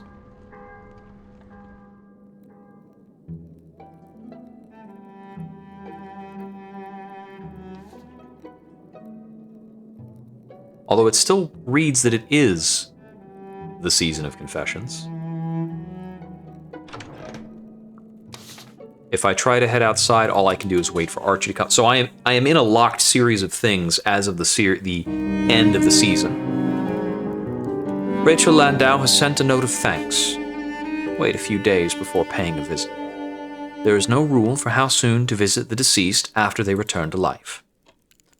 He'll need to recover. Never mind. At least Archie will be home soon. Archie does not return. His place remains empty. Horatia cooks him a portion, but he never comes to eat it. After 4 days, Grizz tries to argue her out of doing any more, but she insists she can afford it thanks to me. What isn't eaten goes to hungry neighbors in the morning. And she, Horatia, doesn't welcome interference in how she runs the house. Since Judgment Day, every season is freshly alien. The season of confession goes out, taking with it many helpful self-deceits. Yule brings the first full horror of the Neath. People stop pretending, when an animal speaks, that it was imagination. Dogs, it's true, still say very little. This is what passes for tact among dogs. Cats have no such compunctions. On the rooftops they trade in human secrets, and their side glances dare us to object, hypocritical gossips that we are.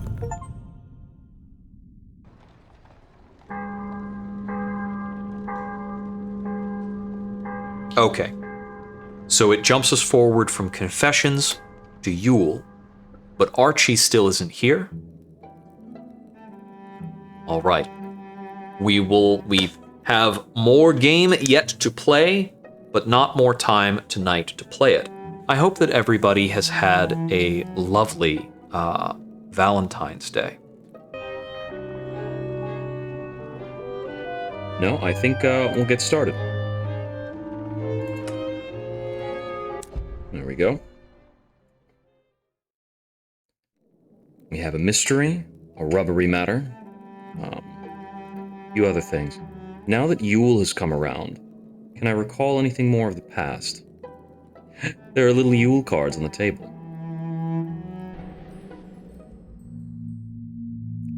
Sometimes now I try to remember the surface, what it was like before February, when we all still lived in a world of day and night, winter and summer, when Grizz kept her distance from the other lodgers, wore gowns, when there was enough food on the table, and it wasn't always the same.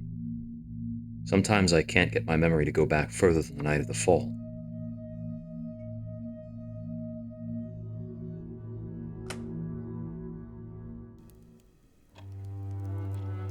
What morbid things are you reading now? It's the Illustrated London News. That's worse. What have they got this time? Engravings of the latest executions. Crowd gathered to see the deaths.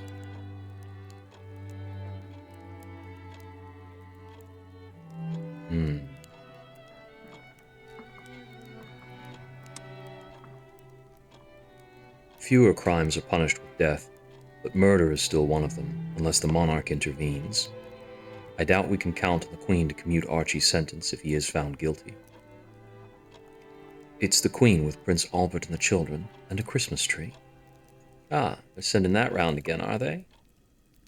Then, this I recall, she took the picture and put it up in the frame of a mirror for decoration. In the frame of a mirror, you say? I think it's best to be casually alarmed by such things. Maybe Harjit could take me down to the docks. It's as I explained to Horatia and to Lady Griselda. By the terms of the law, the murder was still committed.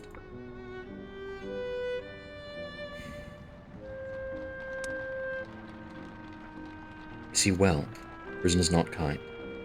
So far as I can tell, Archie is happier on the Ungulate than he was before. He is a hero to the other prisoners. The trial will still be held just before Christmas. There is nothing I can do. There's nothing the Landaus can do either.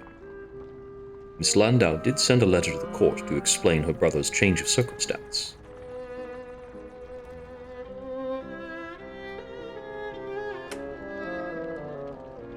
What exactly did you do?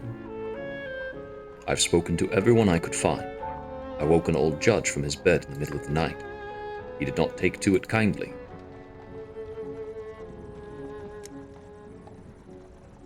Thank you for trying. It was all I could do. Archie will be tried. If we can account for his innocence, he may be freed. If we find evidence that someone else was involved, they may be added to the trial. If you find anything, if you have a good explanation for how it wasn't Archie.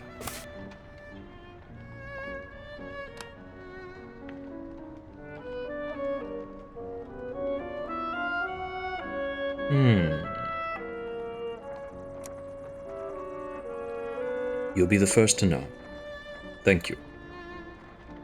I'll need to craft my theories the way Archie showed me. If I can't build a finished plan, I'll at least be able to come up with some hypotheses. Crafting theories about an unknown motive or method will give me the right questions that let me get answers out of people. The more I learn, the more I'll be able to refine what I ask, or the accusations I'm ready to make. I'm always glad to visit Archie on the HMS Ungulate with you.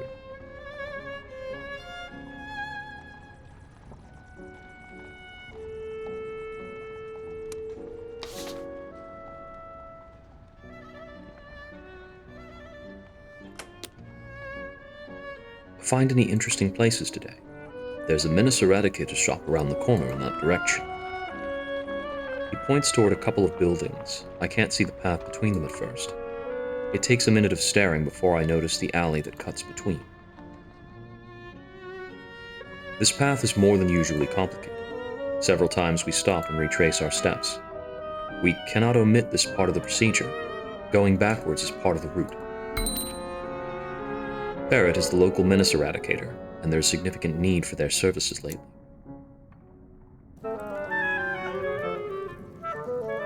The sign outside says the shop belongs to one Ferret. This, presumably, is them. That's what I like to see, real person of the streets wear.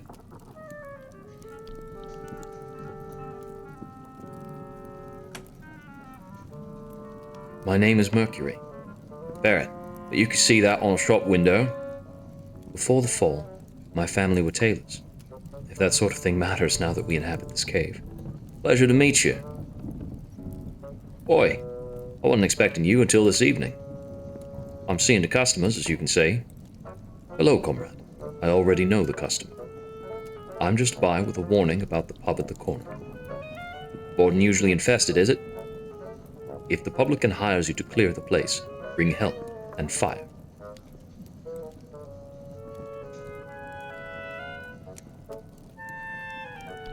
I give Harjit a comforting smile. Thank you. You are more entertaining than most in this town. I'll give you that. That'll be spiders.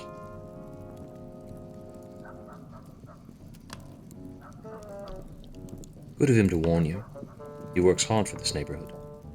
He has his place and I have mine. Back to business though, eh? What else can I do for you? He's got goods for sale? Ah. Interesting. I can get scurrilous clothing, so to speak. It isn't anything to do with rats or spiders, but Ferret clearly indulges in a range of additional commerce when the opportunity presents itself. That'll keep the rain off your head and make the constables think you're someone else. At a distance, anyhow.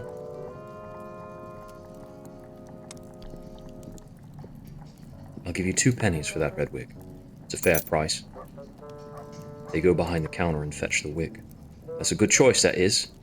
Found it under the bed of a certain individual when I was going after the creatures down there. Asked him if it was his, and he turned bright red and said no. So I said I'd do him the kindness of disposing it for him. Plain enough, though. Good if you want to go around the neighborhood and not look like yourself.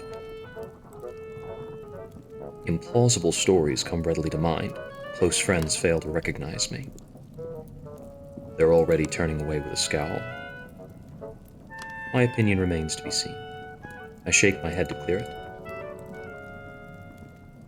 We can only buy 1 item. That counts as our errand.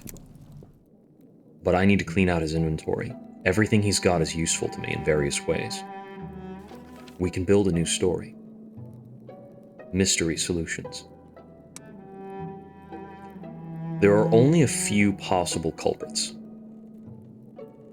It's hard to make a case without some theory of what the poison was, I'll need to speak to Archie about that, I think. I can give him the description of the corpse. Right now, we're believing that it's a tainted drug.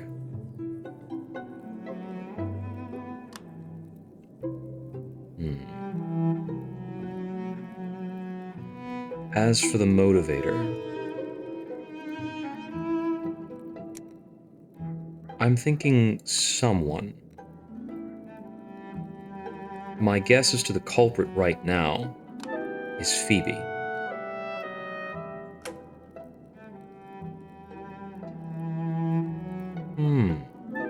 Oh, interesting. Not everything is available here.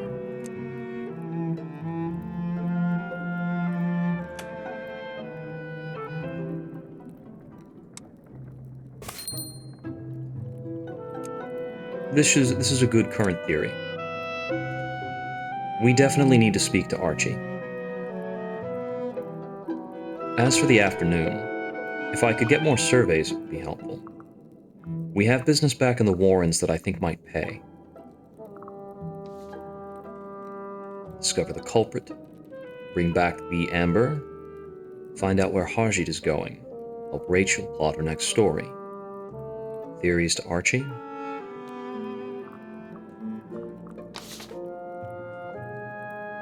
Let's see.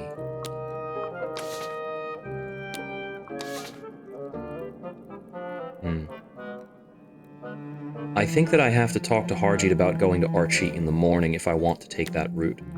I want to take the amber back right now. It might put a cap on that little plot line.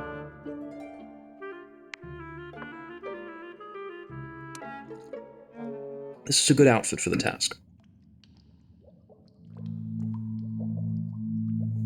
Good afternoon, Mercury. Batachikan burbles a greeting as well. You remember the errand you gave me? If you have the amber with you, I suggest you return it. He might burst otherwise. It has been held as requested.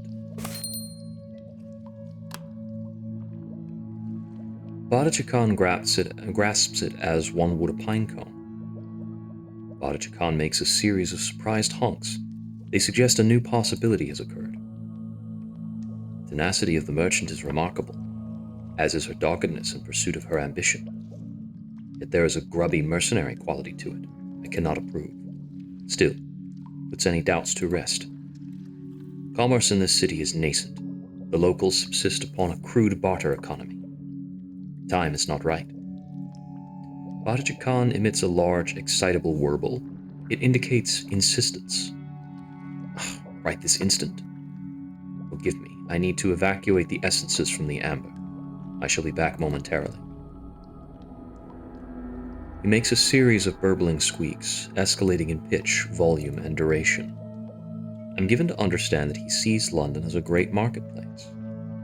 He continues to make energetic pipings, the origins of which are best left unexamined. I get the sense that he believes if everything was for sale, then it follows that his status as an outsider is too. He makes a percussive noise through the application of several tentacles into each other at studied intervals. I'm to understand that through the means of a commercial enterprise, he would find his way to the hearts of Londoners. He hopes that I might assist him in securing such a license. There are few authorities in London who could furnish such a thing. That was less viscous than previous. I knew that termagant at the market was of unwholesome character. I heard warbling while I was gone, as Batachikan made his proposal then. He thinks it is time that he be introduced to one of the Khans, so that the lengthy process of rubbery emergence from the Warrens can begin. Othatharu. The meaning is clear. This is not what he meant at all. Barkajan glances at me, as though for support. We hoped, as the first person to encounter Batachikan in the city, that you would advocate for him with the Khan of Books.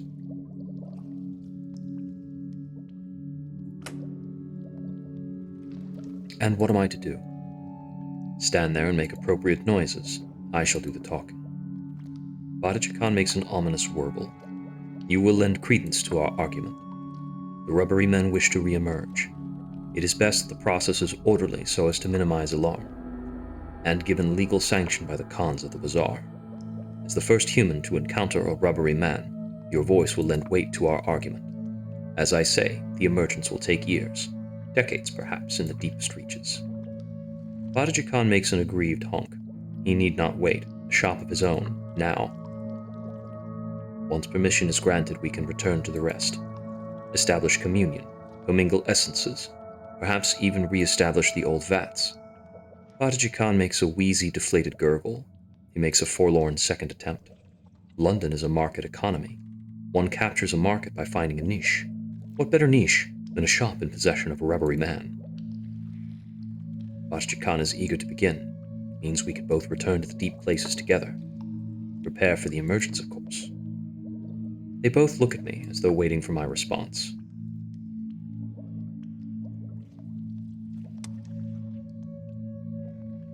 I will help Badaji Khan open his shop. Badaji Khan makes a squeezed warble of delight. And leave me. Leave the rubberies waiting below, while you fritter away time on this distraction. I hope you are satisfied with your new interpreter.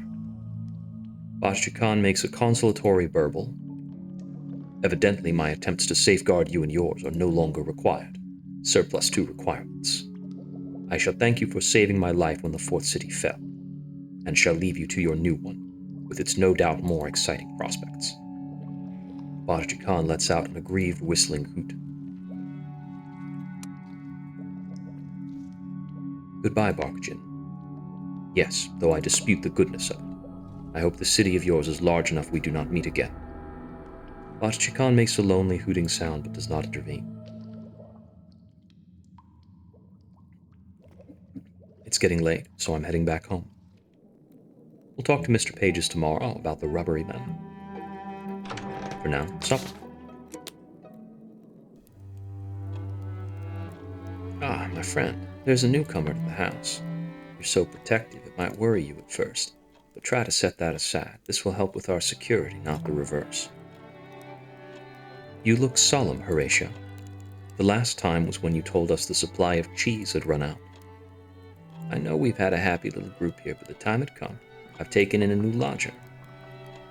I'm doing my best to get Archie sent home. You haven't yet. We don't know how long it'll take. No, but I don't think it's time to give up and move on.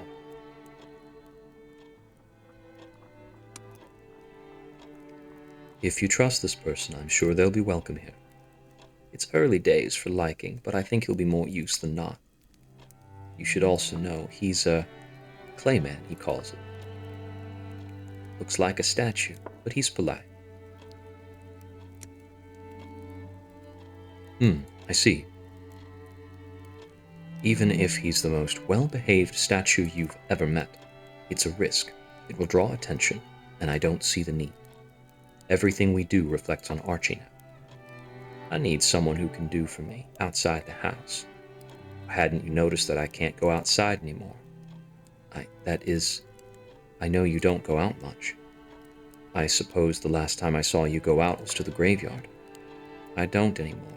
I do not step through our front door. But the trade is, I can promise you our new lodger won't do anything I don't know about. Let's see. Clayman's voice. He doesn't talk in all caps. He's an advanced Clayman. Forgive my clumsy interpolation into your domestic idyll. I wish to make myself known to you. I am. He makes a noise like rain running down limestone. I believe the best translation is moss. I hope to learn more about this new city. It is very different from my native Polythreme, and thank goodness it is. What is Polythreme like, Mr. Moss? Ooh, give me delicious prose. It is an island far across the sea. Everything has a voice there. My king, he of 100 hearts, reigns over us all. It is often harmonious. There is very little screaming. Silence isn't the same as peace. but I'll take your word on it for a moment. In Polythreme, the bed I slept on was a slave. I paid for my stay with coin that plotted my downfall. I hope you'll find rest here, if rest is indeed all Mr. Moss is looking for.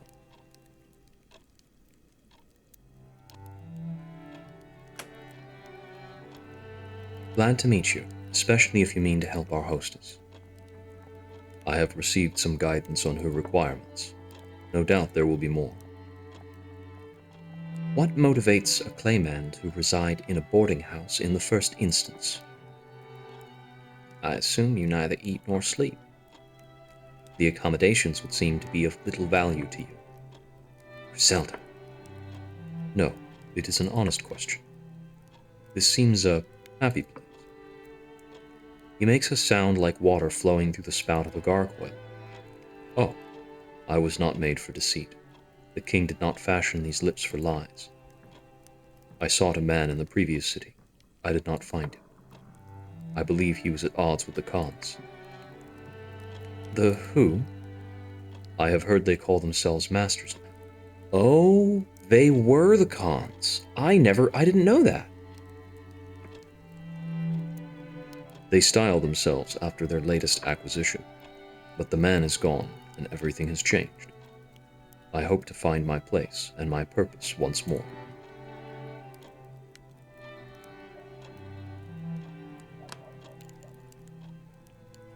Perhaps we should let Mr. Moss settle in before we bombard him with questions. Quite right. I'm glad someone retains a sense of manners. In Polythreme, we are always in union. Polyphony makes a pleasant change. I was looking for someone in the last city. Yours falling came as a surprise.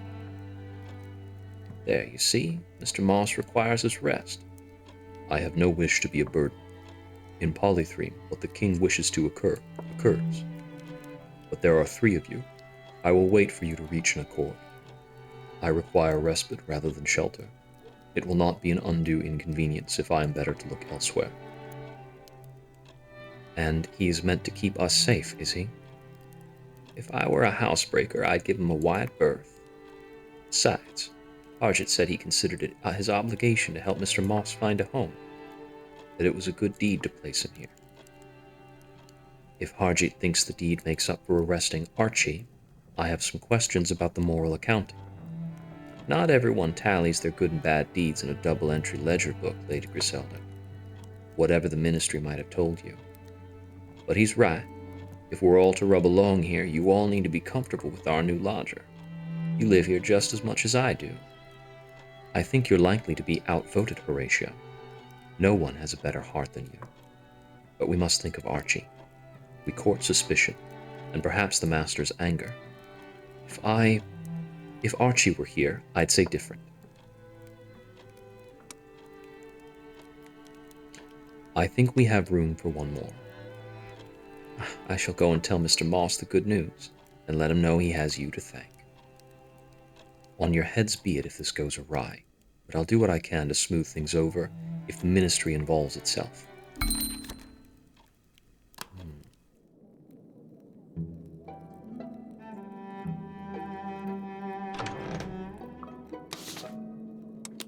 Something beyond supper.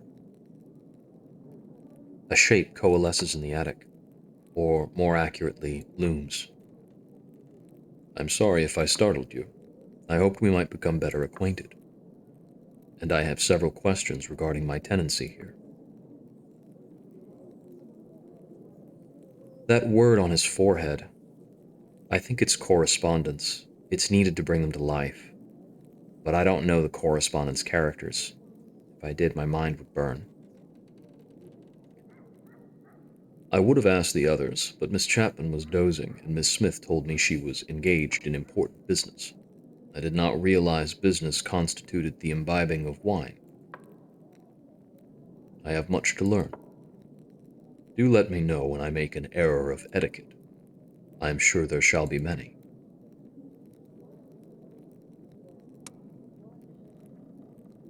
As long as you let me know as soon as I offend you. I'm sure I've been very rude to many rocks in my life. You could not possibly upset me. Besides, only rocks on polythreme are given voice. Stones of London are outside my field of concern. I'm afraid I did have a question. In polythreme, our king ran a hollow bronze chime to summon us when required. His favored servants all bear his own image, so both our station and our duties are clear to all. I'm afraid I find the etiquette here more confusing. I hoped you could explain my duties, as a lodger in Miss Chapman's guest house. Miss Chapman does not leave the house. If you can serve as her messenger outside, that would assist her. I had noted her affinity with the building. It is a relationship I have not observed in Poly3, but all the same, more like home than most things in Londinium. This seems in line with my expectations. I had one last question, forgive me, but I wondered your thoughts on my behavior thus far. I hope to be well liked here, if you could advise me.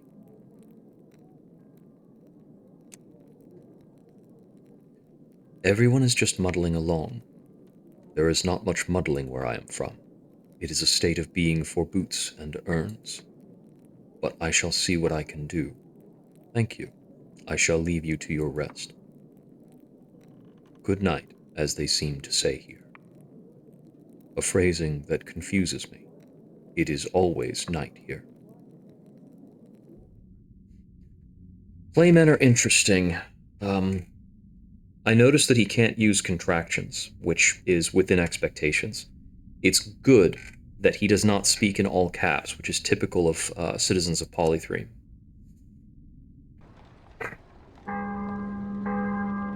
It is interesting that he talks and moves around on his own. Playmen are not necessarily free people.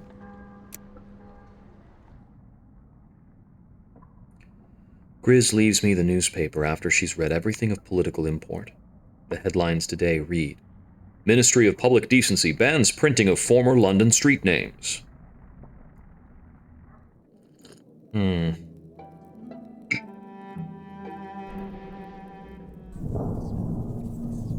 I reach for another memory out of that jumbled grab bag.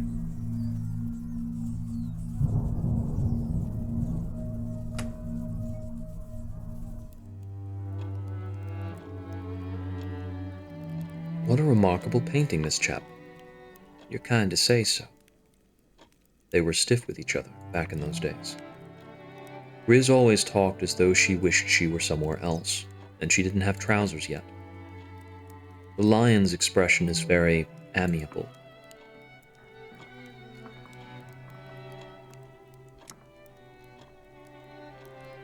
It captures the ideal lodging house, all those strangers getting along in one place. It's what I would hope for. Well, what, the ox and the lamb are meant to be lodgers? Which one am I, then? Definitely the lion. The painting depicts the peaceable kingdom. The lion shall lie down with the lamb, and a little child shall lead them. Ah, scripture, it's not Leviticus, that's the book with all the putting to death. Isaiah. The painting was a gift to my father from Quaker friends.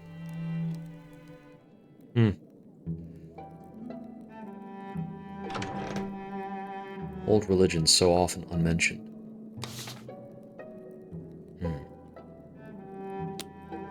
Milton is an observant sort. I think he could probably tell me something more.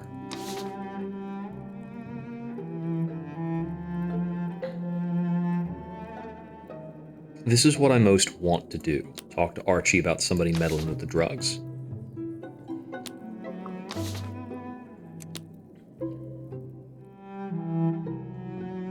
Will Harjit be with me?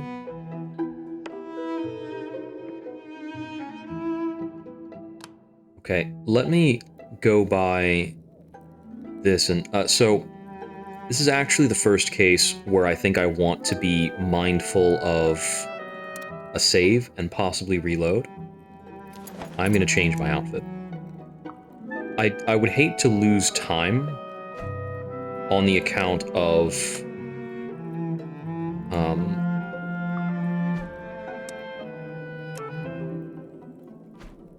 I would hate to lose time on the account of not understanding, like, what the interface wants me to do, which is where I think I'm stuck right now.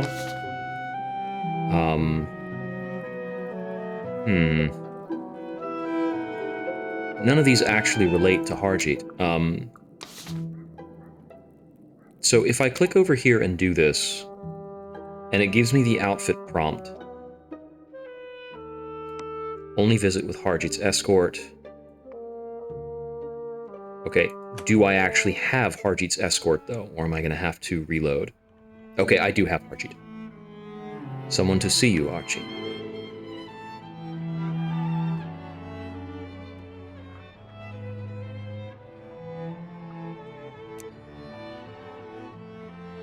I've heard 4 other cities also fell into the Neath.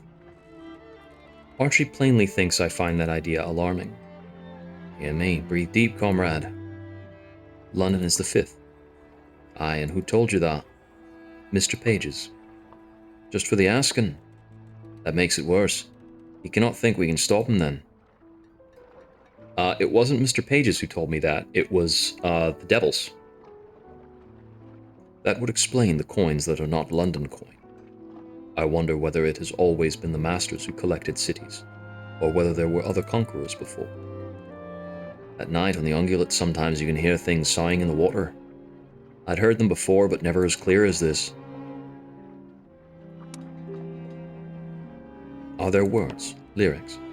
Aye, most nights I cannot remember them by morning. Just sometimes I have sight of a kingdom underwater, deep green water, and a throne without a king. Without a king? What of the Fathom King? He is seated. Do you mind if I ask you a few questions about David's murder? Anything that might help you to clear my name, ask away.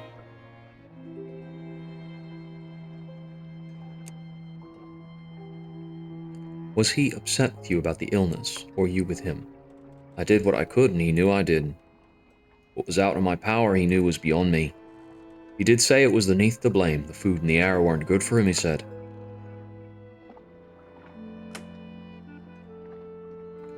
What is it you've been trying to make? There's an old medicine in the pharmaceutical books. Venetian treacle was its common name. Theriac mithridatium to those who had some teaching.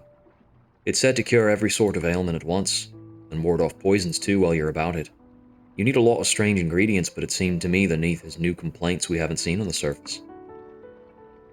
So we could do with a bit of a cure-all long as we haven't worked out the particular science. I'd been giving it to David Landau, but I ran out the last day. Had to give him a more usual stomach settler instead. Nothing I'd not give to anyone and everyone. Huh. Do we know it was murder? David Landau was already sickly. If he hadn't been ill, he wouldn't have needed your services in the first place. His illness was not the sort to kill a man. It was not more than a complaint of the digestion. It should not have ended his life, certainly not all of a sudden. Could anyone have gotten a slug of rat poison into your medicine?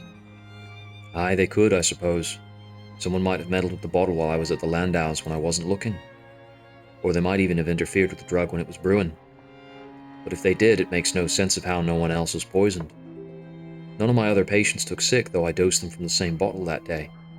Ah, that's important information. So it might be, but it does not quite line up to my way of thinking. A thought occurs to Archie.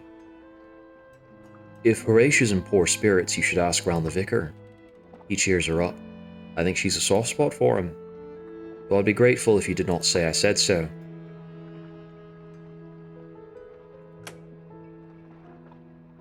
Are you holding up all right aboard? The food doesn't hold up to Horatia's. The hygiene's open to doubt, and you cannot understand the accent of half the men. And our good constable did not let me bring anything for the stomach or the lungs or the nightmares.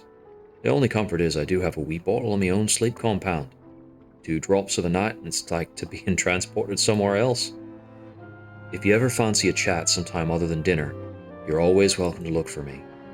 Stops me brooding on what cannot be fixed.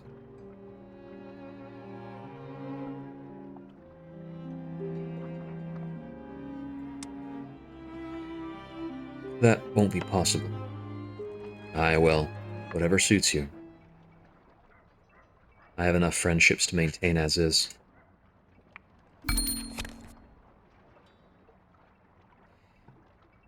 So, I don't think either of these things happened.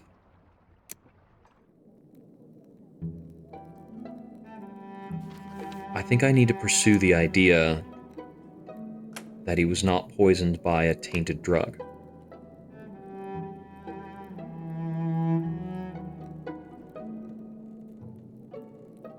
Hmm.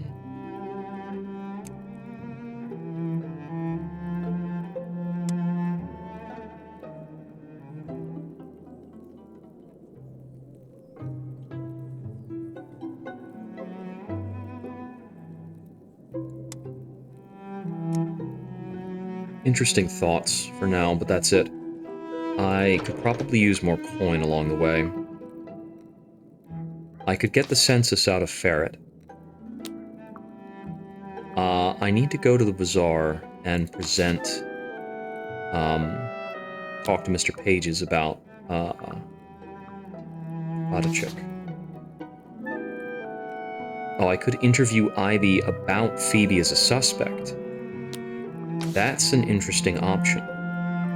I could ask Milton about Phoebe's motives.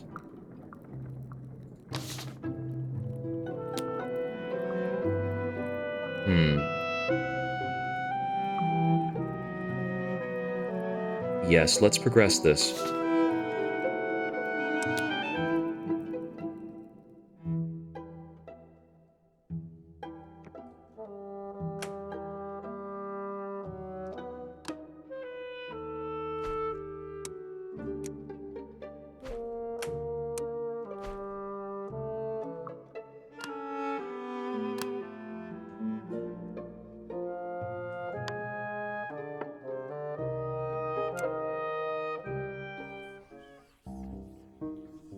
Hello. To what do I owe the pleasure?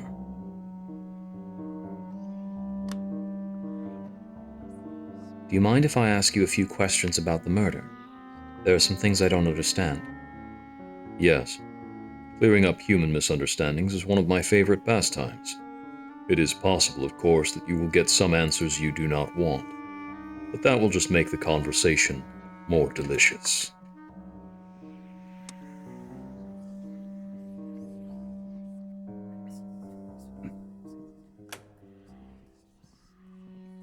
Do your devilish soul inspection powers allow you to tell whether Phoebe had a motive for murder? She did not want him dead, I'm certain of that. It's possible, of course, that she knew he wouldn't remain in that state. Then one would have to ask, who had something to gain from his temporary departure to the boatman, or the other alterations that result from that journey? For a moment, no one speaks. Milton considers whether there's anything to add. Until our next meeting, Mercury. Oh.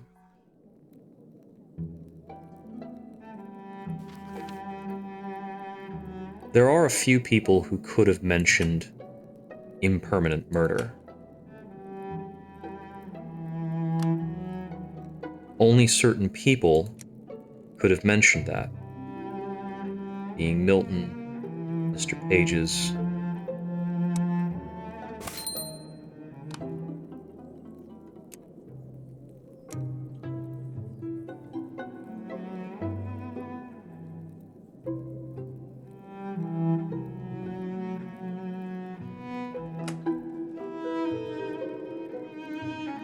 So, if our thought right now is some kind of vibrant cloth, that would possibly point to Ivy.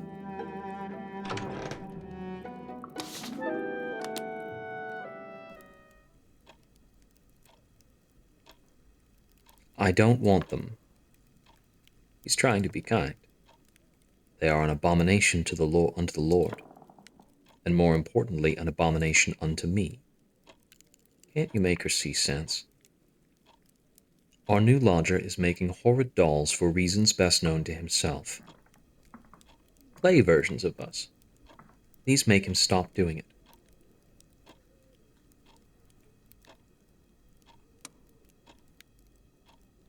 Of course I will.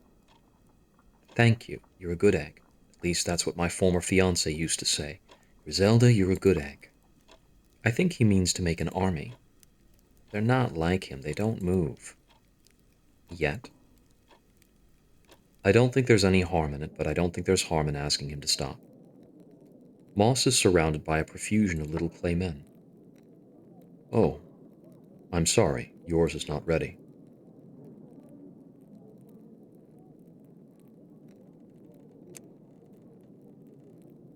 Several defective grizzes lie discarded, their expressions variously contemptuous or angry. Her hair, too, appears to have been a point of difficulty. There's something beguiling about the collection. I remember my king in his marble palace, his garden of statues, all made in his image. I thought the other residents here would appreciate a similar gesture.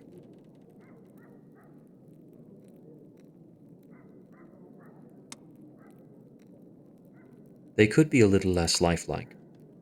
That is their genius. But you know the others better.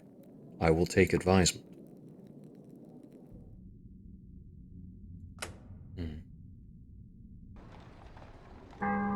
I'm not too concerned with Moss and whatever Grizz thinks of him.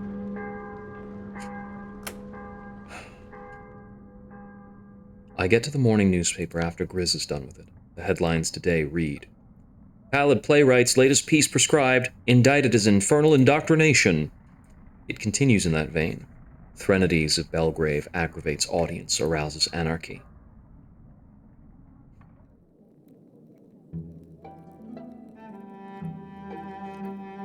I wouldn't expect any connection between devils and anarchs.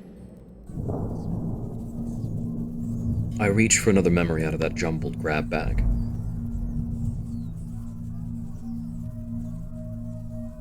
It looks like this memory isn't complete. As I thought about that before, and the scene is still available.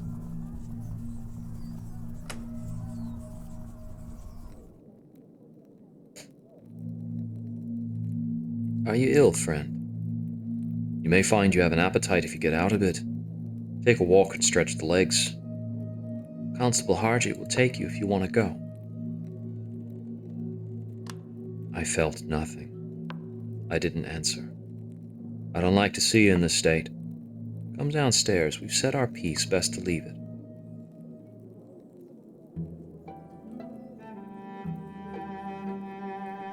Lovely little bit of melancholy. Let's see. There's the census of Ferret, the census of Reginald.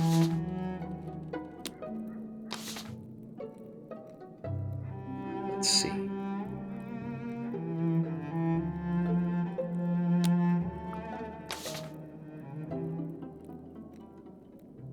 Oh, I could talk to David about arsenical cloth.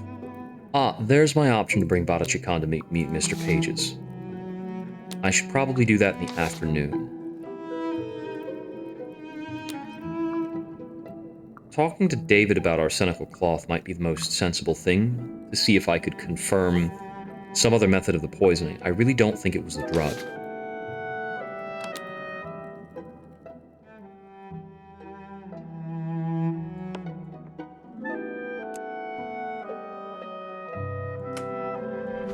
I'll take nothing on the lapel. Let's be commanding.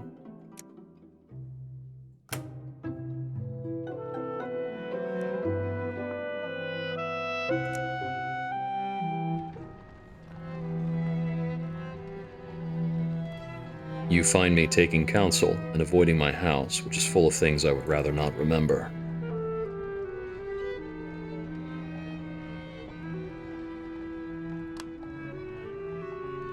I recount the newspaper story. The plays currently being put on in the West End are causing no end of uproar. I tell the rest rather lightheartedly, as though it's all a tremendous joke. Rachel tends to take out the society pages. She says to avoid distressing me should Charlotte be mentioned. I think she has other reasons, however.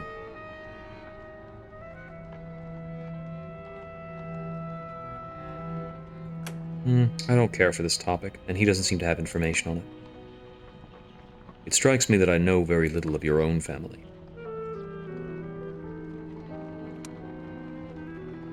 I speak of my family's background and the fine people we had the honor to dress. I talk about keeping to fine old standards and traditions, about making clothes so enduring and tasteful that they might be worn for decades. It sounds good, doesn't it? David studies me for a long minute, then nods.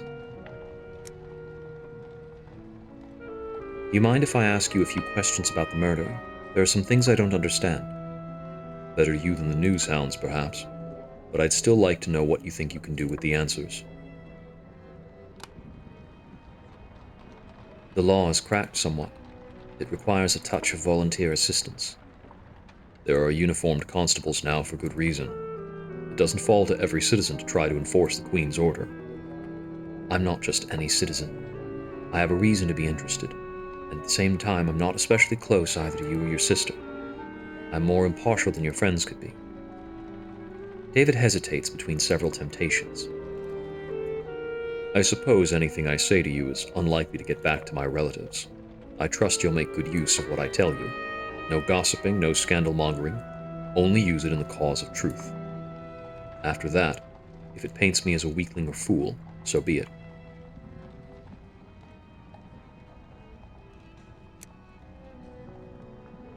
Suppose someone used the arsenic in cloth to poison you. Did you notice anything like that?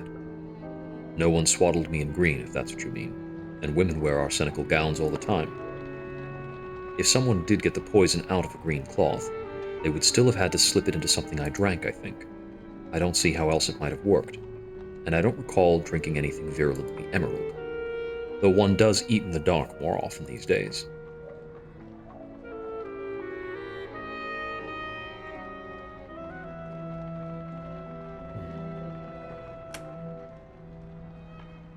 Were matters between you and Milton so bad that he would have killed you? It's true I did not like him, and once I asked him what he intended towards Rachel. I've heard this. He did not seem angry. He didn't exactly answer me either. He said a few words that I did not understand. They hung in the air like a solid thing. There are folk tales about words of magical power.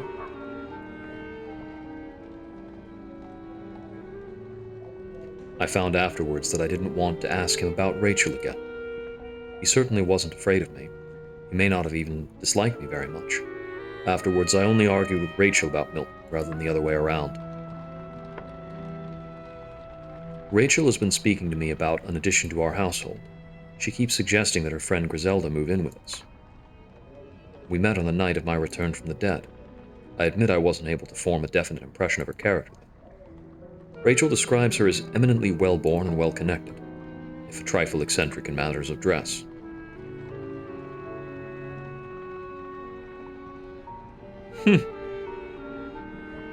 There was a bit of a tete-a-tete between Grizz and Rachel, wasn't there?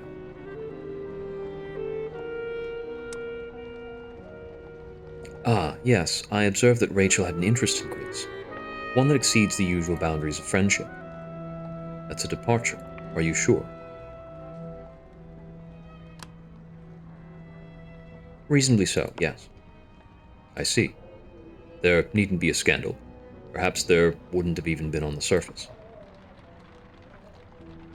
These things can be passed off as friendship of unusual depth, though, of course, I had hoped for Rachel to have her own household in due time. The Neath permits a great deal that wasn't permitted before. I'm relieved that it is not Milton. Any distraction from him must be a relief.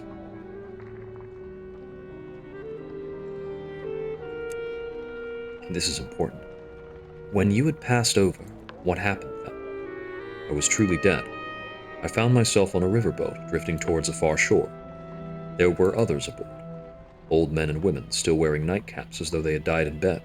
A workman with his body half crushed. I felt the companionship of all the souls that have passed that way, or who will again.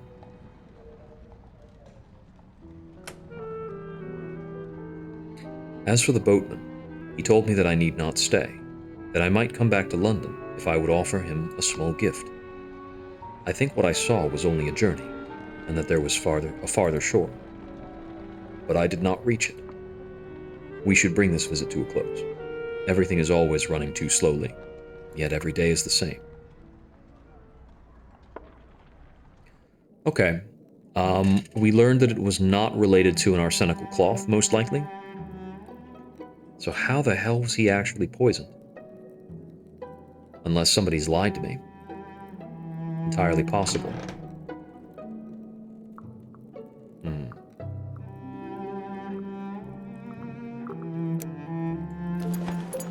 Let's try for a change of pace.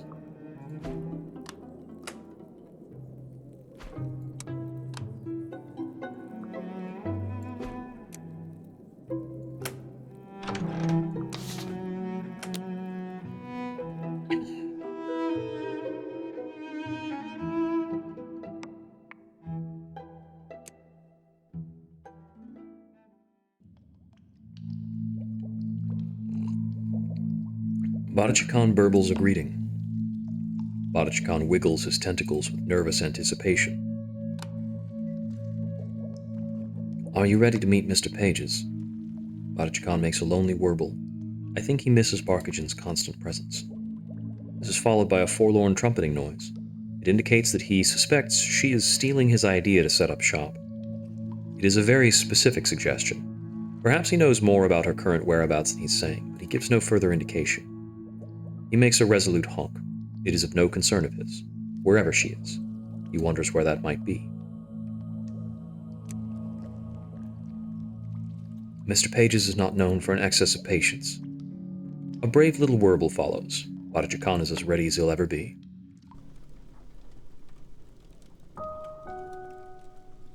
I am informated of a familiar visitation. I hope it will not be like that ghastly novel where the miser is inflicted with spirits, each more discrimonious than the last. Badachikan makes a shy warble. It conveys a sense of distant acquaintance, cautiously renewed. Ah, the intentacled ones, I had not thought to see you again.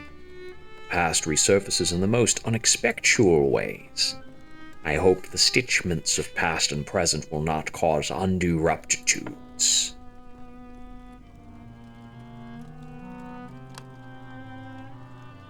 I hope we can put the past to bed. A Wardricious notion. Fetch shovel and verger. Tintinabulate the church bells. Badachikan makes excited, albeit nervous, hoots. I'm informed you come not only with glad tidements of resurrectionism, but also a proposition. Badachikan gestures wildly, and many orifices produce plangent warbles. The cacophony is loud, but the sense is clear. Badachikan requests not an introduction, but a license. The warbling continues. A magisterial cacophony. I only wish I could understand it. The desire takes shape in oozing syllables. Commerce, a license to trade. A shop of its own to trade from. The warbling ceases. Badachikan gives you an expectant look. You must interpolate for me. I'll do my best. Badachikan makes a worried warble. Badachikan makes a second hooting attempt, ending with a defiant Othatharu. He is insistent that he requires a place of business from which to engage in the chief activity of London. That is, commerce. Pages looks at me, awaiting elucidation.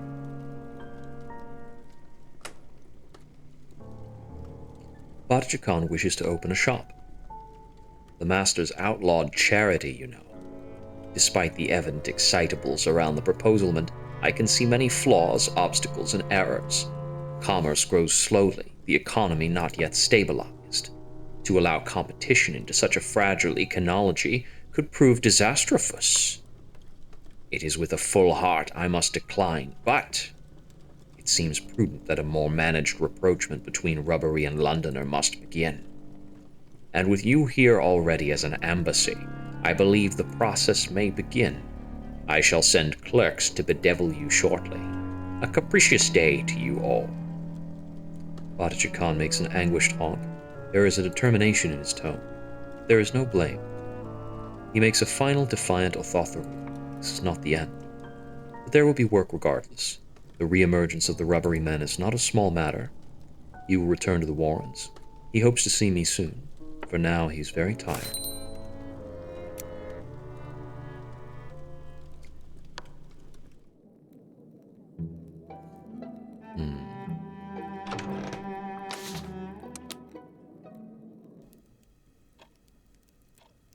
Forgive me for interrupting everybody. I have something I'd very much like you all to see. He did use a contraction. Okay, he can use contractions. He was asking me about my work with Mr. Page's. I very much hope I am not about to be confronted with a version of him in clay.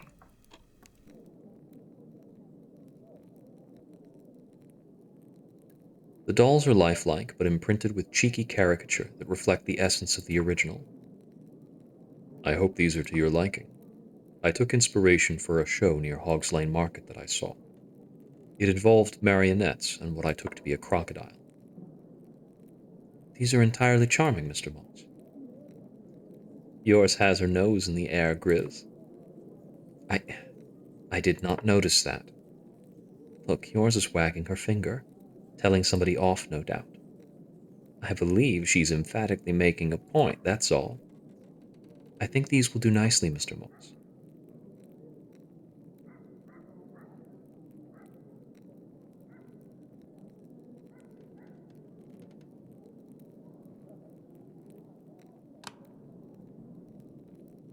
And when can we expect you to make your debut at Hogs Lane Market? Oh no, they are far too fragile to withstand such a performance. The business with the sausages alone would surely shatter them. Don't fret, Mr. Moss, it's just teasing. These are far too precious to subject to such ridicule. I'm glad my work has provided satisfaction. I suppose I have differed from my king's own project in one crucial respect, however. I could not keep from including your particulars in the project. You are all so fully formed already. I couldn't help but include your character. No, I think this was the right way to go about it. I'm glad. Artistic expression of this kind is not encouraged in Poly3. The conductor controls the choir, not the other way around. I am glad my humble efforts find favor here. Speaking of which, I must get back to my tasks. I don't wish to give Miss Chapman cause to fret. That reminds me of the clay conductor you can get on your ship in Sunless Skies. He aspires to reclaim clay singing, something that's been lost to him. There aren't really clay men in the skies, by and large.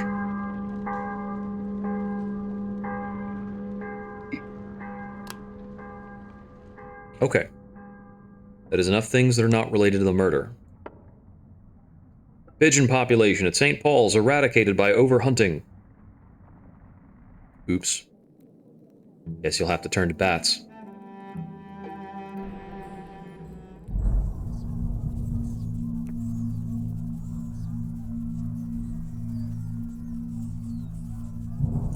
Oh? This is not a memory from before the fall. We were leaving the graveyard the day of David's return, but of course we didn't know yet that he was coming back. Horatio went home rather than coming onward to the Landaus with us. It's hard work grieving by yourself. We're meant to have relatives around. We're meant to trade stories of the dead. A part of our family was left on the surface, and part was lost in the fall. Part doesn't speak to us since Mother married beneath her, and part doesn't speak to us since we changed synagogues. Part doesn't speak to us because they don't like what I write in the Lily of London. It's very fractionated, our support. Almost entirely gone. I suppose I'll end by writing him into my stories, even more than he was before. I would have hated that. But I don't know a better way to do the work that has to be done.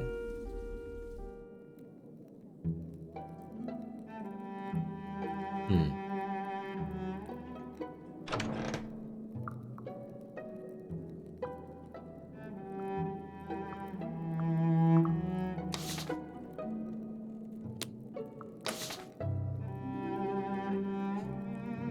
Ask Milton about whether Milton had the means of murder. Isn't that something? I don't really suspect Milton.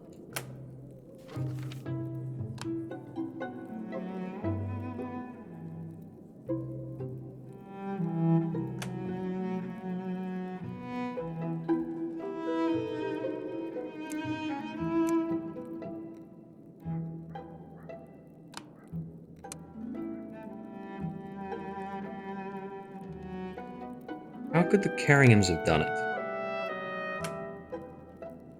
But they wouldn't have to know about the impermanence of the murder.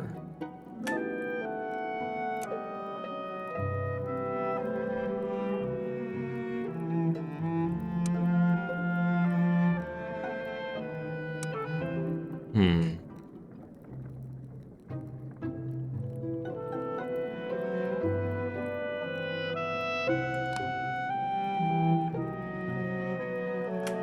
We are back stuck to unknown methods. We don't believe that it was through the stomach drugs.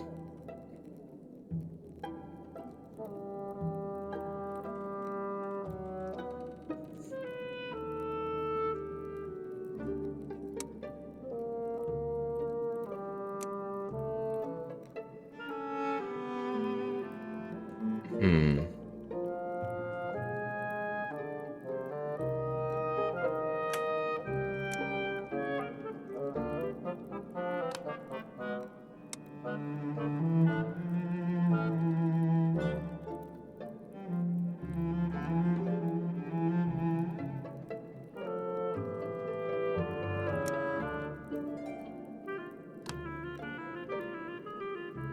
Phoebe's not influential.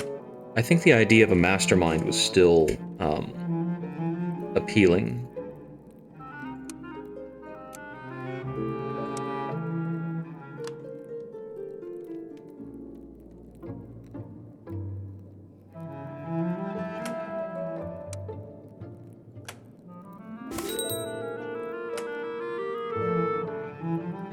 Hmm.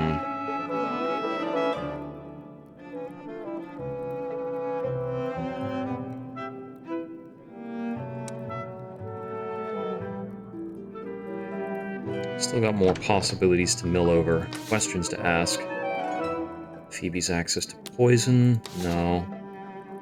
Whether Phoebe had a means. I think Ivy's perspective on murder methods is a good step to take.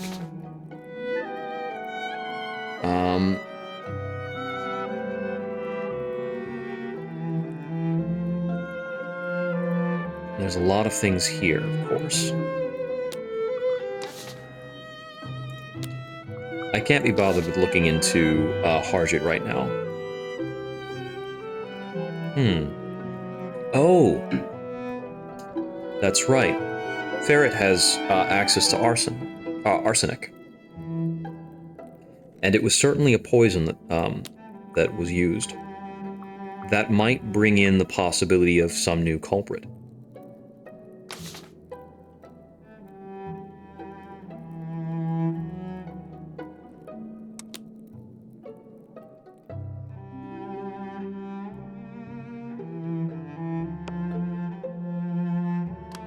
Ferret may find the pin amusing. Interesting. A commitment to the Neath.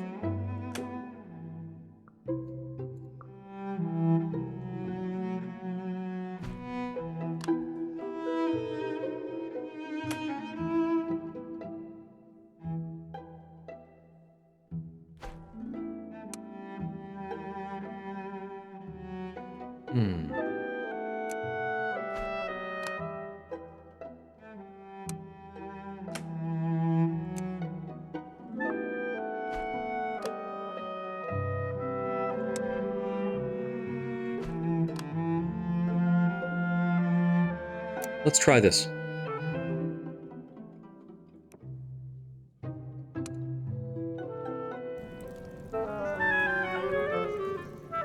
Just to put out a policeman's eye.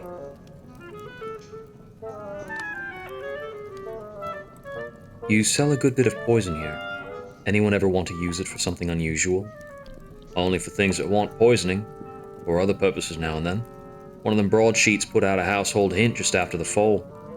Put arsenic in your candles and they'll burn brighter and longer, so it said. That was a good week. Everyone needs candles. I nod at Ferret's updated sign. Times are changing, I see. Well, the sign was giving me a bit of professional headache, truth be told. Rats, moles, spiders, instruction and conversion? Huh. Hard to look myself in the eye at the end of a day's work. What with being a rat catcher and there being talking vermin. Sorry, shouldn't say vermin. Told it ain't polite. Not that I've been talking to him, obviously.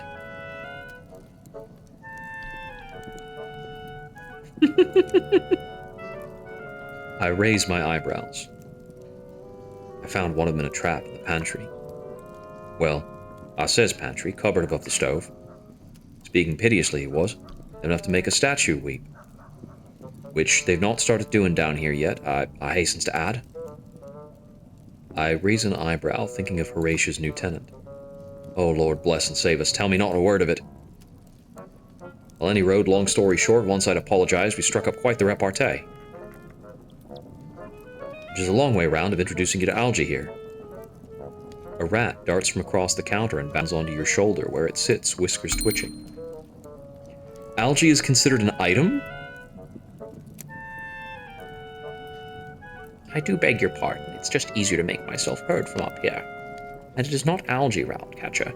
It sounds like something one finds in the common sort of pond. My name is Algernon. Anyway, a very good day to you, friend of Ferret.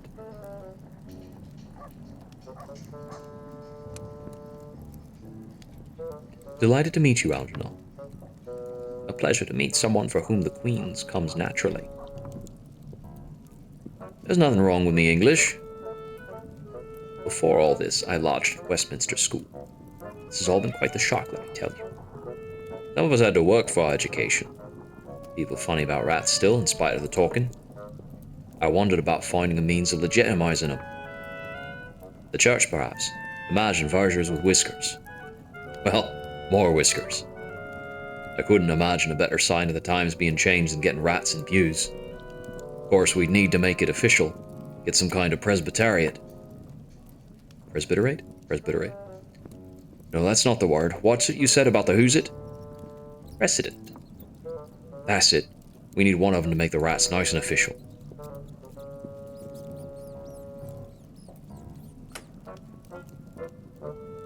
Those pews are already filled.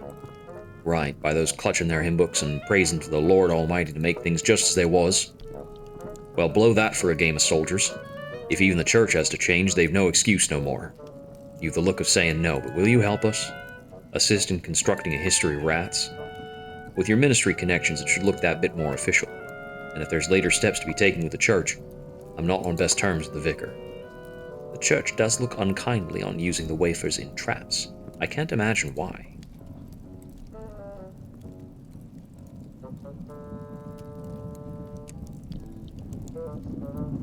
I have no other appointments. I'll consider a story for how rats came to know language. Knew you'd come through. Make it seem innocent, eh? Not too subservient. A story that'd make talking rats acceptable to church and what's it. Maybe they was leftovers from Noah's time, or some holy fool found her way down here and told him how to squeak properly. Goodbye for now, Algie. Enjoy your time with your new pal. I tolerate this indignity only if it means alternate companionship. I shall miss you too.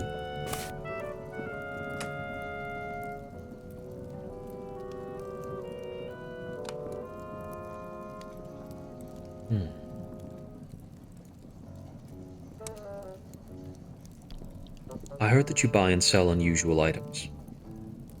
I've always bought and sold a few things on the side. Was you looking to make an investment? Street signs that we pulled down but didn't yet give in to the masters. A handsome map of London streets as they stood prior to the day of wrath. People bring all sorts around here, and I pay a fair price.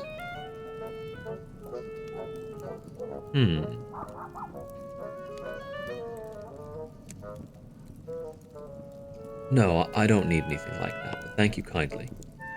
Don't mind knowing where to find things when they're needed.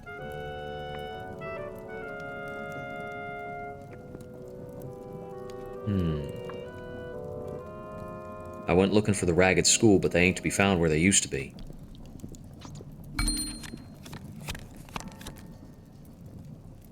A poison candle. That is a different thought. Huh. That's a number of new story threads. What if we consider the method of a poison candle?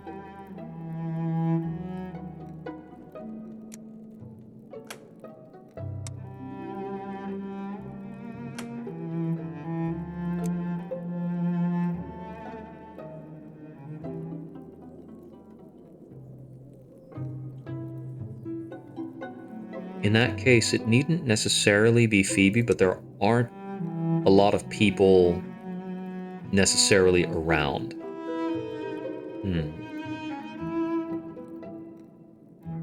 The idea of arsenical candles makes it seem like it might be an accident.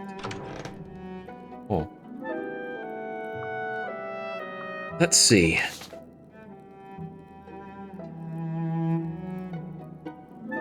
I could talk to Rachel or David about who handled the candles. It's a very compelling new lead. Oh, let's take a moment to build a story about rats.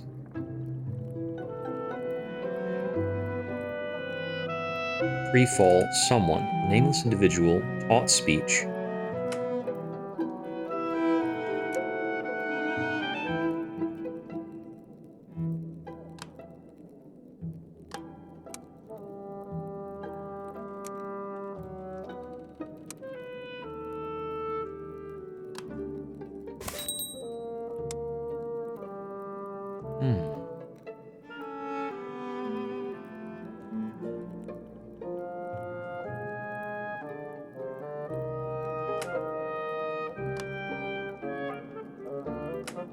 Let's go with this hypothesis. Might work. I want to talk about arsenical candles. Let's meet with Rachel, I think. Or David? Is David the one likelier to know? I haven't spoken with Rachel in a while. I might be able to get more information around about that. I might be able to bounce a story off of her if there's enough time. Oh, I need to change.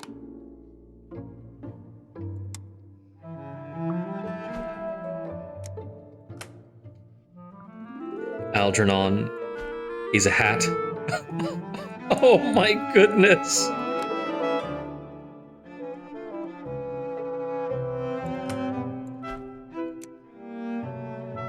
This must be suitable wherever we go, I feel.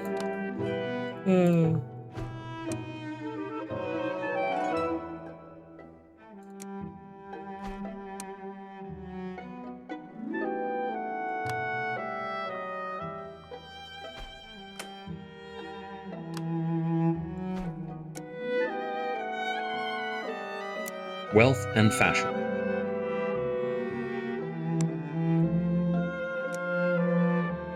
I should think about who might like to see rats on display. You've a visitor.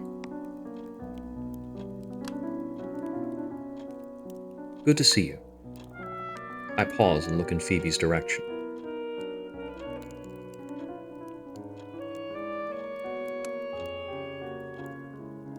I'm thinking about what you said to me when we were walking back from the graveyard before we found David alive, about grief being work for more than one person. There are ways of sharing it out. No one speaks for a moment. Be careful where you step. The floor is covered in powdered beetle's wing. Powdered beetle's wing? Do you have a great number of beetles here? No, and I had to go to some trouble to acquire it. I couldn't get bread flour. It's scarce here, as you might imagine. I didn't want to use ash. She's talking even more quickly than usual. I think she must be embarrassed. I put it down in order to see what shape David's feet are. Ordinary human feet or rooster feet? They're ordinary feet, happily.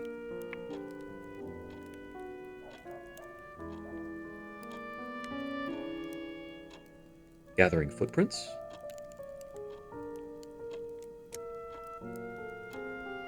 If you wish me to take off my shoes, I can show you mine as well. They're also ordinary human feet. No, don't be ridiculous. I'm not worried about your feet. In the Zohar, there are creatures who come to us in the shape of the dead, perfectly copying the form of the dead, in everything except their feet. Their feet remain rooster feet.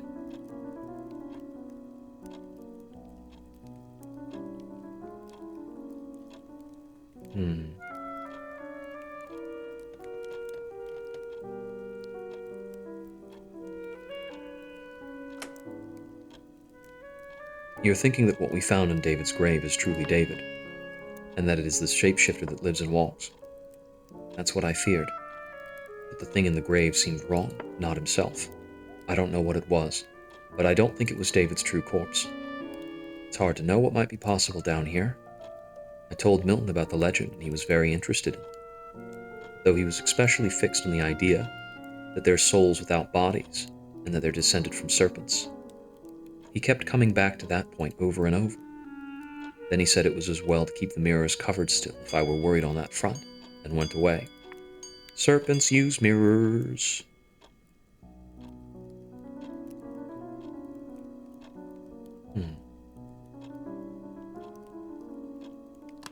I'll leave the matter there. Curious. Do you mind if I ask you a few questions about the murder?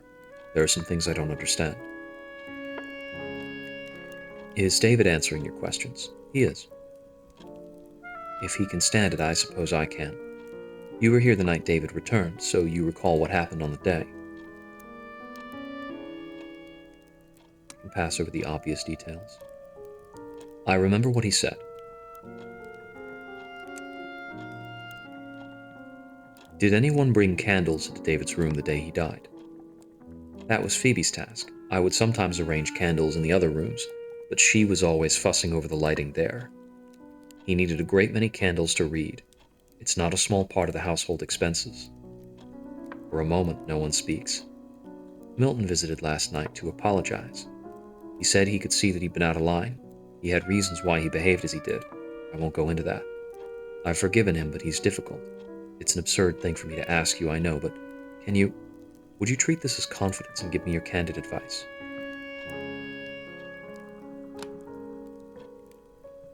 Tell me everything. Tell me at once. If I hint at feelings from Milton, he says, "Oh, I know," in an affable way, or "What an inconvenience." As though I'd caught a sneeze and he was sympathetic but didn't see what it had to do with him. Then he turns the subject to something innocuous.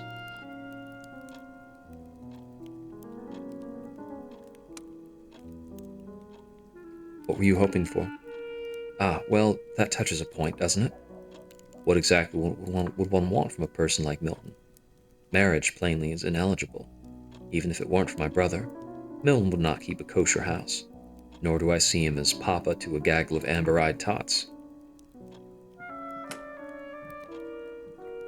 If it helps to talk about it, please do go on. Thank you. Kindness is like milk and honey down here. I've thought of being his mistress. Among artists, these arrangements are tolerated more than elsewhere. While David was gone, I thought about it a great deal. Why not, I thought. There's no life for me as a respectable lady, as the woman of a Jewish household. But with David alive, no. I'd rather stay here with him. I can be both myself at once. As Milton's hostess, I would only be half myself. The more brilliant half, maybe, but also the weaker one.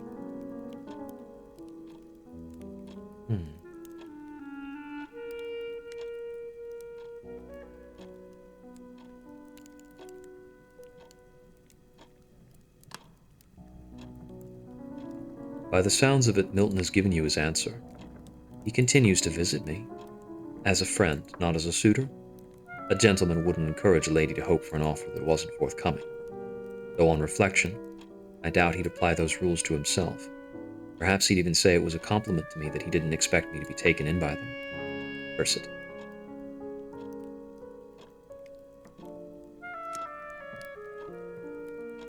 I know it's hard, but it will be all right.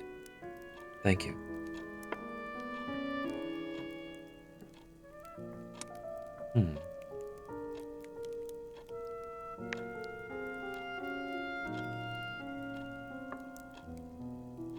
He said you couldn't tell enough about the souls of the characters, and it wasn't interesting to him if it didn't afford a view.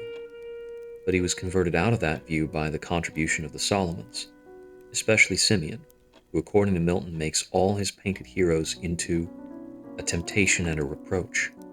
After that, the rules against visual representation were relaxed, and the company grew more mixed. The business of the salon is evidently central in Rachel's existence, and at the same time, is the one thing that David will not allow her to discuss at home. So she tells all of it to me, never tiring of its personalities and its particular etiquette, so unlike the manners of her own family.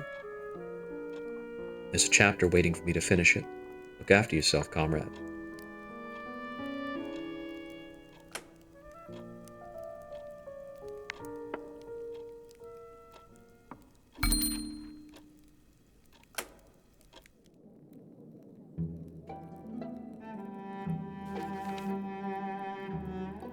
Gets me closer.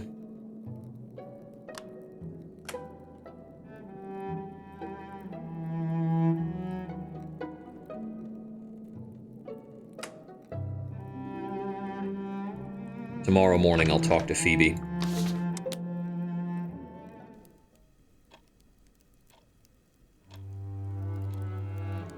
Archie's absence is a coldness in the air. I've been getting new supplies. New supplies, yes. A humid, fleshy odor raises from the basement if I stop in the stairwell. A scent like hot bacon and the sweetness of ripe fruit. I'm forbidden to visit. We are all always forbidden to visit. Every day's meal is finer, richer, more exotic. It isn't just the meat. There are spices I've never tasted before. When the meal is over, I give Horatia a hand clearing up. Good of you, my friend. Horatia is getting supernaturally powerful. I think she might have dealings with mirrors at this point. Is that kind of bounty is the kind of stuff you would pull from the Mirror Marchers, the Gardens of Parabola. She should watch out for tigers. The best thing about playing a Fallen London game is that you can just say out-of-pocket stuff all the time. And it actually does factor into the lore, because the lore is insane. Swedish sailors' mission offers aid, sustenance to squid-faced men. Oh, sustenance. Everything sailors do starts with a Z. It's all sailors, the Z, sustenance, I guess.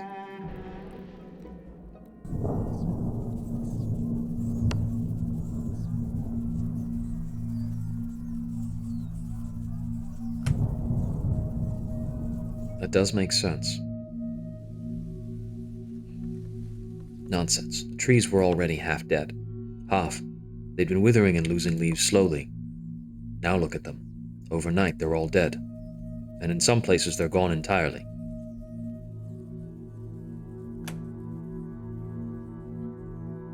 March 20th, equinox. Days and nights are hardly equal now. There was a notice in the broadsheets about the phenomenon, and a profile of the Totteridge Yew, the northernmost tree to have fallen with London. Overnight, something drank that tree to her dregs, consuming all that the sun had endowed, leaving only bitterness. Archie took the sheet away to pack medicine bottles. Huh.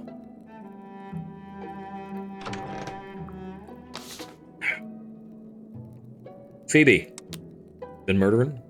Why'd you do it?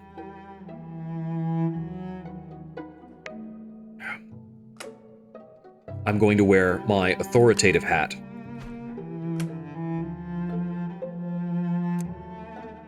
And my conciliatory coat.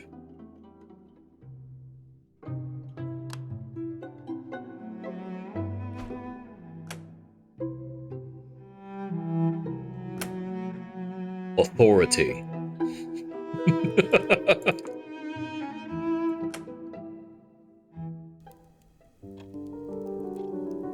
Are you here to see me, then? I don't receive visitors as a rule, and if I did, they'd be meant to visit in the kitchen, I think. We better go for a walk if you want to talk with me. I started coming out here for walks while Mr. Landau was dead. Rachel said there was no point visiting the grave, but I liked it. Made me feel like I could talk to him.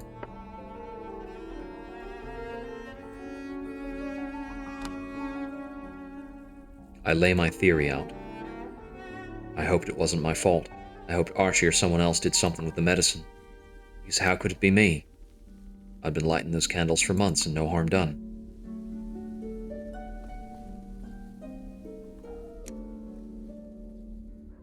And they were always the same from the first batch you made. Maybe I put a stronger dose of arsenic in this time around. Maybe I put a few more of them in David's room. After I asked him not to go back to the surface, and all he had to say for himself was that I could stay behind. But I wasn't sure it would do anything at all. And then I thought, if it did anything, it wouldn't kill him.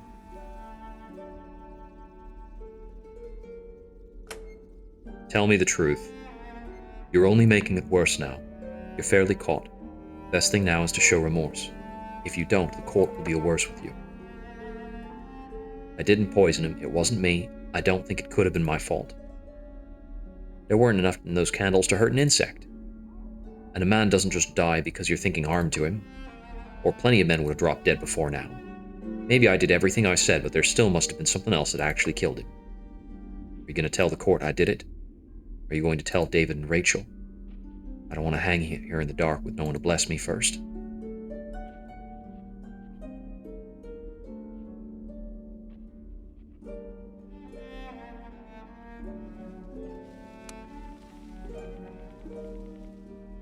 I know someone who deals in confessions and burdens carried.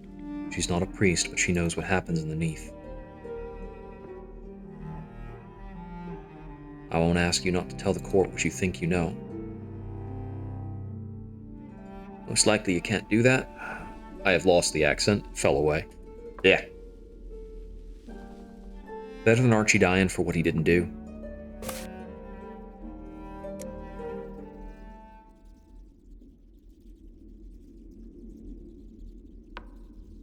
Let's go talk to Ivy. I do believe it was Phoebe by matter of arsenical candle, but it's interesting that the game hasn't given me any affirmation.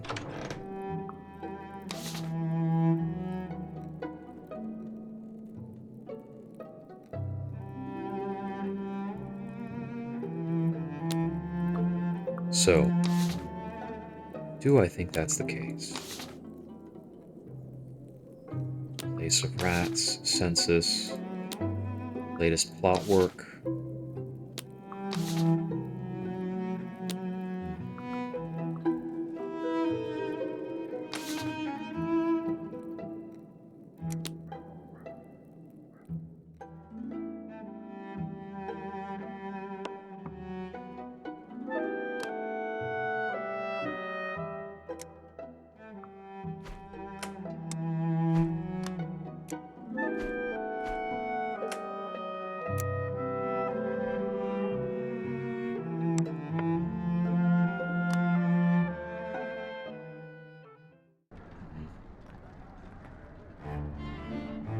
A more understanding or conciliatory conversation with Phoebe might have gotten me more.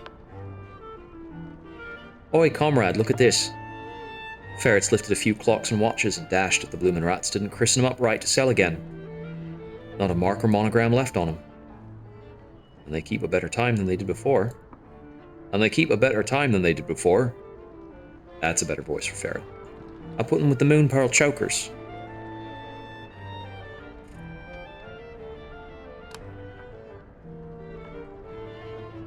What are you looking at?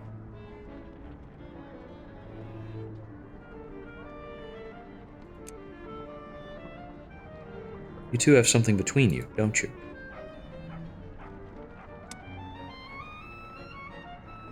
I'm facing a difficult situation. Archie suggested I help identify the person who killed David Landau, whether or not that was really Archie.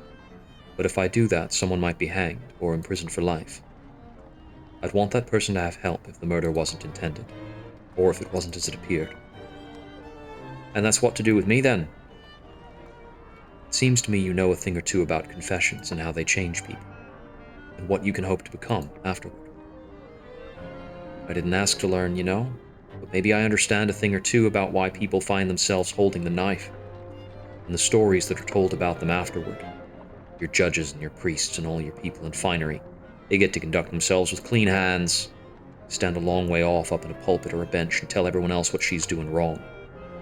And it's us down here that have to do the field work. Not sure whether a thing counts as a sin or not, but there's damage done all the same and it needs fixing. Most things look different when you're down on ground level with them anyhow.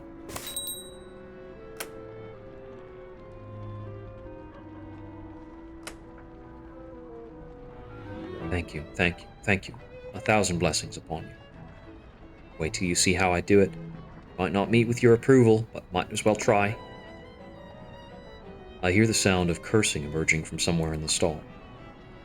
I do not have to look far to locate the source.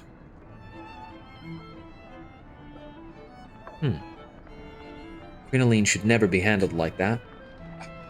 Why do you Londoners insist on such flimsy materials? You cannot say it is for the weather. Even in Karakoram, we knew of your island that the sun had never lain eyes upon. Well, we're all down here now, ain't we? And you're in my employ, so I suggest you learn your crinoline from your plimsolls. Only if I can use your parasol to skewer another customer who talks back. Oh, it's you.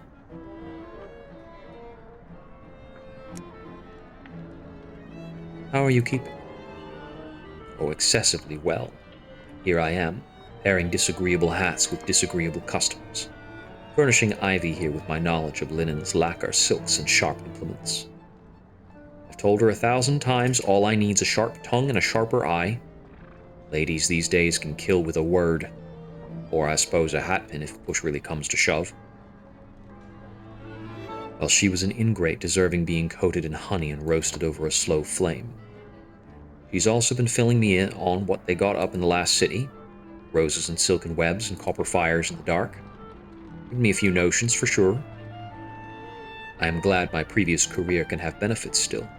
Anyways, as you can see, I'm exceedingly busy.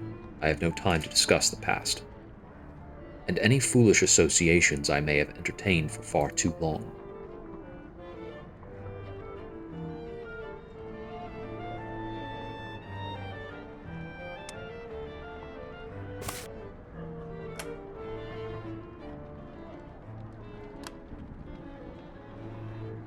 I wish you'd reconcile, and I wish I were the wife of Prester John.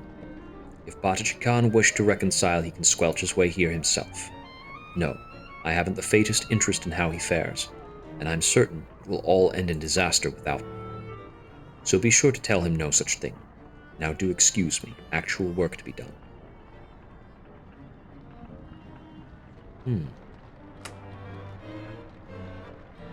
Ivy and I have served different clients, perhaps, but we speak the language of the same profession. We get to talking about the materials available beneath, about how colors look different when they're never exposed to sun, about how it's harder to tell good workmanship from bad in the dark. We talk about warmth, and the importance of fit, and the art of constructing a gown that can be refitted as the wearer changes in size. There's a few ladies who are no more than sticks. The diet below hasn't agreed with them. Ah, well, top of Rome for me.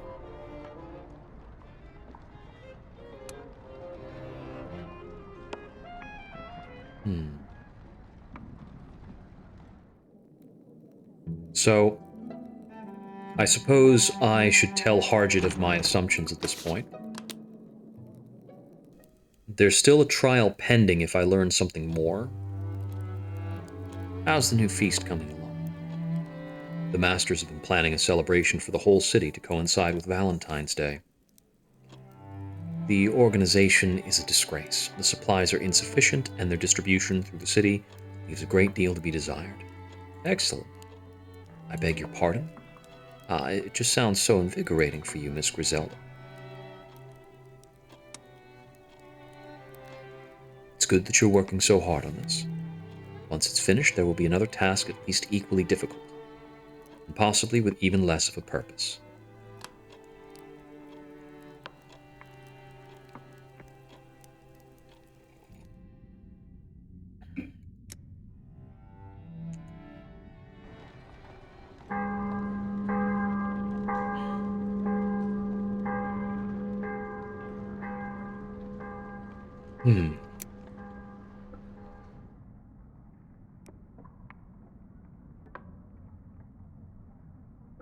Beeline answering name of Pebbles accused of carrying prisoner's message from the HMS Ungulate.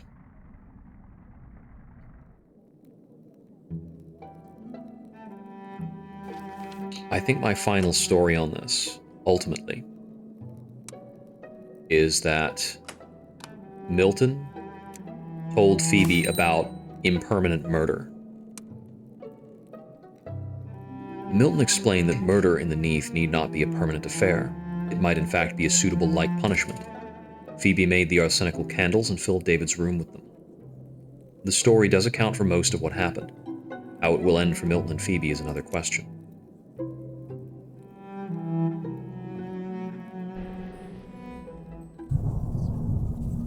I think that puts everything in the right place.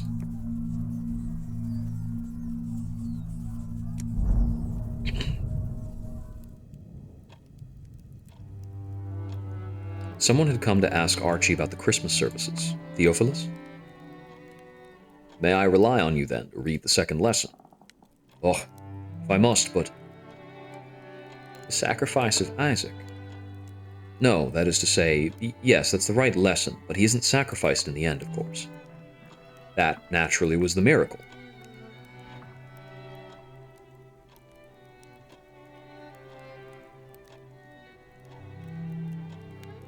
What would I have wrong about Archie? Maybe it wasn't even him. I've always been more partial to the fourth lesson. Ah, but consider how the second lesson ends. Your descendants will take possession of the cities of their enemies. That's the verse I most dislike.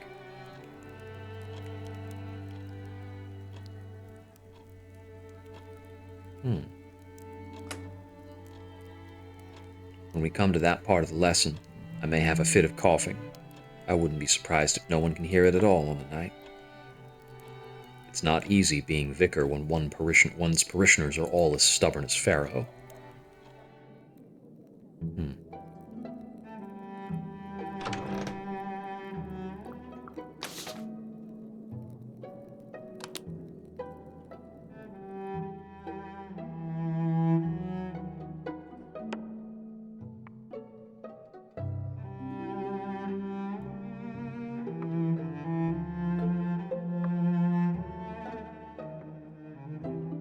Oh, this is fine. I don't need to change for the sake of an arrest. You're looking well. There's something I wish to discuss. I believe I know what happened and why. I lay out the whole story as I've reconstructed it, complete with means and motives. And what you're bringing me, you're sure that, after I've taken this to my superiors, I won't be able to retract it. If you change your mind later, it will be too late.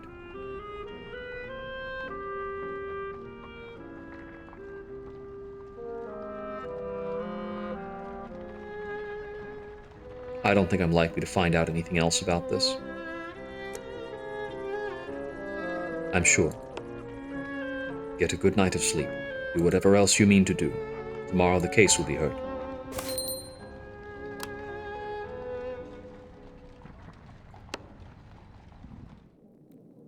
Pull the trigger. I'm not one to dilly-dally.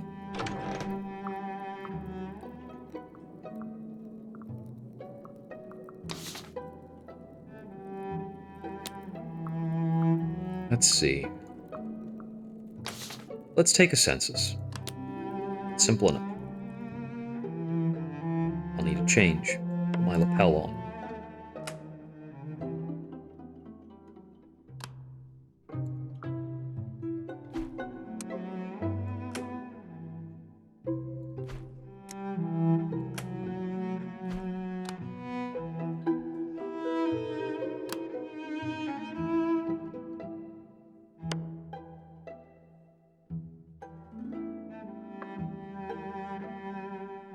Like a member of the constabulary. Oh well, that's fine. Oh, you brought back algae.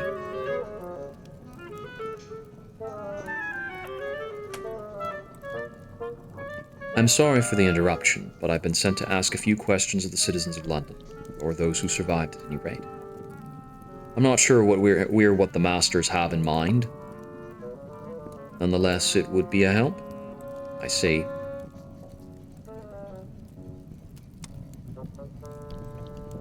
What is your full name, from the perspective of the law, that is? Ferret's the only name I go by. And no one saw fit to tell me if it was a forename or a surname. Might have come down to me from a noble house for all I know. Courtesy of my great-grandsire and his wife, Lord and Lady Stoutweasel. That form, you have to put on it whether a person is a gentleman or not.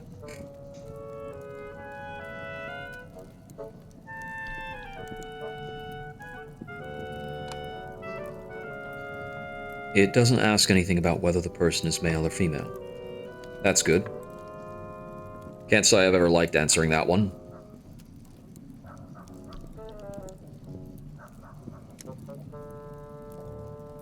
People are always trying to fit one into uncomfortable boxes.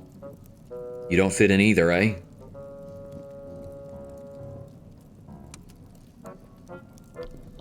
Does anyone live with you? Any boarders? Someone keen to share an evening meal of the day's catch? No one but me here, unless you calculate in the terrier and the dove. There's one lives under the roof. No rats, though. Won't find a single rat living in this building unless I invited it here with an engraved invitation.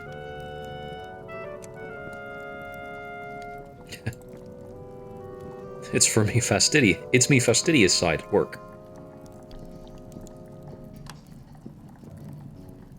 Are you married or otherwise connected? You won't find any parish documents regarding my nuptials, nor for my christening neither. I might buy something while I'm here.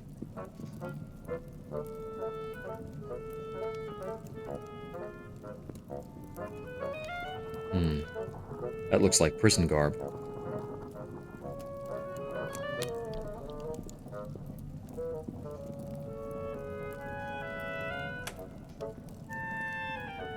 Give you a penny for that sailor's shirt. Don't look like it's worth more.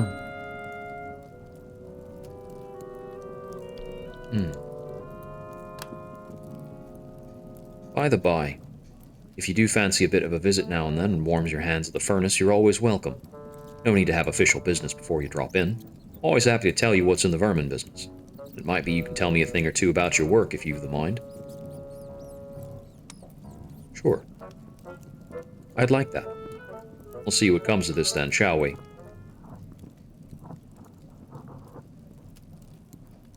It's getting late, so I'm heading back home. Alright, tomorrow we're getting into the trial.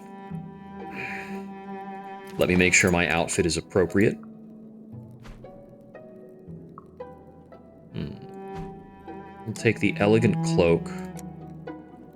I'm not doing this as a ministry individual.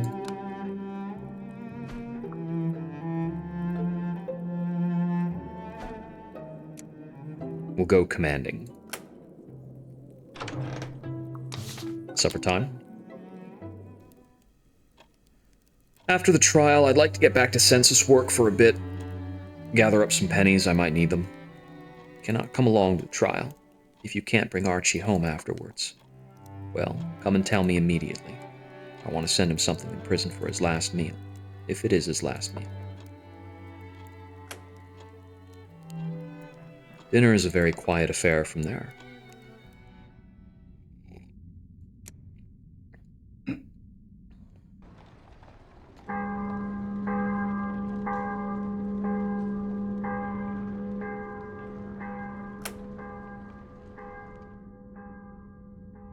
We were doing court this morning.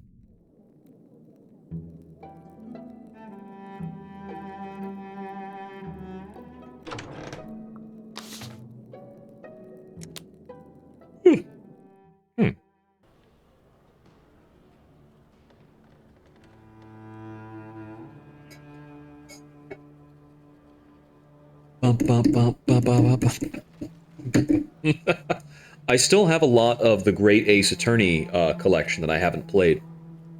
I need to boot that back up again. I'm gonna have to restart the case I was on when I stopped playing. I've forgotten some of the details. There was a very fancy music box involved? I don't know.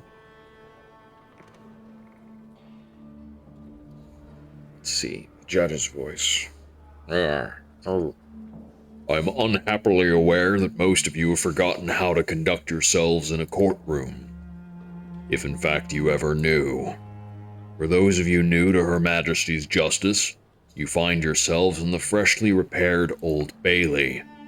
Apparently we're to count ourselves fortunate that it is in good enough condition for us even to meet here. We are gathered here to try Mr. Archibald Reed, Miss Phoebe Riley, and Mr. Milton Milton on the charge of murdering Mr. David Landau. What does Milton think about this? Milton is conspicuously at ease. He looks around, drinking in the details of the courtroom. We also find ourselves able to welcome the murder victim among us.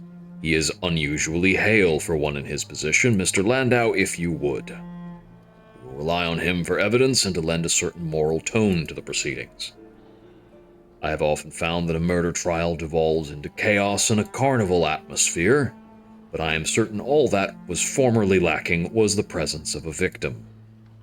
Mr. Landau, if you could look a bit more martyred, that would be ideal.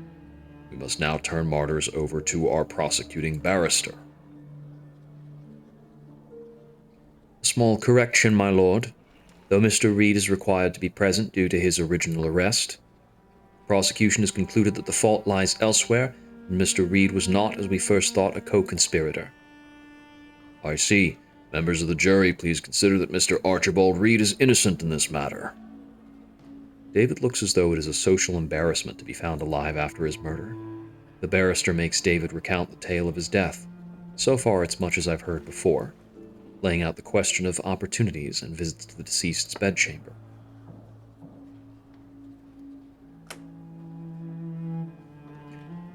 The critical question appears to be, Mr. Landau, who had the opportunity to poison you? You were ill and were alone most of the day before you died? I was. But you saw a few people. My housekeeper, Phoebe Riley, came to see to the candles, and Mr. Reed, who was attending me as a doctor. Mr. Reed came and gave me a dose of medicine. Was it the first time Mr. Reed attended you? No, he had been treating me for some days. But you had not recovered. Not entirely, but his treatments had reduced my pain.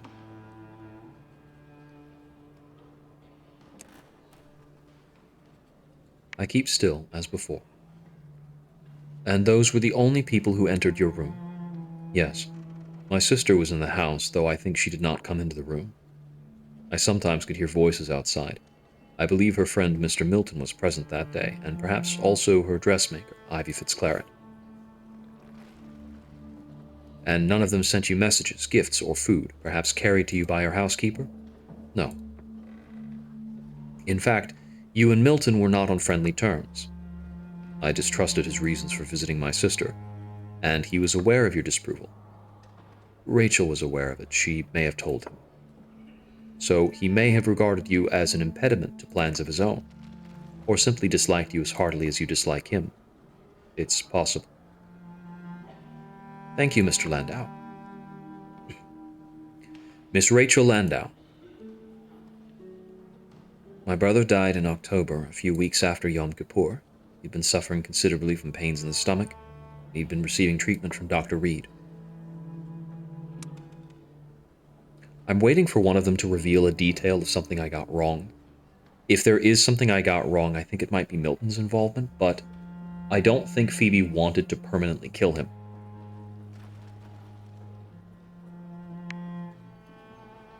I beg your pardon. Mr. Reed is not a physician, but he was in training. Very good. Continue. On the day of his death, only 2 people went into David's room. One was Phoebe to light candles, so he could see his books and distract himself a little. The other was Mr. Reed, who administered a drug to him and departed. No more than a few minutes after Reed left, Phoebe and I heard a crashing from David's room. We went inside and found he had undergone convulsions and fallen from the bed.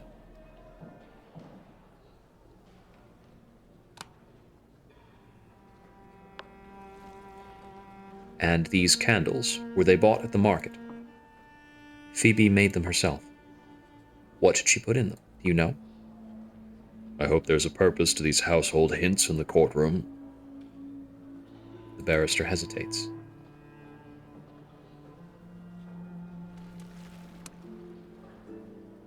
I give the barrister the tiniest nod. Miss Landau, do you know what was in the candles? That feels like it shouldn't actually be the barrister's line. Did you know, Miss Landau, that candles made with arsenic burn exceptionally well? No. No, I only learned this recently myself. Let's see whether Miss Riley was aware of it. Miss Riley, you've heard Miss Landau's account of your employer's death, is it correct? I suppose so, far as it goes. So you went into Mr. Landau's bedroom on the day he died. There wasn't any scandal in that. We kept a respectable house and it needs cleaning. Besides, I look after the Landaus whenever they're sick, brother and sister, till it gets so bad they need a doctor. But you lit candles of your own making. They contained arsenic in the recipe, did they not? They did, but there's nothing in that. It makes them burn brighter. I'm not going to heckle or be louder or do anything like that. I put it to you that you were angry with your employer, and that Milton encouraged your anger. I wasn't angry with him. I put it to you that you saw an opportunity to kill David Landau through an atmospheric method that would go unnoticed. I put it to you that you made the candles more poisonous over time. I didn't change the recipe of the candles, no, I made them the same way every time. Or burn them in excess. Did you fill David Landau's bedroom with extra candles? I brought him enough to read by as he asked. Thank you, Miss Riley. I would also like to remind the jury of what we'd already heard from the formerly deceased. A number of people were in the Landau's townhouse on the day of his death, including Milton, the personage of hellish origin. You may just say devil. It seemed impolite. I believe it would be impolite to call him a demon, as those are creatures of quite a different genus. But I take my knowledge of devilish etiquette from the pages of the unexpurgated Gazette. It may be imperfect. It should be expurgated, not expurgated. Oops. At any rate, this devil appears to have been a regular visitor. I call to the stand the Reverend Theophilus Witherwick. Mr. Witherwick, I understand you have some expertise in devils. Yes. Do you believe a devil might tempt someone to behave as they otherwise would not? No. No. The faults in our souls are our own. A devil can at most bring out what is already latent within. But might a devil encourage, say, a young woman to commit an act of violence? He might. But if she did such an act, it would still be her sin.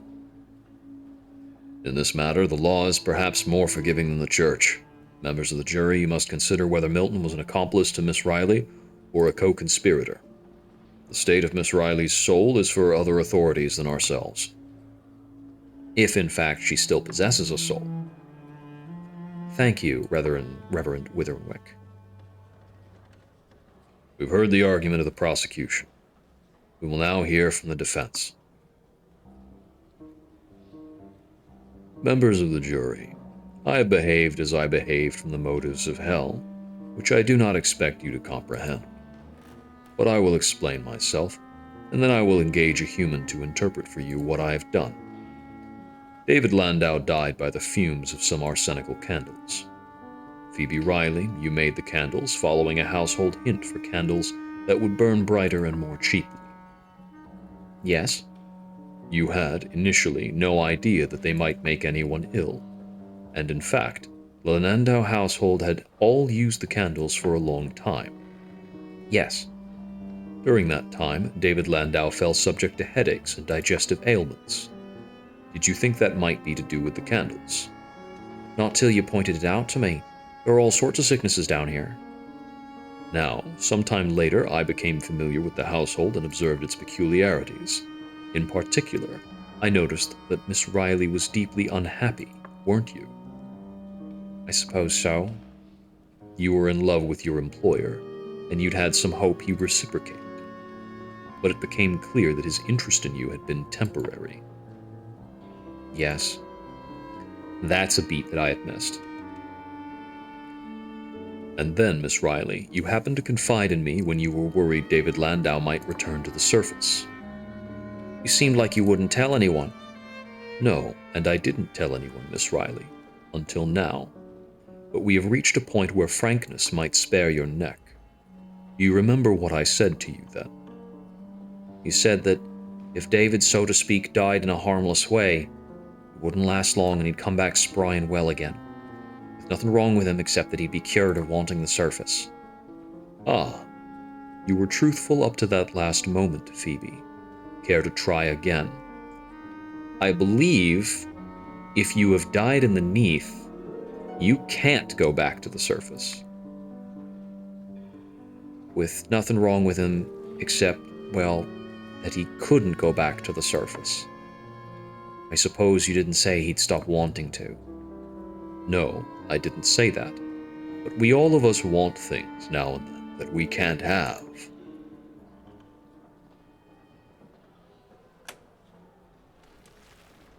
Happens to us all, doesn't it? Let the audience be silent if it does not wish to be excused. Phoebe, you thought you would be guaranteed Mr. Landau's presence, and I suspected that the experience of death might have a clarifying effect on Mr. Landau's indecisive ethical mechanisms. I may have overestimated his capacity for the revitalization that death affords.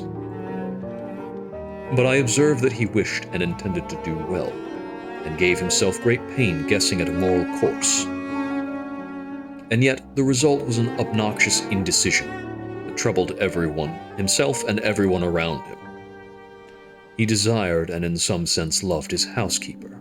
He knew he had transgressed his own code in seducing her. If he had only had to face social disapproval, including most powerfully that of his sister, he might have gone ahead.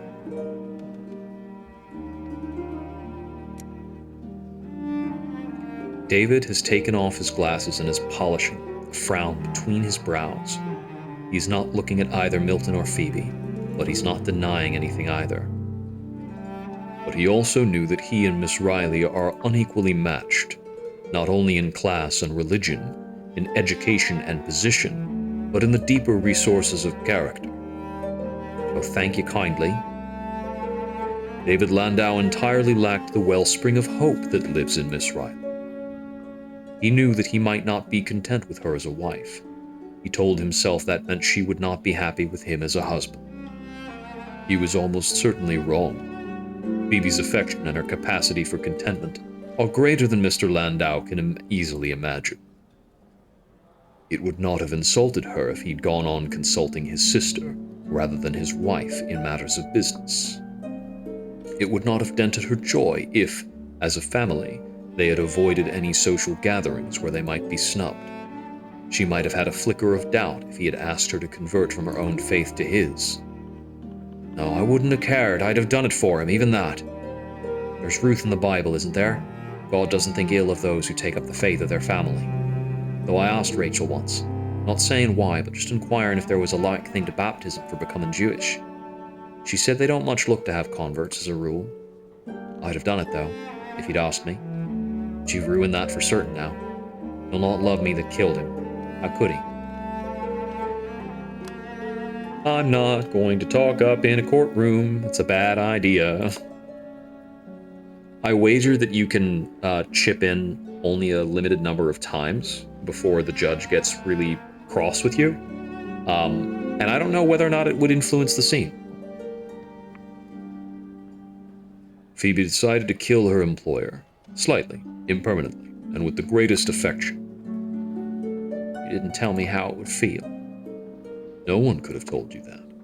In any case, members of the jury, you should also know that Phoebe did not have the means to kill, even with her candles. They were too weak. They burned too fast. They did not give enough poisonous fumes. That is where I provided some assistance. I know a sigil that, written in the wax of a candle, will prolong its burning and strengthen its fire. I so inscribed all the candles meant for David Landau's bedroom. That's something I had missed. So if I had asked Milton about the method, maybe he would have told me. But I properly gathered that Milton and Phoebe were the co-conspirators involved. Were you surprised when David died, Phoebe? I was a bit. I didn't think it would work. I didn't think I could have done it if I did think it would work, to tell the truth. Then I thought he'd come back right away, which he didn't. Thank you, Phoebe. For my part, I was alarmed that the family buried Mr. Landau so quickly. That was clear. His alarm was clear. I was aware of the burial custom, but I also knew that dreams were coming to Londoners, warning them of the danger of premature burial. I therefore disinterred Mr. Landau and put him in a safe place to await his return. That's why we found a fake corpse, it was you.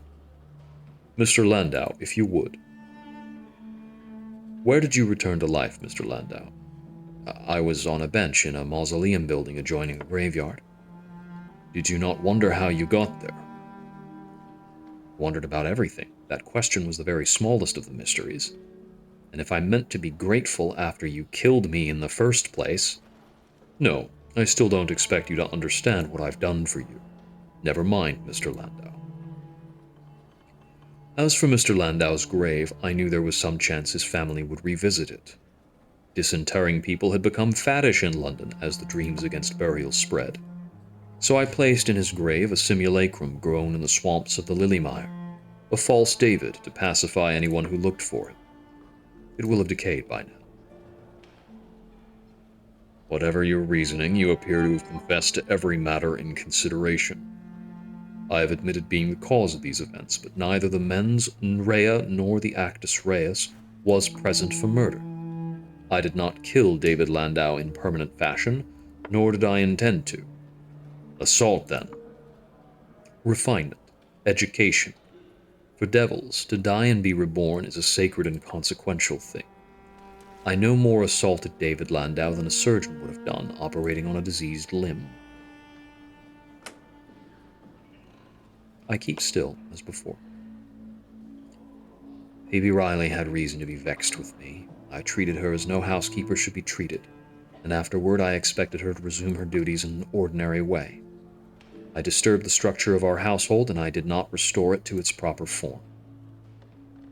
You mean to imply, Mr. Landau, that Miss Riley would have been justified in murdering you?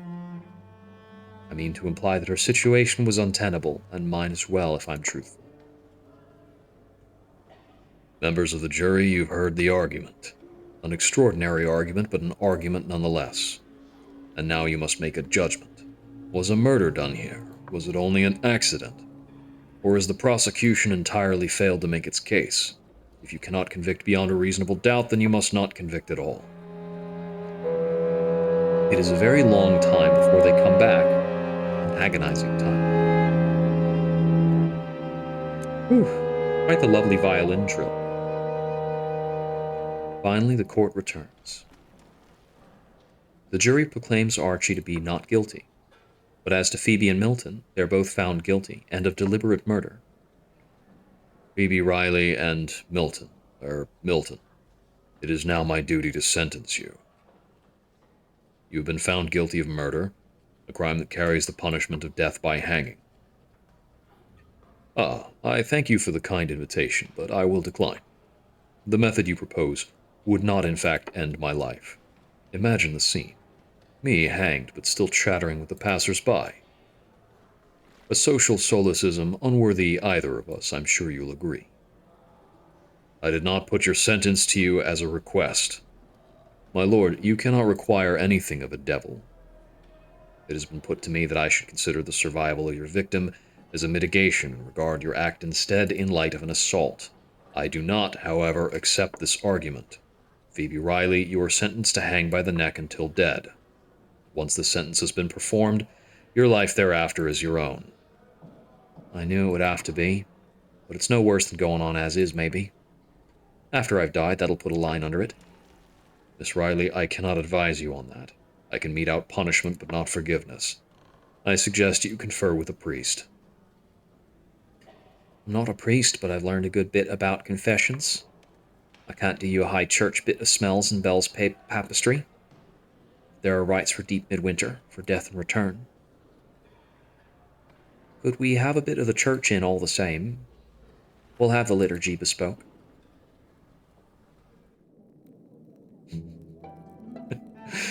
You are sentenced to hang by the neck until dead. Afterwards, you're free to go. Oh, fallen London.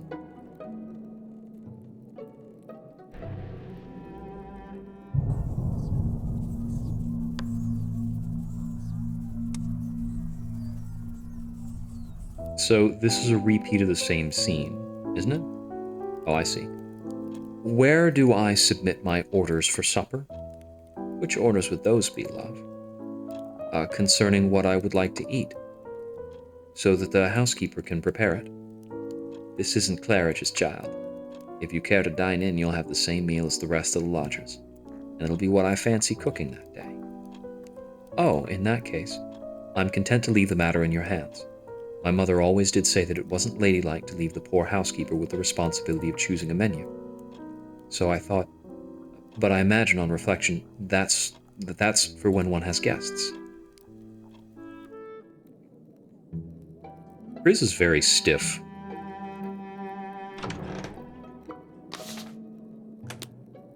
Congratulations to Archie. I cannot quite believe it. I'm free of the ungulate, not to be executed, not to have my good name turned into mud. Can't thank you enough, comrade.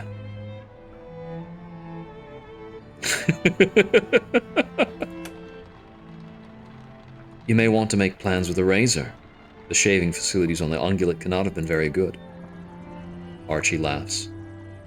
I could even return to the surface and look for my family again.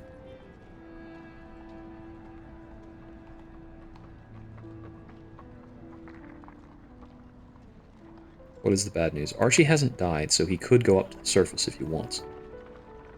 Down here, your Theriac of Mithridates worked. You can learn new things on doctoring that you never knew. Perhaps David Landau will get his transport working after all, and give me a ride to the surface. You should really hang out in the Neath. In the morning, Phoebe must pay her debts. For the moment, she's been granted leave. A limited, escorted leave to say her farewells, accompanied by a man of the cloth. There are rites for the dying and for the condemned. The Book of Common Prayer does not, however, account for someone who expects to die and then return. Perhaps our forebearers should have taken thought for what we should do if we were ever confronted with another Lazarus. Is that a joke? Ineffectively, it appears. Ivy has devised a rite for us, as she did for Holomus. Midwinter now, innit? A bow of yew burns in the grate. How does one begin? Calling in powers. I got the tip from a very tall woman from Tottenridge. Said her mother was a tree until the fall, and she was all that was left. A dryad. Wasn't the word she used, but if that's the scientific term, then who am I to stop you? Now then, enough wittering, let's get to it. We call on the powers of salt and stone. Hear us and preserve us. Amen. We call on the power of storm. Shatter and illumine us. There's no written practice. I can say what I will. I feel moved to say something new. I speak as I feel. Amen? You think God hears such prayers, Reverend? I have set aside that question. What matters is not that the prayers are heard, but that they are made. Oh, I don't think my priest would take to your teaching, sir. Likely not. Doctrinally, I imagine, I would offend everyone from Charles Longley back to the Venerable Bede. Right then, our hands are free for a bit of sacrilege, which is the best type of service by my light. Phoebe, it is the season of Yule, the time when the days are shortest. We burn the Yule log and call for the sun's return, knowing that even the deepest dark is transient. Amen. Do you mind? Sorry. Phoebe, what would you part with before you walk in the light again? David Landau, though you could say I'm already parted from. Was it David that troubled you? It's difficult to differentiate these two voices, because I can tell that Ivy's supposed to be a bit Cockney, and then, like, keeping a bit Cockney separate from, like, full Irish. I'm not refined enough in Cockney for that. Milton made me want to cling on. Yeah, that's slipping away from the Irish. Eh! No, I can see in your face I'm getting it wrong. There's no wrong to this. When you killed David, you wanted to take his choice from him. You His choice to leave me is all, which I know was wrong of me. If I meant to part with family and friends, and every support I had, be strong enough to go on without, we don't. And I know the sort of things preachers say. The Lord never gives us more than we can bear. He never tests us beyond our strength. Stories to the back teeth I've had about suffering and patience. But let me tell you. Here. I don't make many sermons on the subject of divine mercy these days. If he can hear, he deserves an earful. There's a part of this that's asking for things too. Might be I should have skipped ahead to that. I don't know what to ask. We will ask on your behalf to start. Powers, I call on you to bring Phoebe a gob full of all she can eat, or would want to. Honey and wine, meat with the fat on. Marchpane cakes. And not just food either, but all the good things of all senses. And the music that lifted her heart when she was a child. Grant her a home and kin that love her. Not for her works or her service, but for herself. Grant her the peace of being deeply rooted in home soil.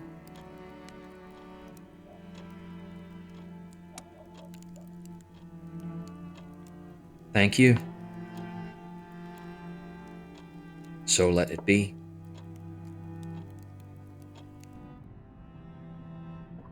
Phoebe is hanged in the morning, but she does not go unprepared, and she does not go alone. The three of us walk to Tyburn, to the hangman's arch. We bear witness to her death, and we send our love with her, knowing that the boatman will not keep her long.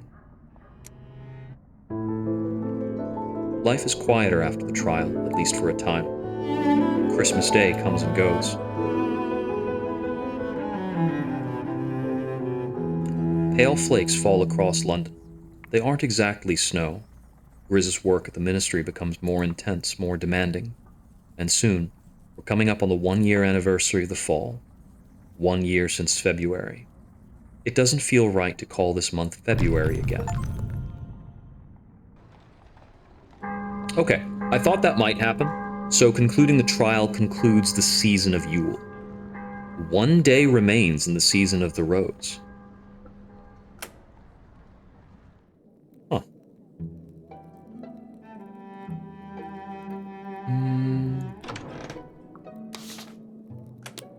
I'll check out this 1 day at the very least, and see how things usher on. We're near on a year since the fall, and whatever may have been, we're not going back to the surface.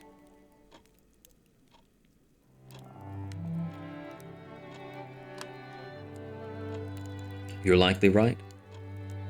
Comes down here, doesn't go back up. Have you seen the decorations going up around the city? I can only see a little from my window. That's as close as she comes these days to speaking of the outside. The city is decorated for a feast of lovers and romance. London is decorated for a celebration. It looks like a coronation or a royal wedding. There's bunting and false flowers, and signs in the shop windows. They're calling it the Feast of the Exceptional Rose. The fungal rose, more like.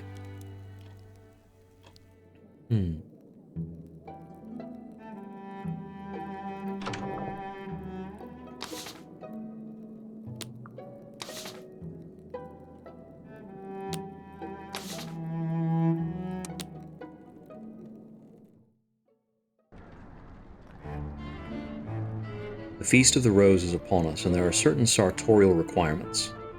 Get your feast mask here, a gift for the exceptional rose. Or a choice of them, in fact. And if you've a score to settle with anyone, I can help you with that too, for a small consideration. Something rotten to an individual you don't fancy.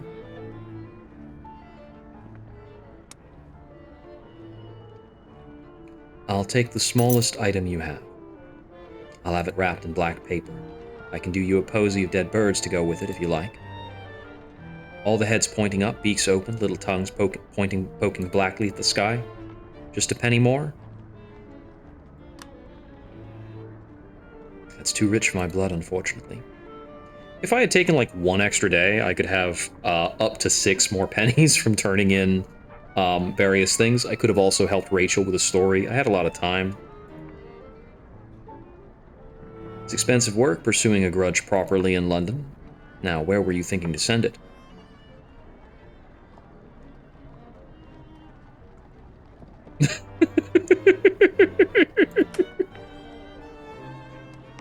Who do they think they are? Glad to do these little services. What we're here for, isn't it? And if, after I've made the exchange, she notes it down in a small notebook, well, there's probably no harm in that. Now you'll be needing something to wear.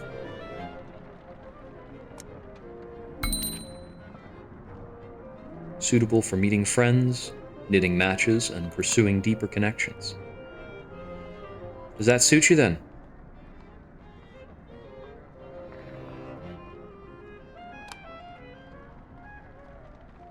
You'll be needing it for the festival that's coming. What's this one? A time for love, seduction, promises? They say the power at the back of it is Mr. Wines. It should not be the domains of Mr. Hearts. Mr. Hearts is creepy. He's a creepy meat trader. Mr. Wines is the most insatiable lush to exist. I recall in Fallen London, you can throw parties for Mr. Wines. You need to have a lot of wine to throw a party for Mr. Wines. I believe it's a random event where you get the opportunity to host, and you need like 100 bottles of wine. It varies. You can put on like a party that Mr. Wines doesn't like if there's not enough wine or the vintage isn't good enough, and you can like scale it up based on the resources you have. That's not entirely in his style. Wear the mask to the feast and look for the person you most desire in your future. Friend, lover, spouse-to-be. Perhaps they'll be looking for you in turn. Or go alone and enjoy the crowd. There's something in that too.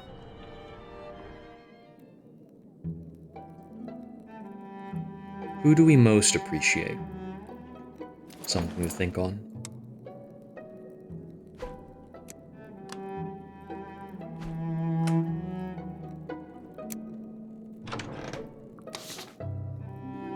Riz, Harjeet, word to Horatia, Rachel, Ivy, Ferret.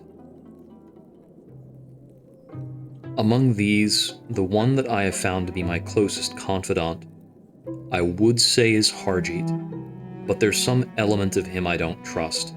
Something he knows and doesn't share, doesn't confess. There's an air of danger about him that requires distance. Horatia, however, I could say anything to her.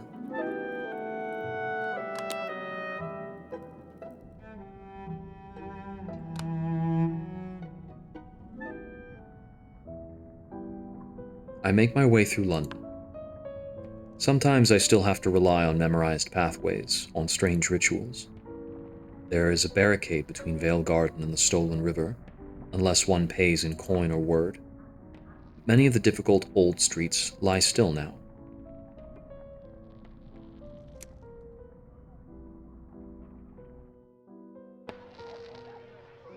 All of London is out walking along the Thames, enjoying the feast. It's not really the Thames, though.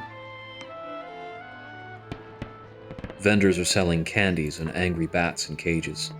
The music is fresh and new.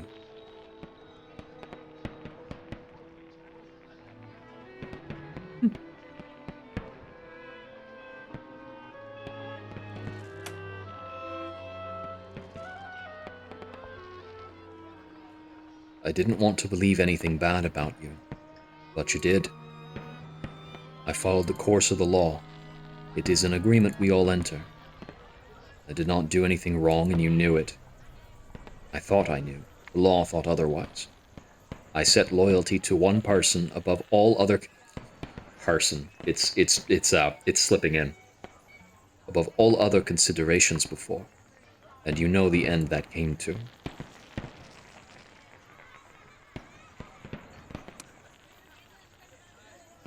What do you mean by that? I know what he means, and that'll do. You've not found Lucian, then? Wherever he has gone, he has forgotten me. I'm starting to wish I could do the same to him. Friendship has a claim on me. Might be that I'll come back to seeing you for a friend, but the hurt's not faded yet. We have all got our wounds. That reminds me, I need a fresh order of laudanum. Perhaps that ends better than I feared. I hope never to arrest another friend. I suppose it is helpful that I have so few.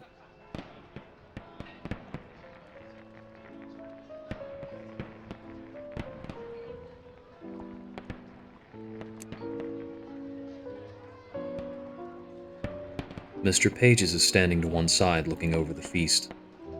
Grizz is trying to speak with it when I approach. There is one other matter. Leave the Ministry of Accounting and Recounting with me. The Ministry of Public Decency has claimed all your attention.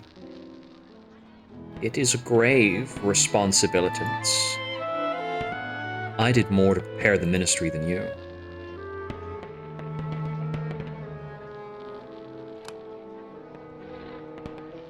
She does know how the Ministry of Accounting is run. I can tell that I chose the wrong moment. Mr. Pages looks out of sorts. Fine. I scan the crowd for familiar faces.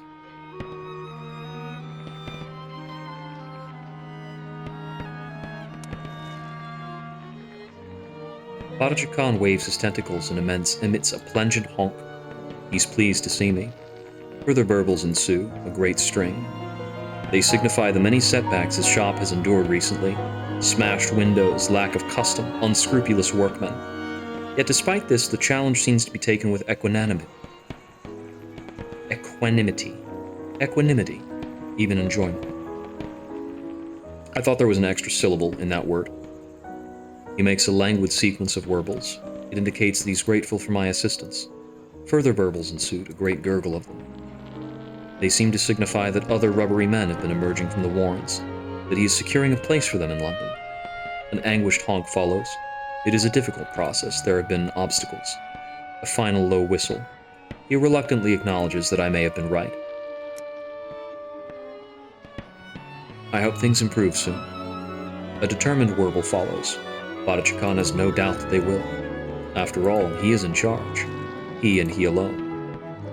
A series of halting honks introduce a difficult topic. Barkajin and what has become of her. He wonders, is there anything he ought to know? Further hasty warbles, so he knows where he ought not to go. She works quite close by, in fact.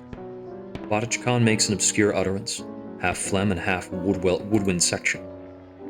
It indicates an ambivalence. In the end, perhaps Barkajin was right, he indicates, or at least not as wrong as he'd supposed.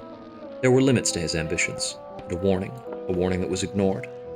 Perhaps he might seek her out and hear what she has to say, but not now and not soon. After all, in the end, he came to Pages alone. A final dismissive warble. He thanks you for your example and your lessons. He intends to rely on no one again but himself. At last, simple but unmistakable honk. It is farewell. I said haunt.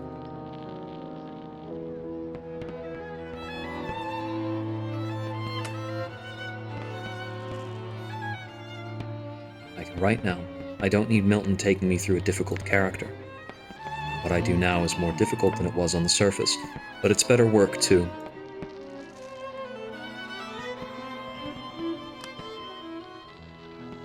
I wanted to be a help with that. It's not something that was given to me by anyone else, but you helped as much as anyone has, bringing me stories that showed what it means to live in the Neath. I didn't have that before.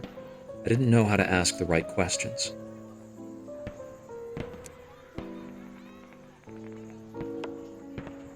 Horatia isn't here. She can't be here. I can only bring the feast home to her. Before I speak with Horatia again,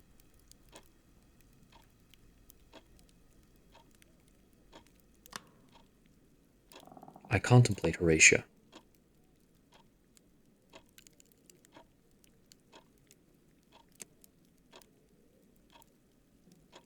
Less adoration, please. Need a second to help build what I'm building.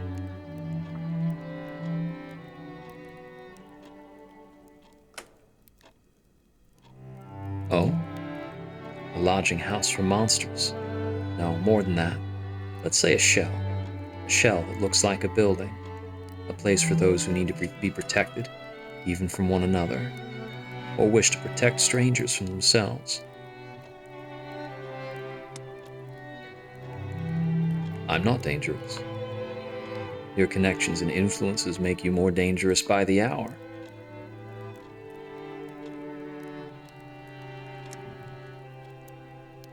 You might need things other than a strong building.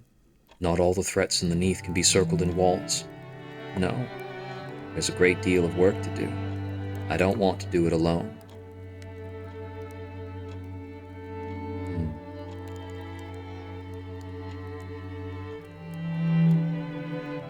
I feel content at that. To be a mover and shaker not for the sake of being wealthy or powerful, but for the sake of carving out a niche for people and allowing them to be. Phoebe returns from death after only a short time. She moves in temporarily with Ivy.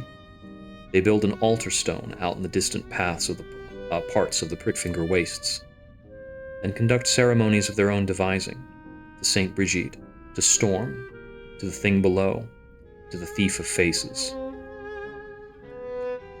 Praying to Storm, I think, is wise. The most of the rest of that you shouldn't really barter with.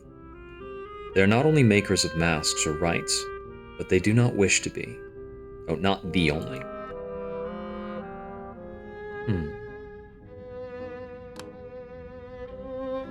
Phoebe calls in the condemned and teaches them the words to say to death. Some of them take to wearing a small amulet of her face. It embarrasses her, but she does not prevent them. Theophilus permits the most acceptable of their liturgies to be performed even at St. Albans. As for me, I bring what I have learned home to other places. All rites, liturgies, and religious laws are altered in Neath. This sigil... Wait! I've unlocked a sigil of the correspondence? This sigil may be interpreted as the center will hold, of the perimeter protects. Oh! That's why this background is different from before. That background image is tracking my achievements. All the possible beginnings of the story are open to you now. Start again, and you may find a very different ending to record on the flank of the bazaar. Okay, so it's possible to record a full register of the correspondence on the side of the bazaar if you earn all the achievements in the game, which seem to be earned from certain story conclusions. Very interesting. And it didn't really overstay its welcome. I think for a visual novel, if it's going to ask for replayability, it can't be that long. And grand total playthrough time, we got to about 6.5 hours. I'm pleased that I think I understood a lot of the trial and found a lot of that out. Although there were some elements I didn't learn beforehand, I placed my accusations fairly in the end. There are a lot of different angles romantically that I didn't pursue. I feel like I didn't get very close to Mr. Pages, largely because I didn't complete the census, and I think there will be certain accomplishments such as enabling Grizz to be the one who carries on the ministry. That would be interesting. I feel as though I finished matters with Badaji Khan sufficiently, so I think in a subsequent run, I may or may not actually interact with the rubbery persuasion. Let's see. Other major threads, there was definitely more to pursue in course of, what's the word? In the course of novels, and working with Rachel on that stuff. I think the sigil that I unlocked at the end was related most keenly to Horatia, and I noticed along the course of the game that I got a message regarding Horatia that didn't appear for any other character. It tells me that I was kind of carried along. That was the case where I had actually built up enough relationship to cash in an ending. I don't think I had a relationship with any other character that was strong enough to be an ending. But I was asked to consider whether I sought to align myself with Horatia's ideals. And that was something different. And I think I could align myself with Pages perhaps by completing the census, maybe, but it might have to be the census and the novels through Rachel. Oh, grateful thanks to the Stupendium. I did see the Stupendium video for this. It was pretty intriguing. And I think looking back on it, the Stupendium video actually covers a lot of the characters you meet in the game. It's worthwhile. I also noticed that a number of the credit names are also represented in the game. Chapman was mentioned, as well as a few other names that it seems were borrowed, which is interesting. Delicious fallen London community who have kept us in candles and cloaks since 2009. Yes, the fact that I was asked about other character, inter-character connections, seems like there's a possibility between Grizz and Pages, between Grizz and Rachel, between Ferret and Ivy, actually, possibly, but maybe not.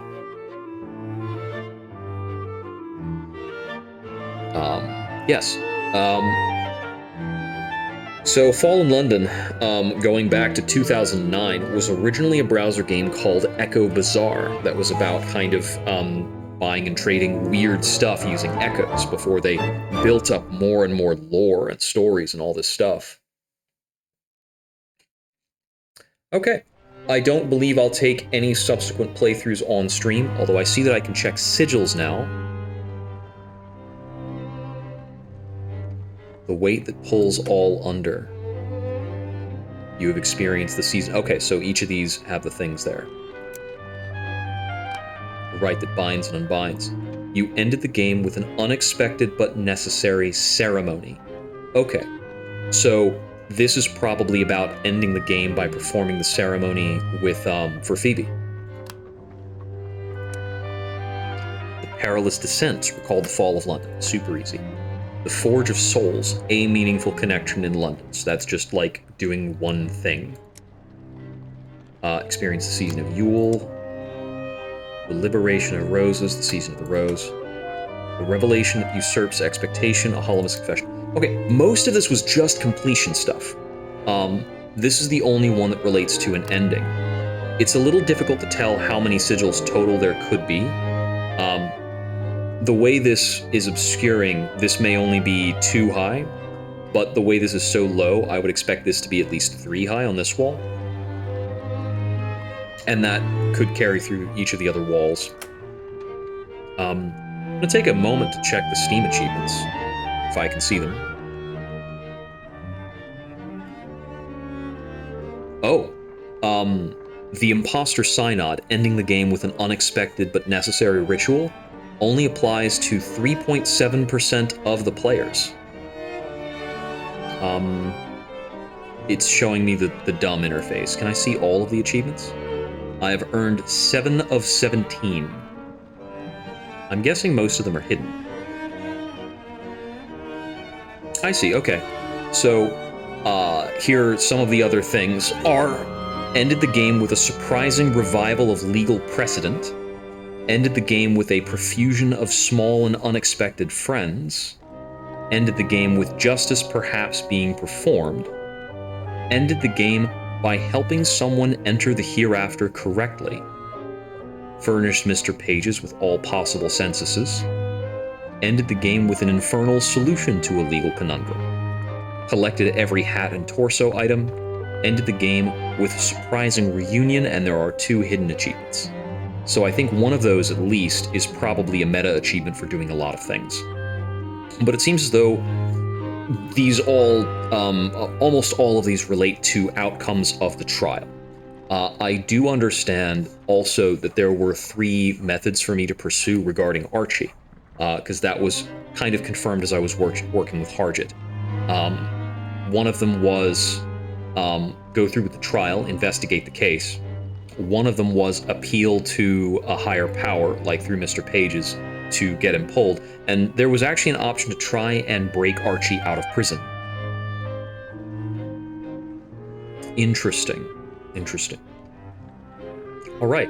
I don't think yeah, as I said before, I don't think I'm going to continue to play this on stream because a lot of the content would be repetitive, and I will not read aloud another 6 hours of content when I don't know how much of that would be unique in any case. But I really enjoyed this. This was really interesting. I think there are a lot of cases where not saying anything or keeping quiet was the correct answer to progress the scene. I think that's very interesting. The system of wearing clothing was intriguing, but it's very difficult to tell how impactful it was at any given time. I think I'd have to kind of peer under the hood because there's not a lot of UI feedback to let you know how much that matters. Like, if I'm wearing something suitable to the scene, is that affecting like a hidden dice roll? Is that moving me up in a chart relative to somebody? I feel like I was better received by the devils in subsequent appearances after I polished up my attire, but I don't know how much of that is perception and how much of that is actual, and I think that's a tricky thing. It is certainly possible that I was presented with ideas of mechanics that weren't necessarily doing anything, but in Fallen London, you collect articles of clothing to give you bonuses to like 4 attributes that determine how you work on challenges. You can assemble entire outfits that are designed to help you with specific tasks, and you can actually quick swap them on like the side panel thingamajig. So it's entirely possible that there is a calculation regarding each outfit item and that they have hidden attributes. I would have liked to see those attributes named, if only because the names of the attributes are really crazy in Fallen London, and it's part of the fun. Your character is some mix of watchful, persuasive, shadowy, and dangerous, although they update the terms in the other 2 games. Sunless Seas and Sunless Skies see you amassing different attributes. And then at the higher level of Fallen London, because there's like a run-up game and then an end game block, in the end game you have additional qualities that can be used for weirder tests, and I think those are like respectable, bizarre, and other things like that. Your character amasses traits based on decisions that influence these things, but you can also be bizarre because you are wearing gloves made out of tongues or something super freaking weird. Polythreme is bad. Nobody should go there. But I was delighted to share this with everybody, and good to bring it to at least one conclusion on stream.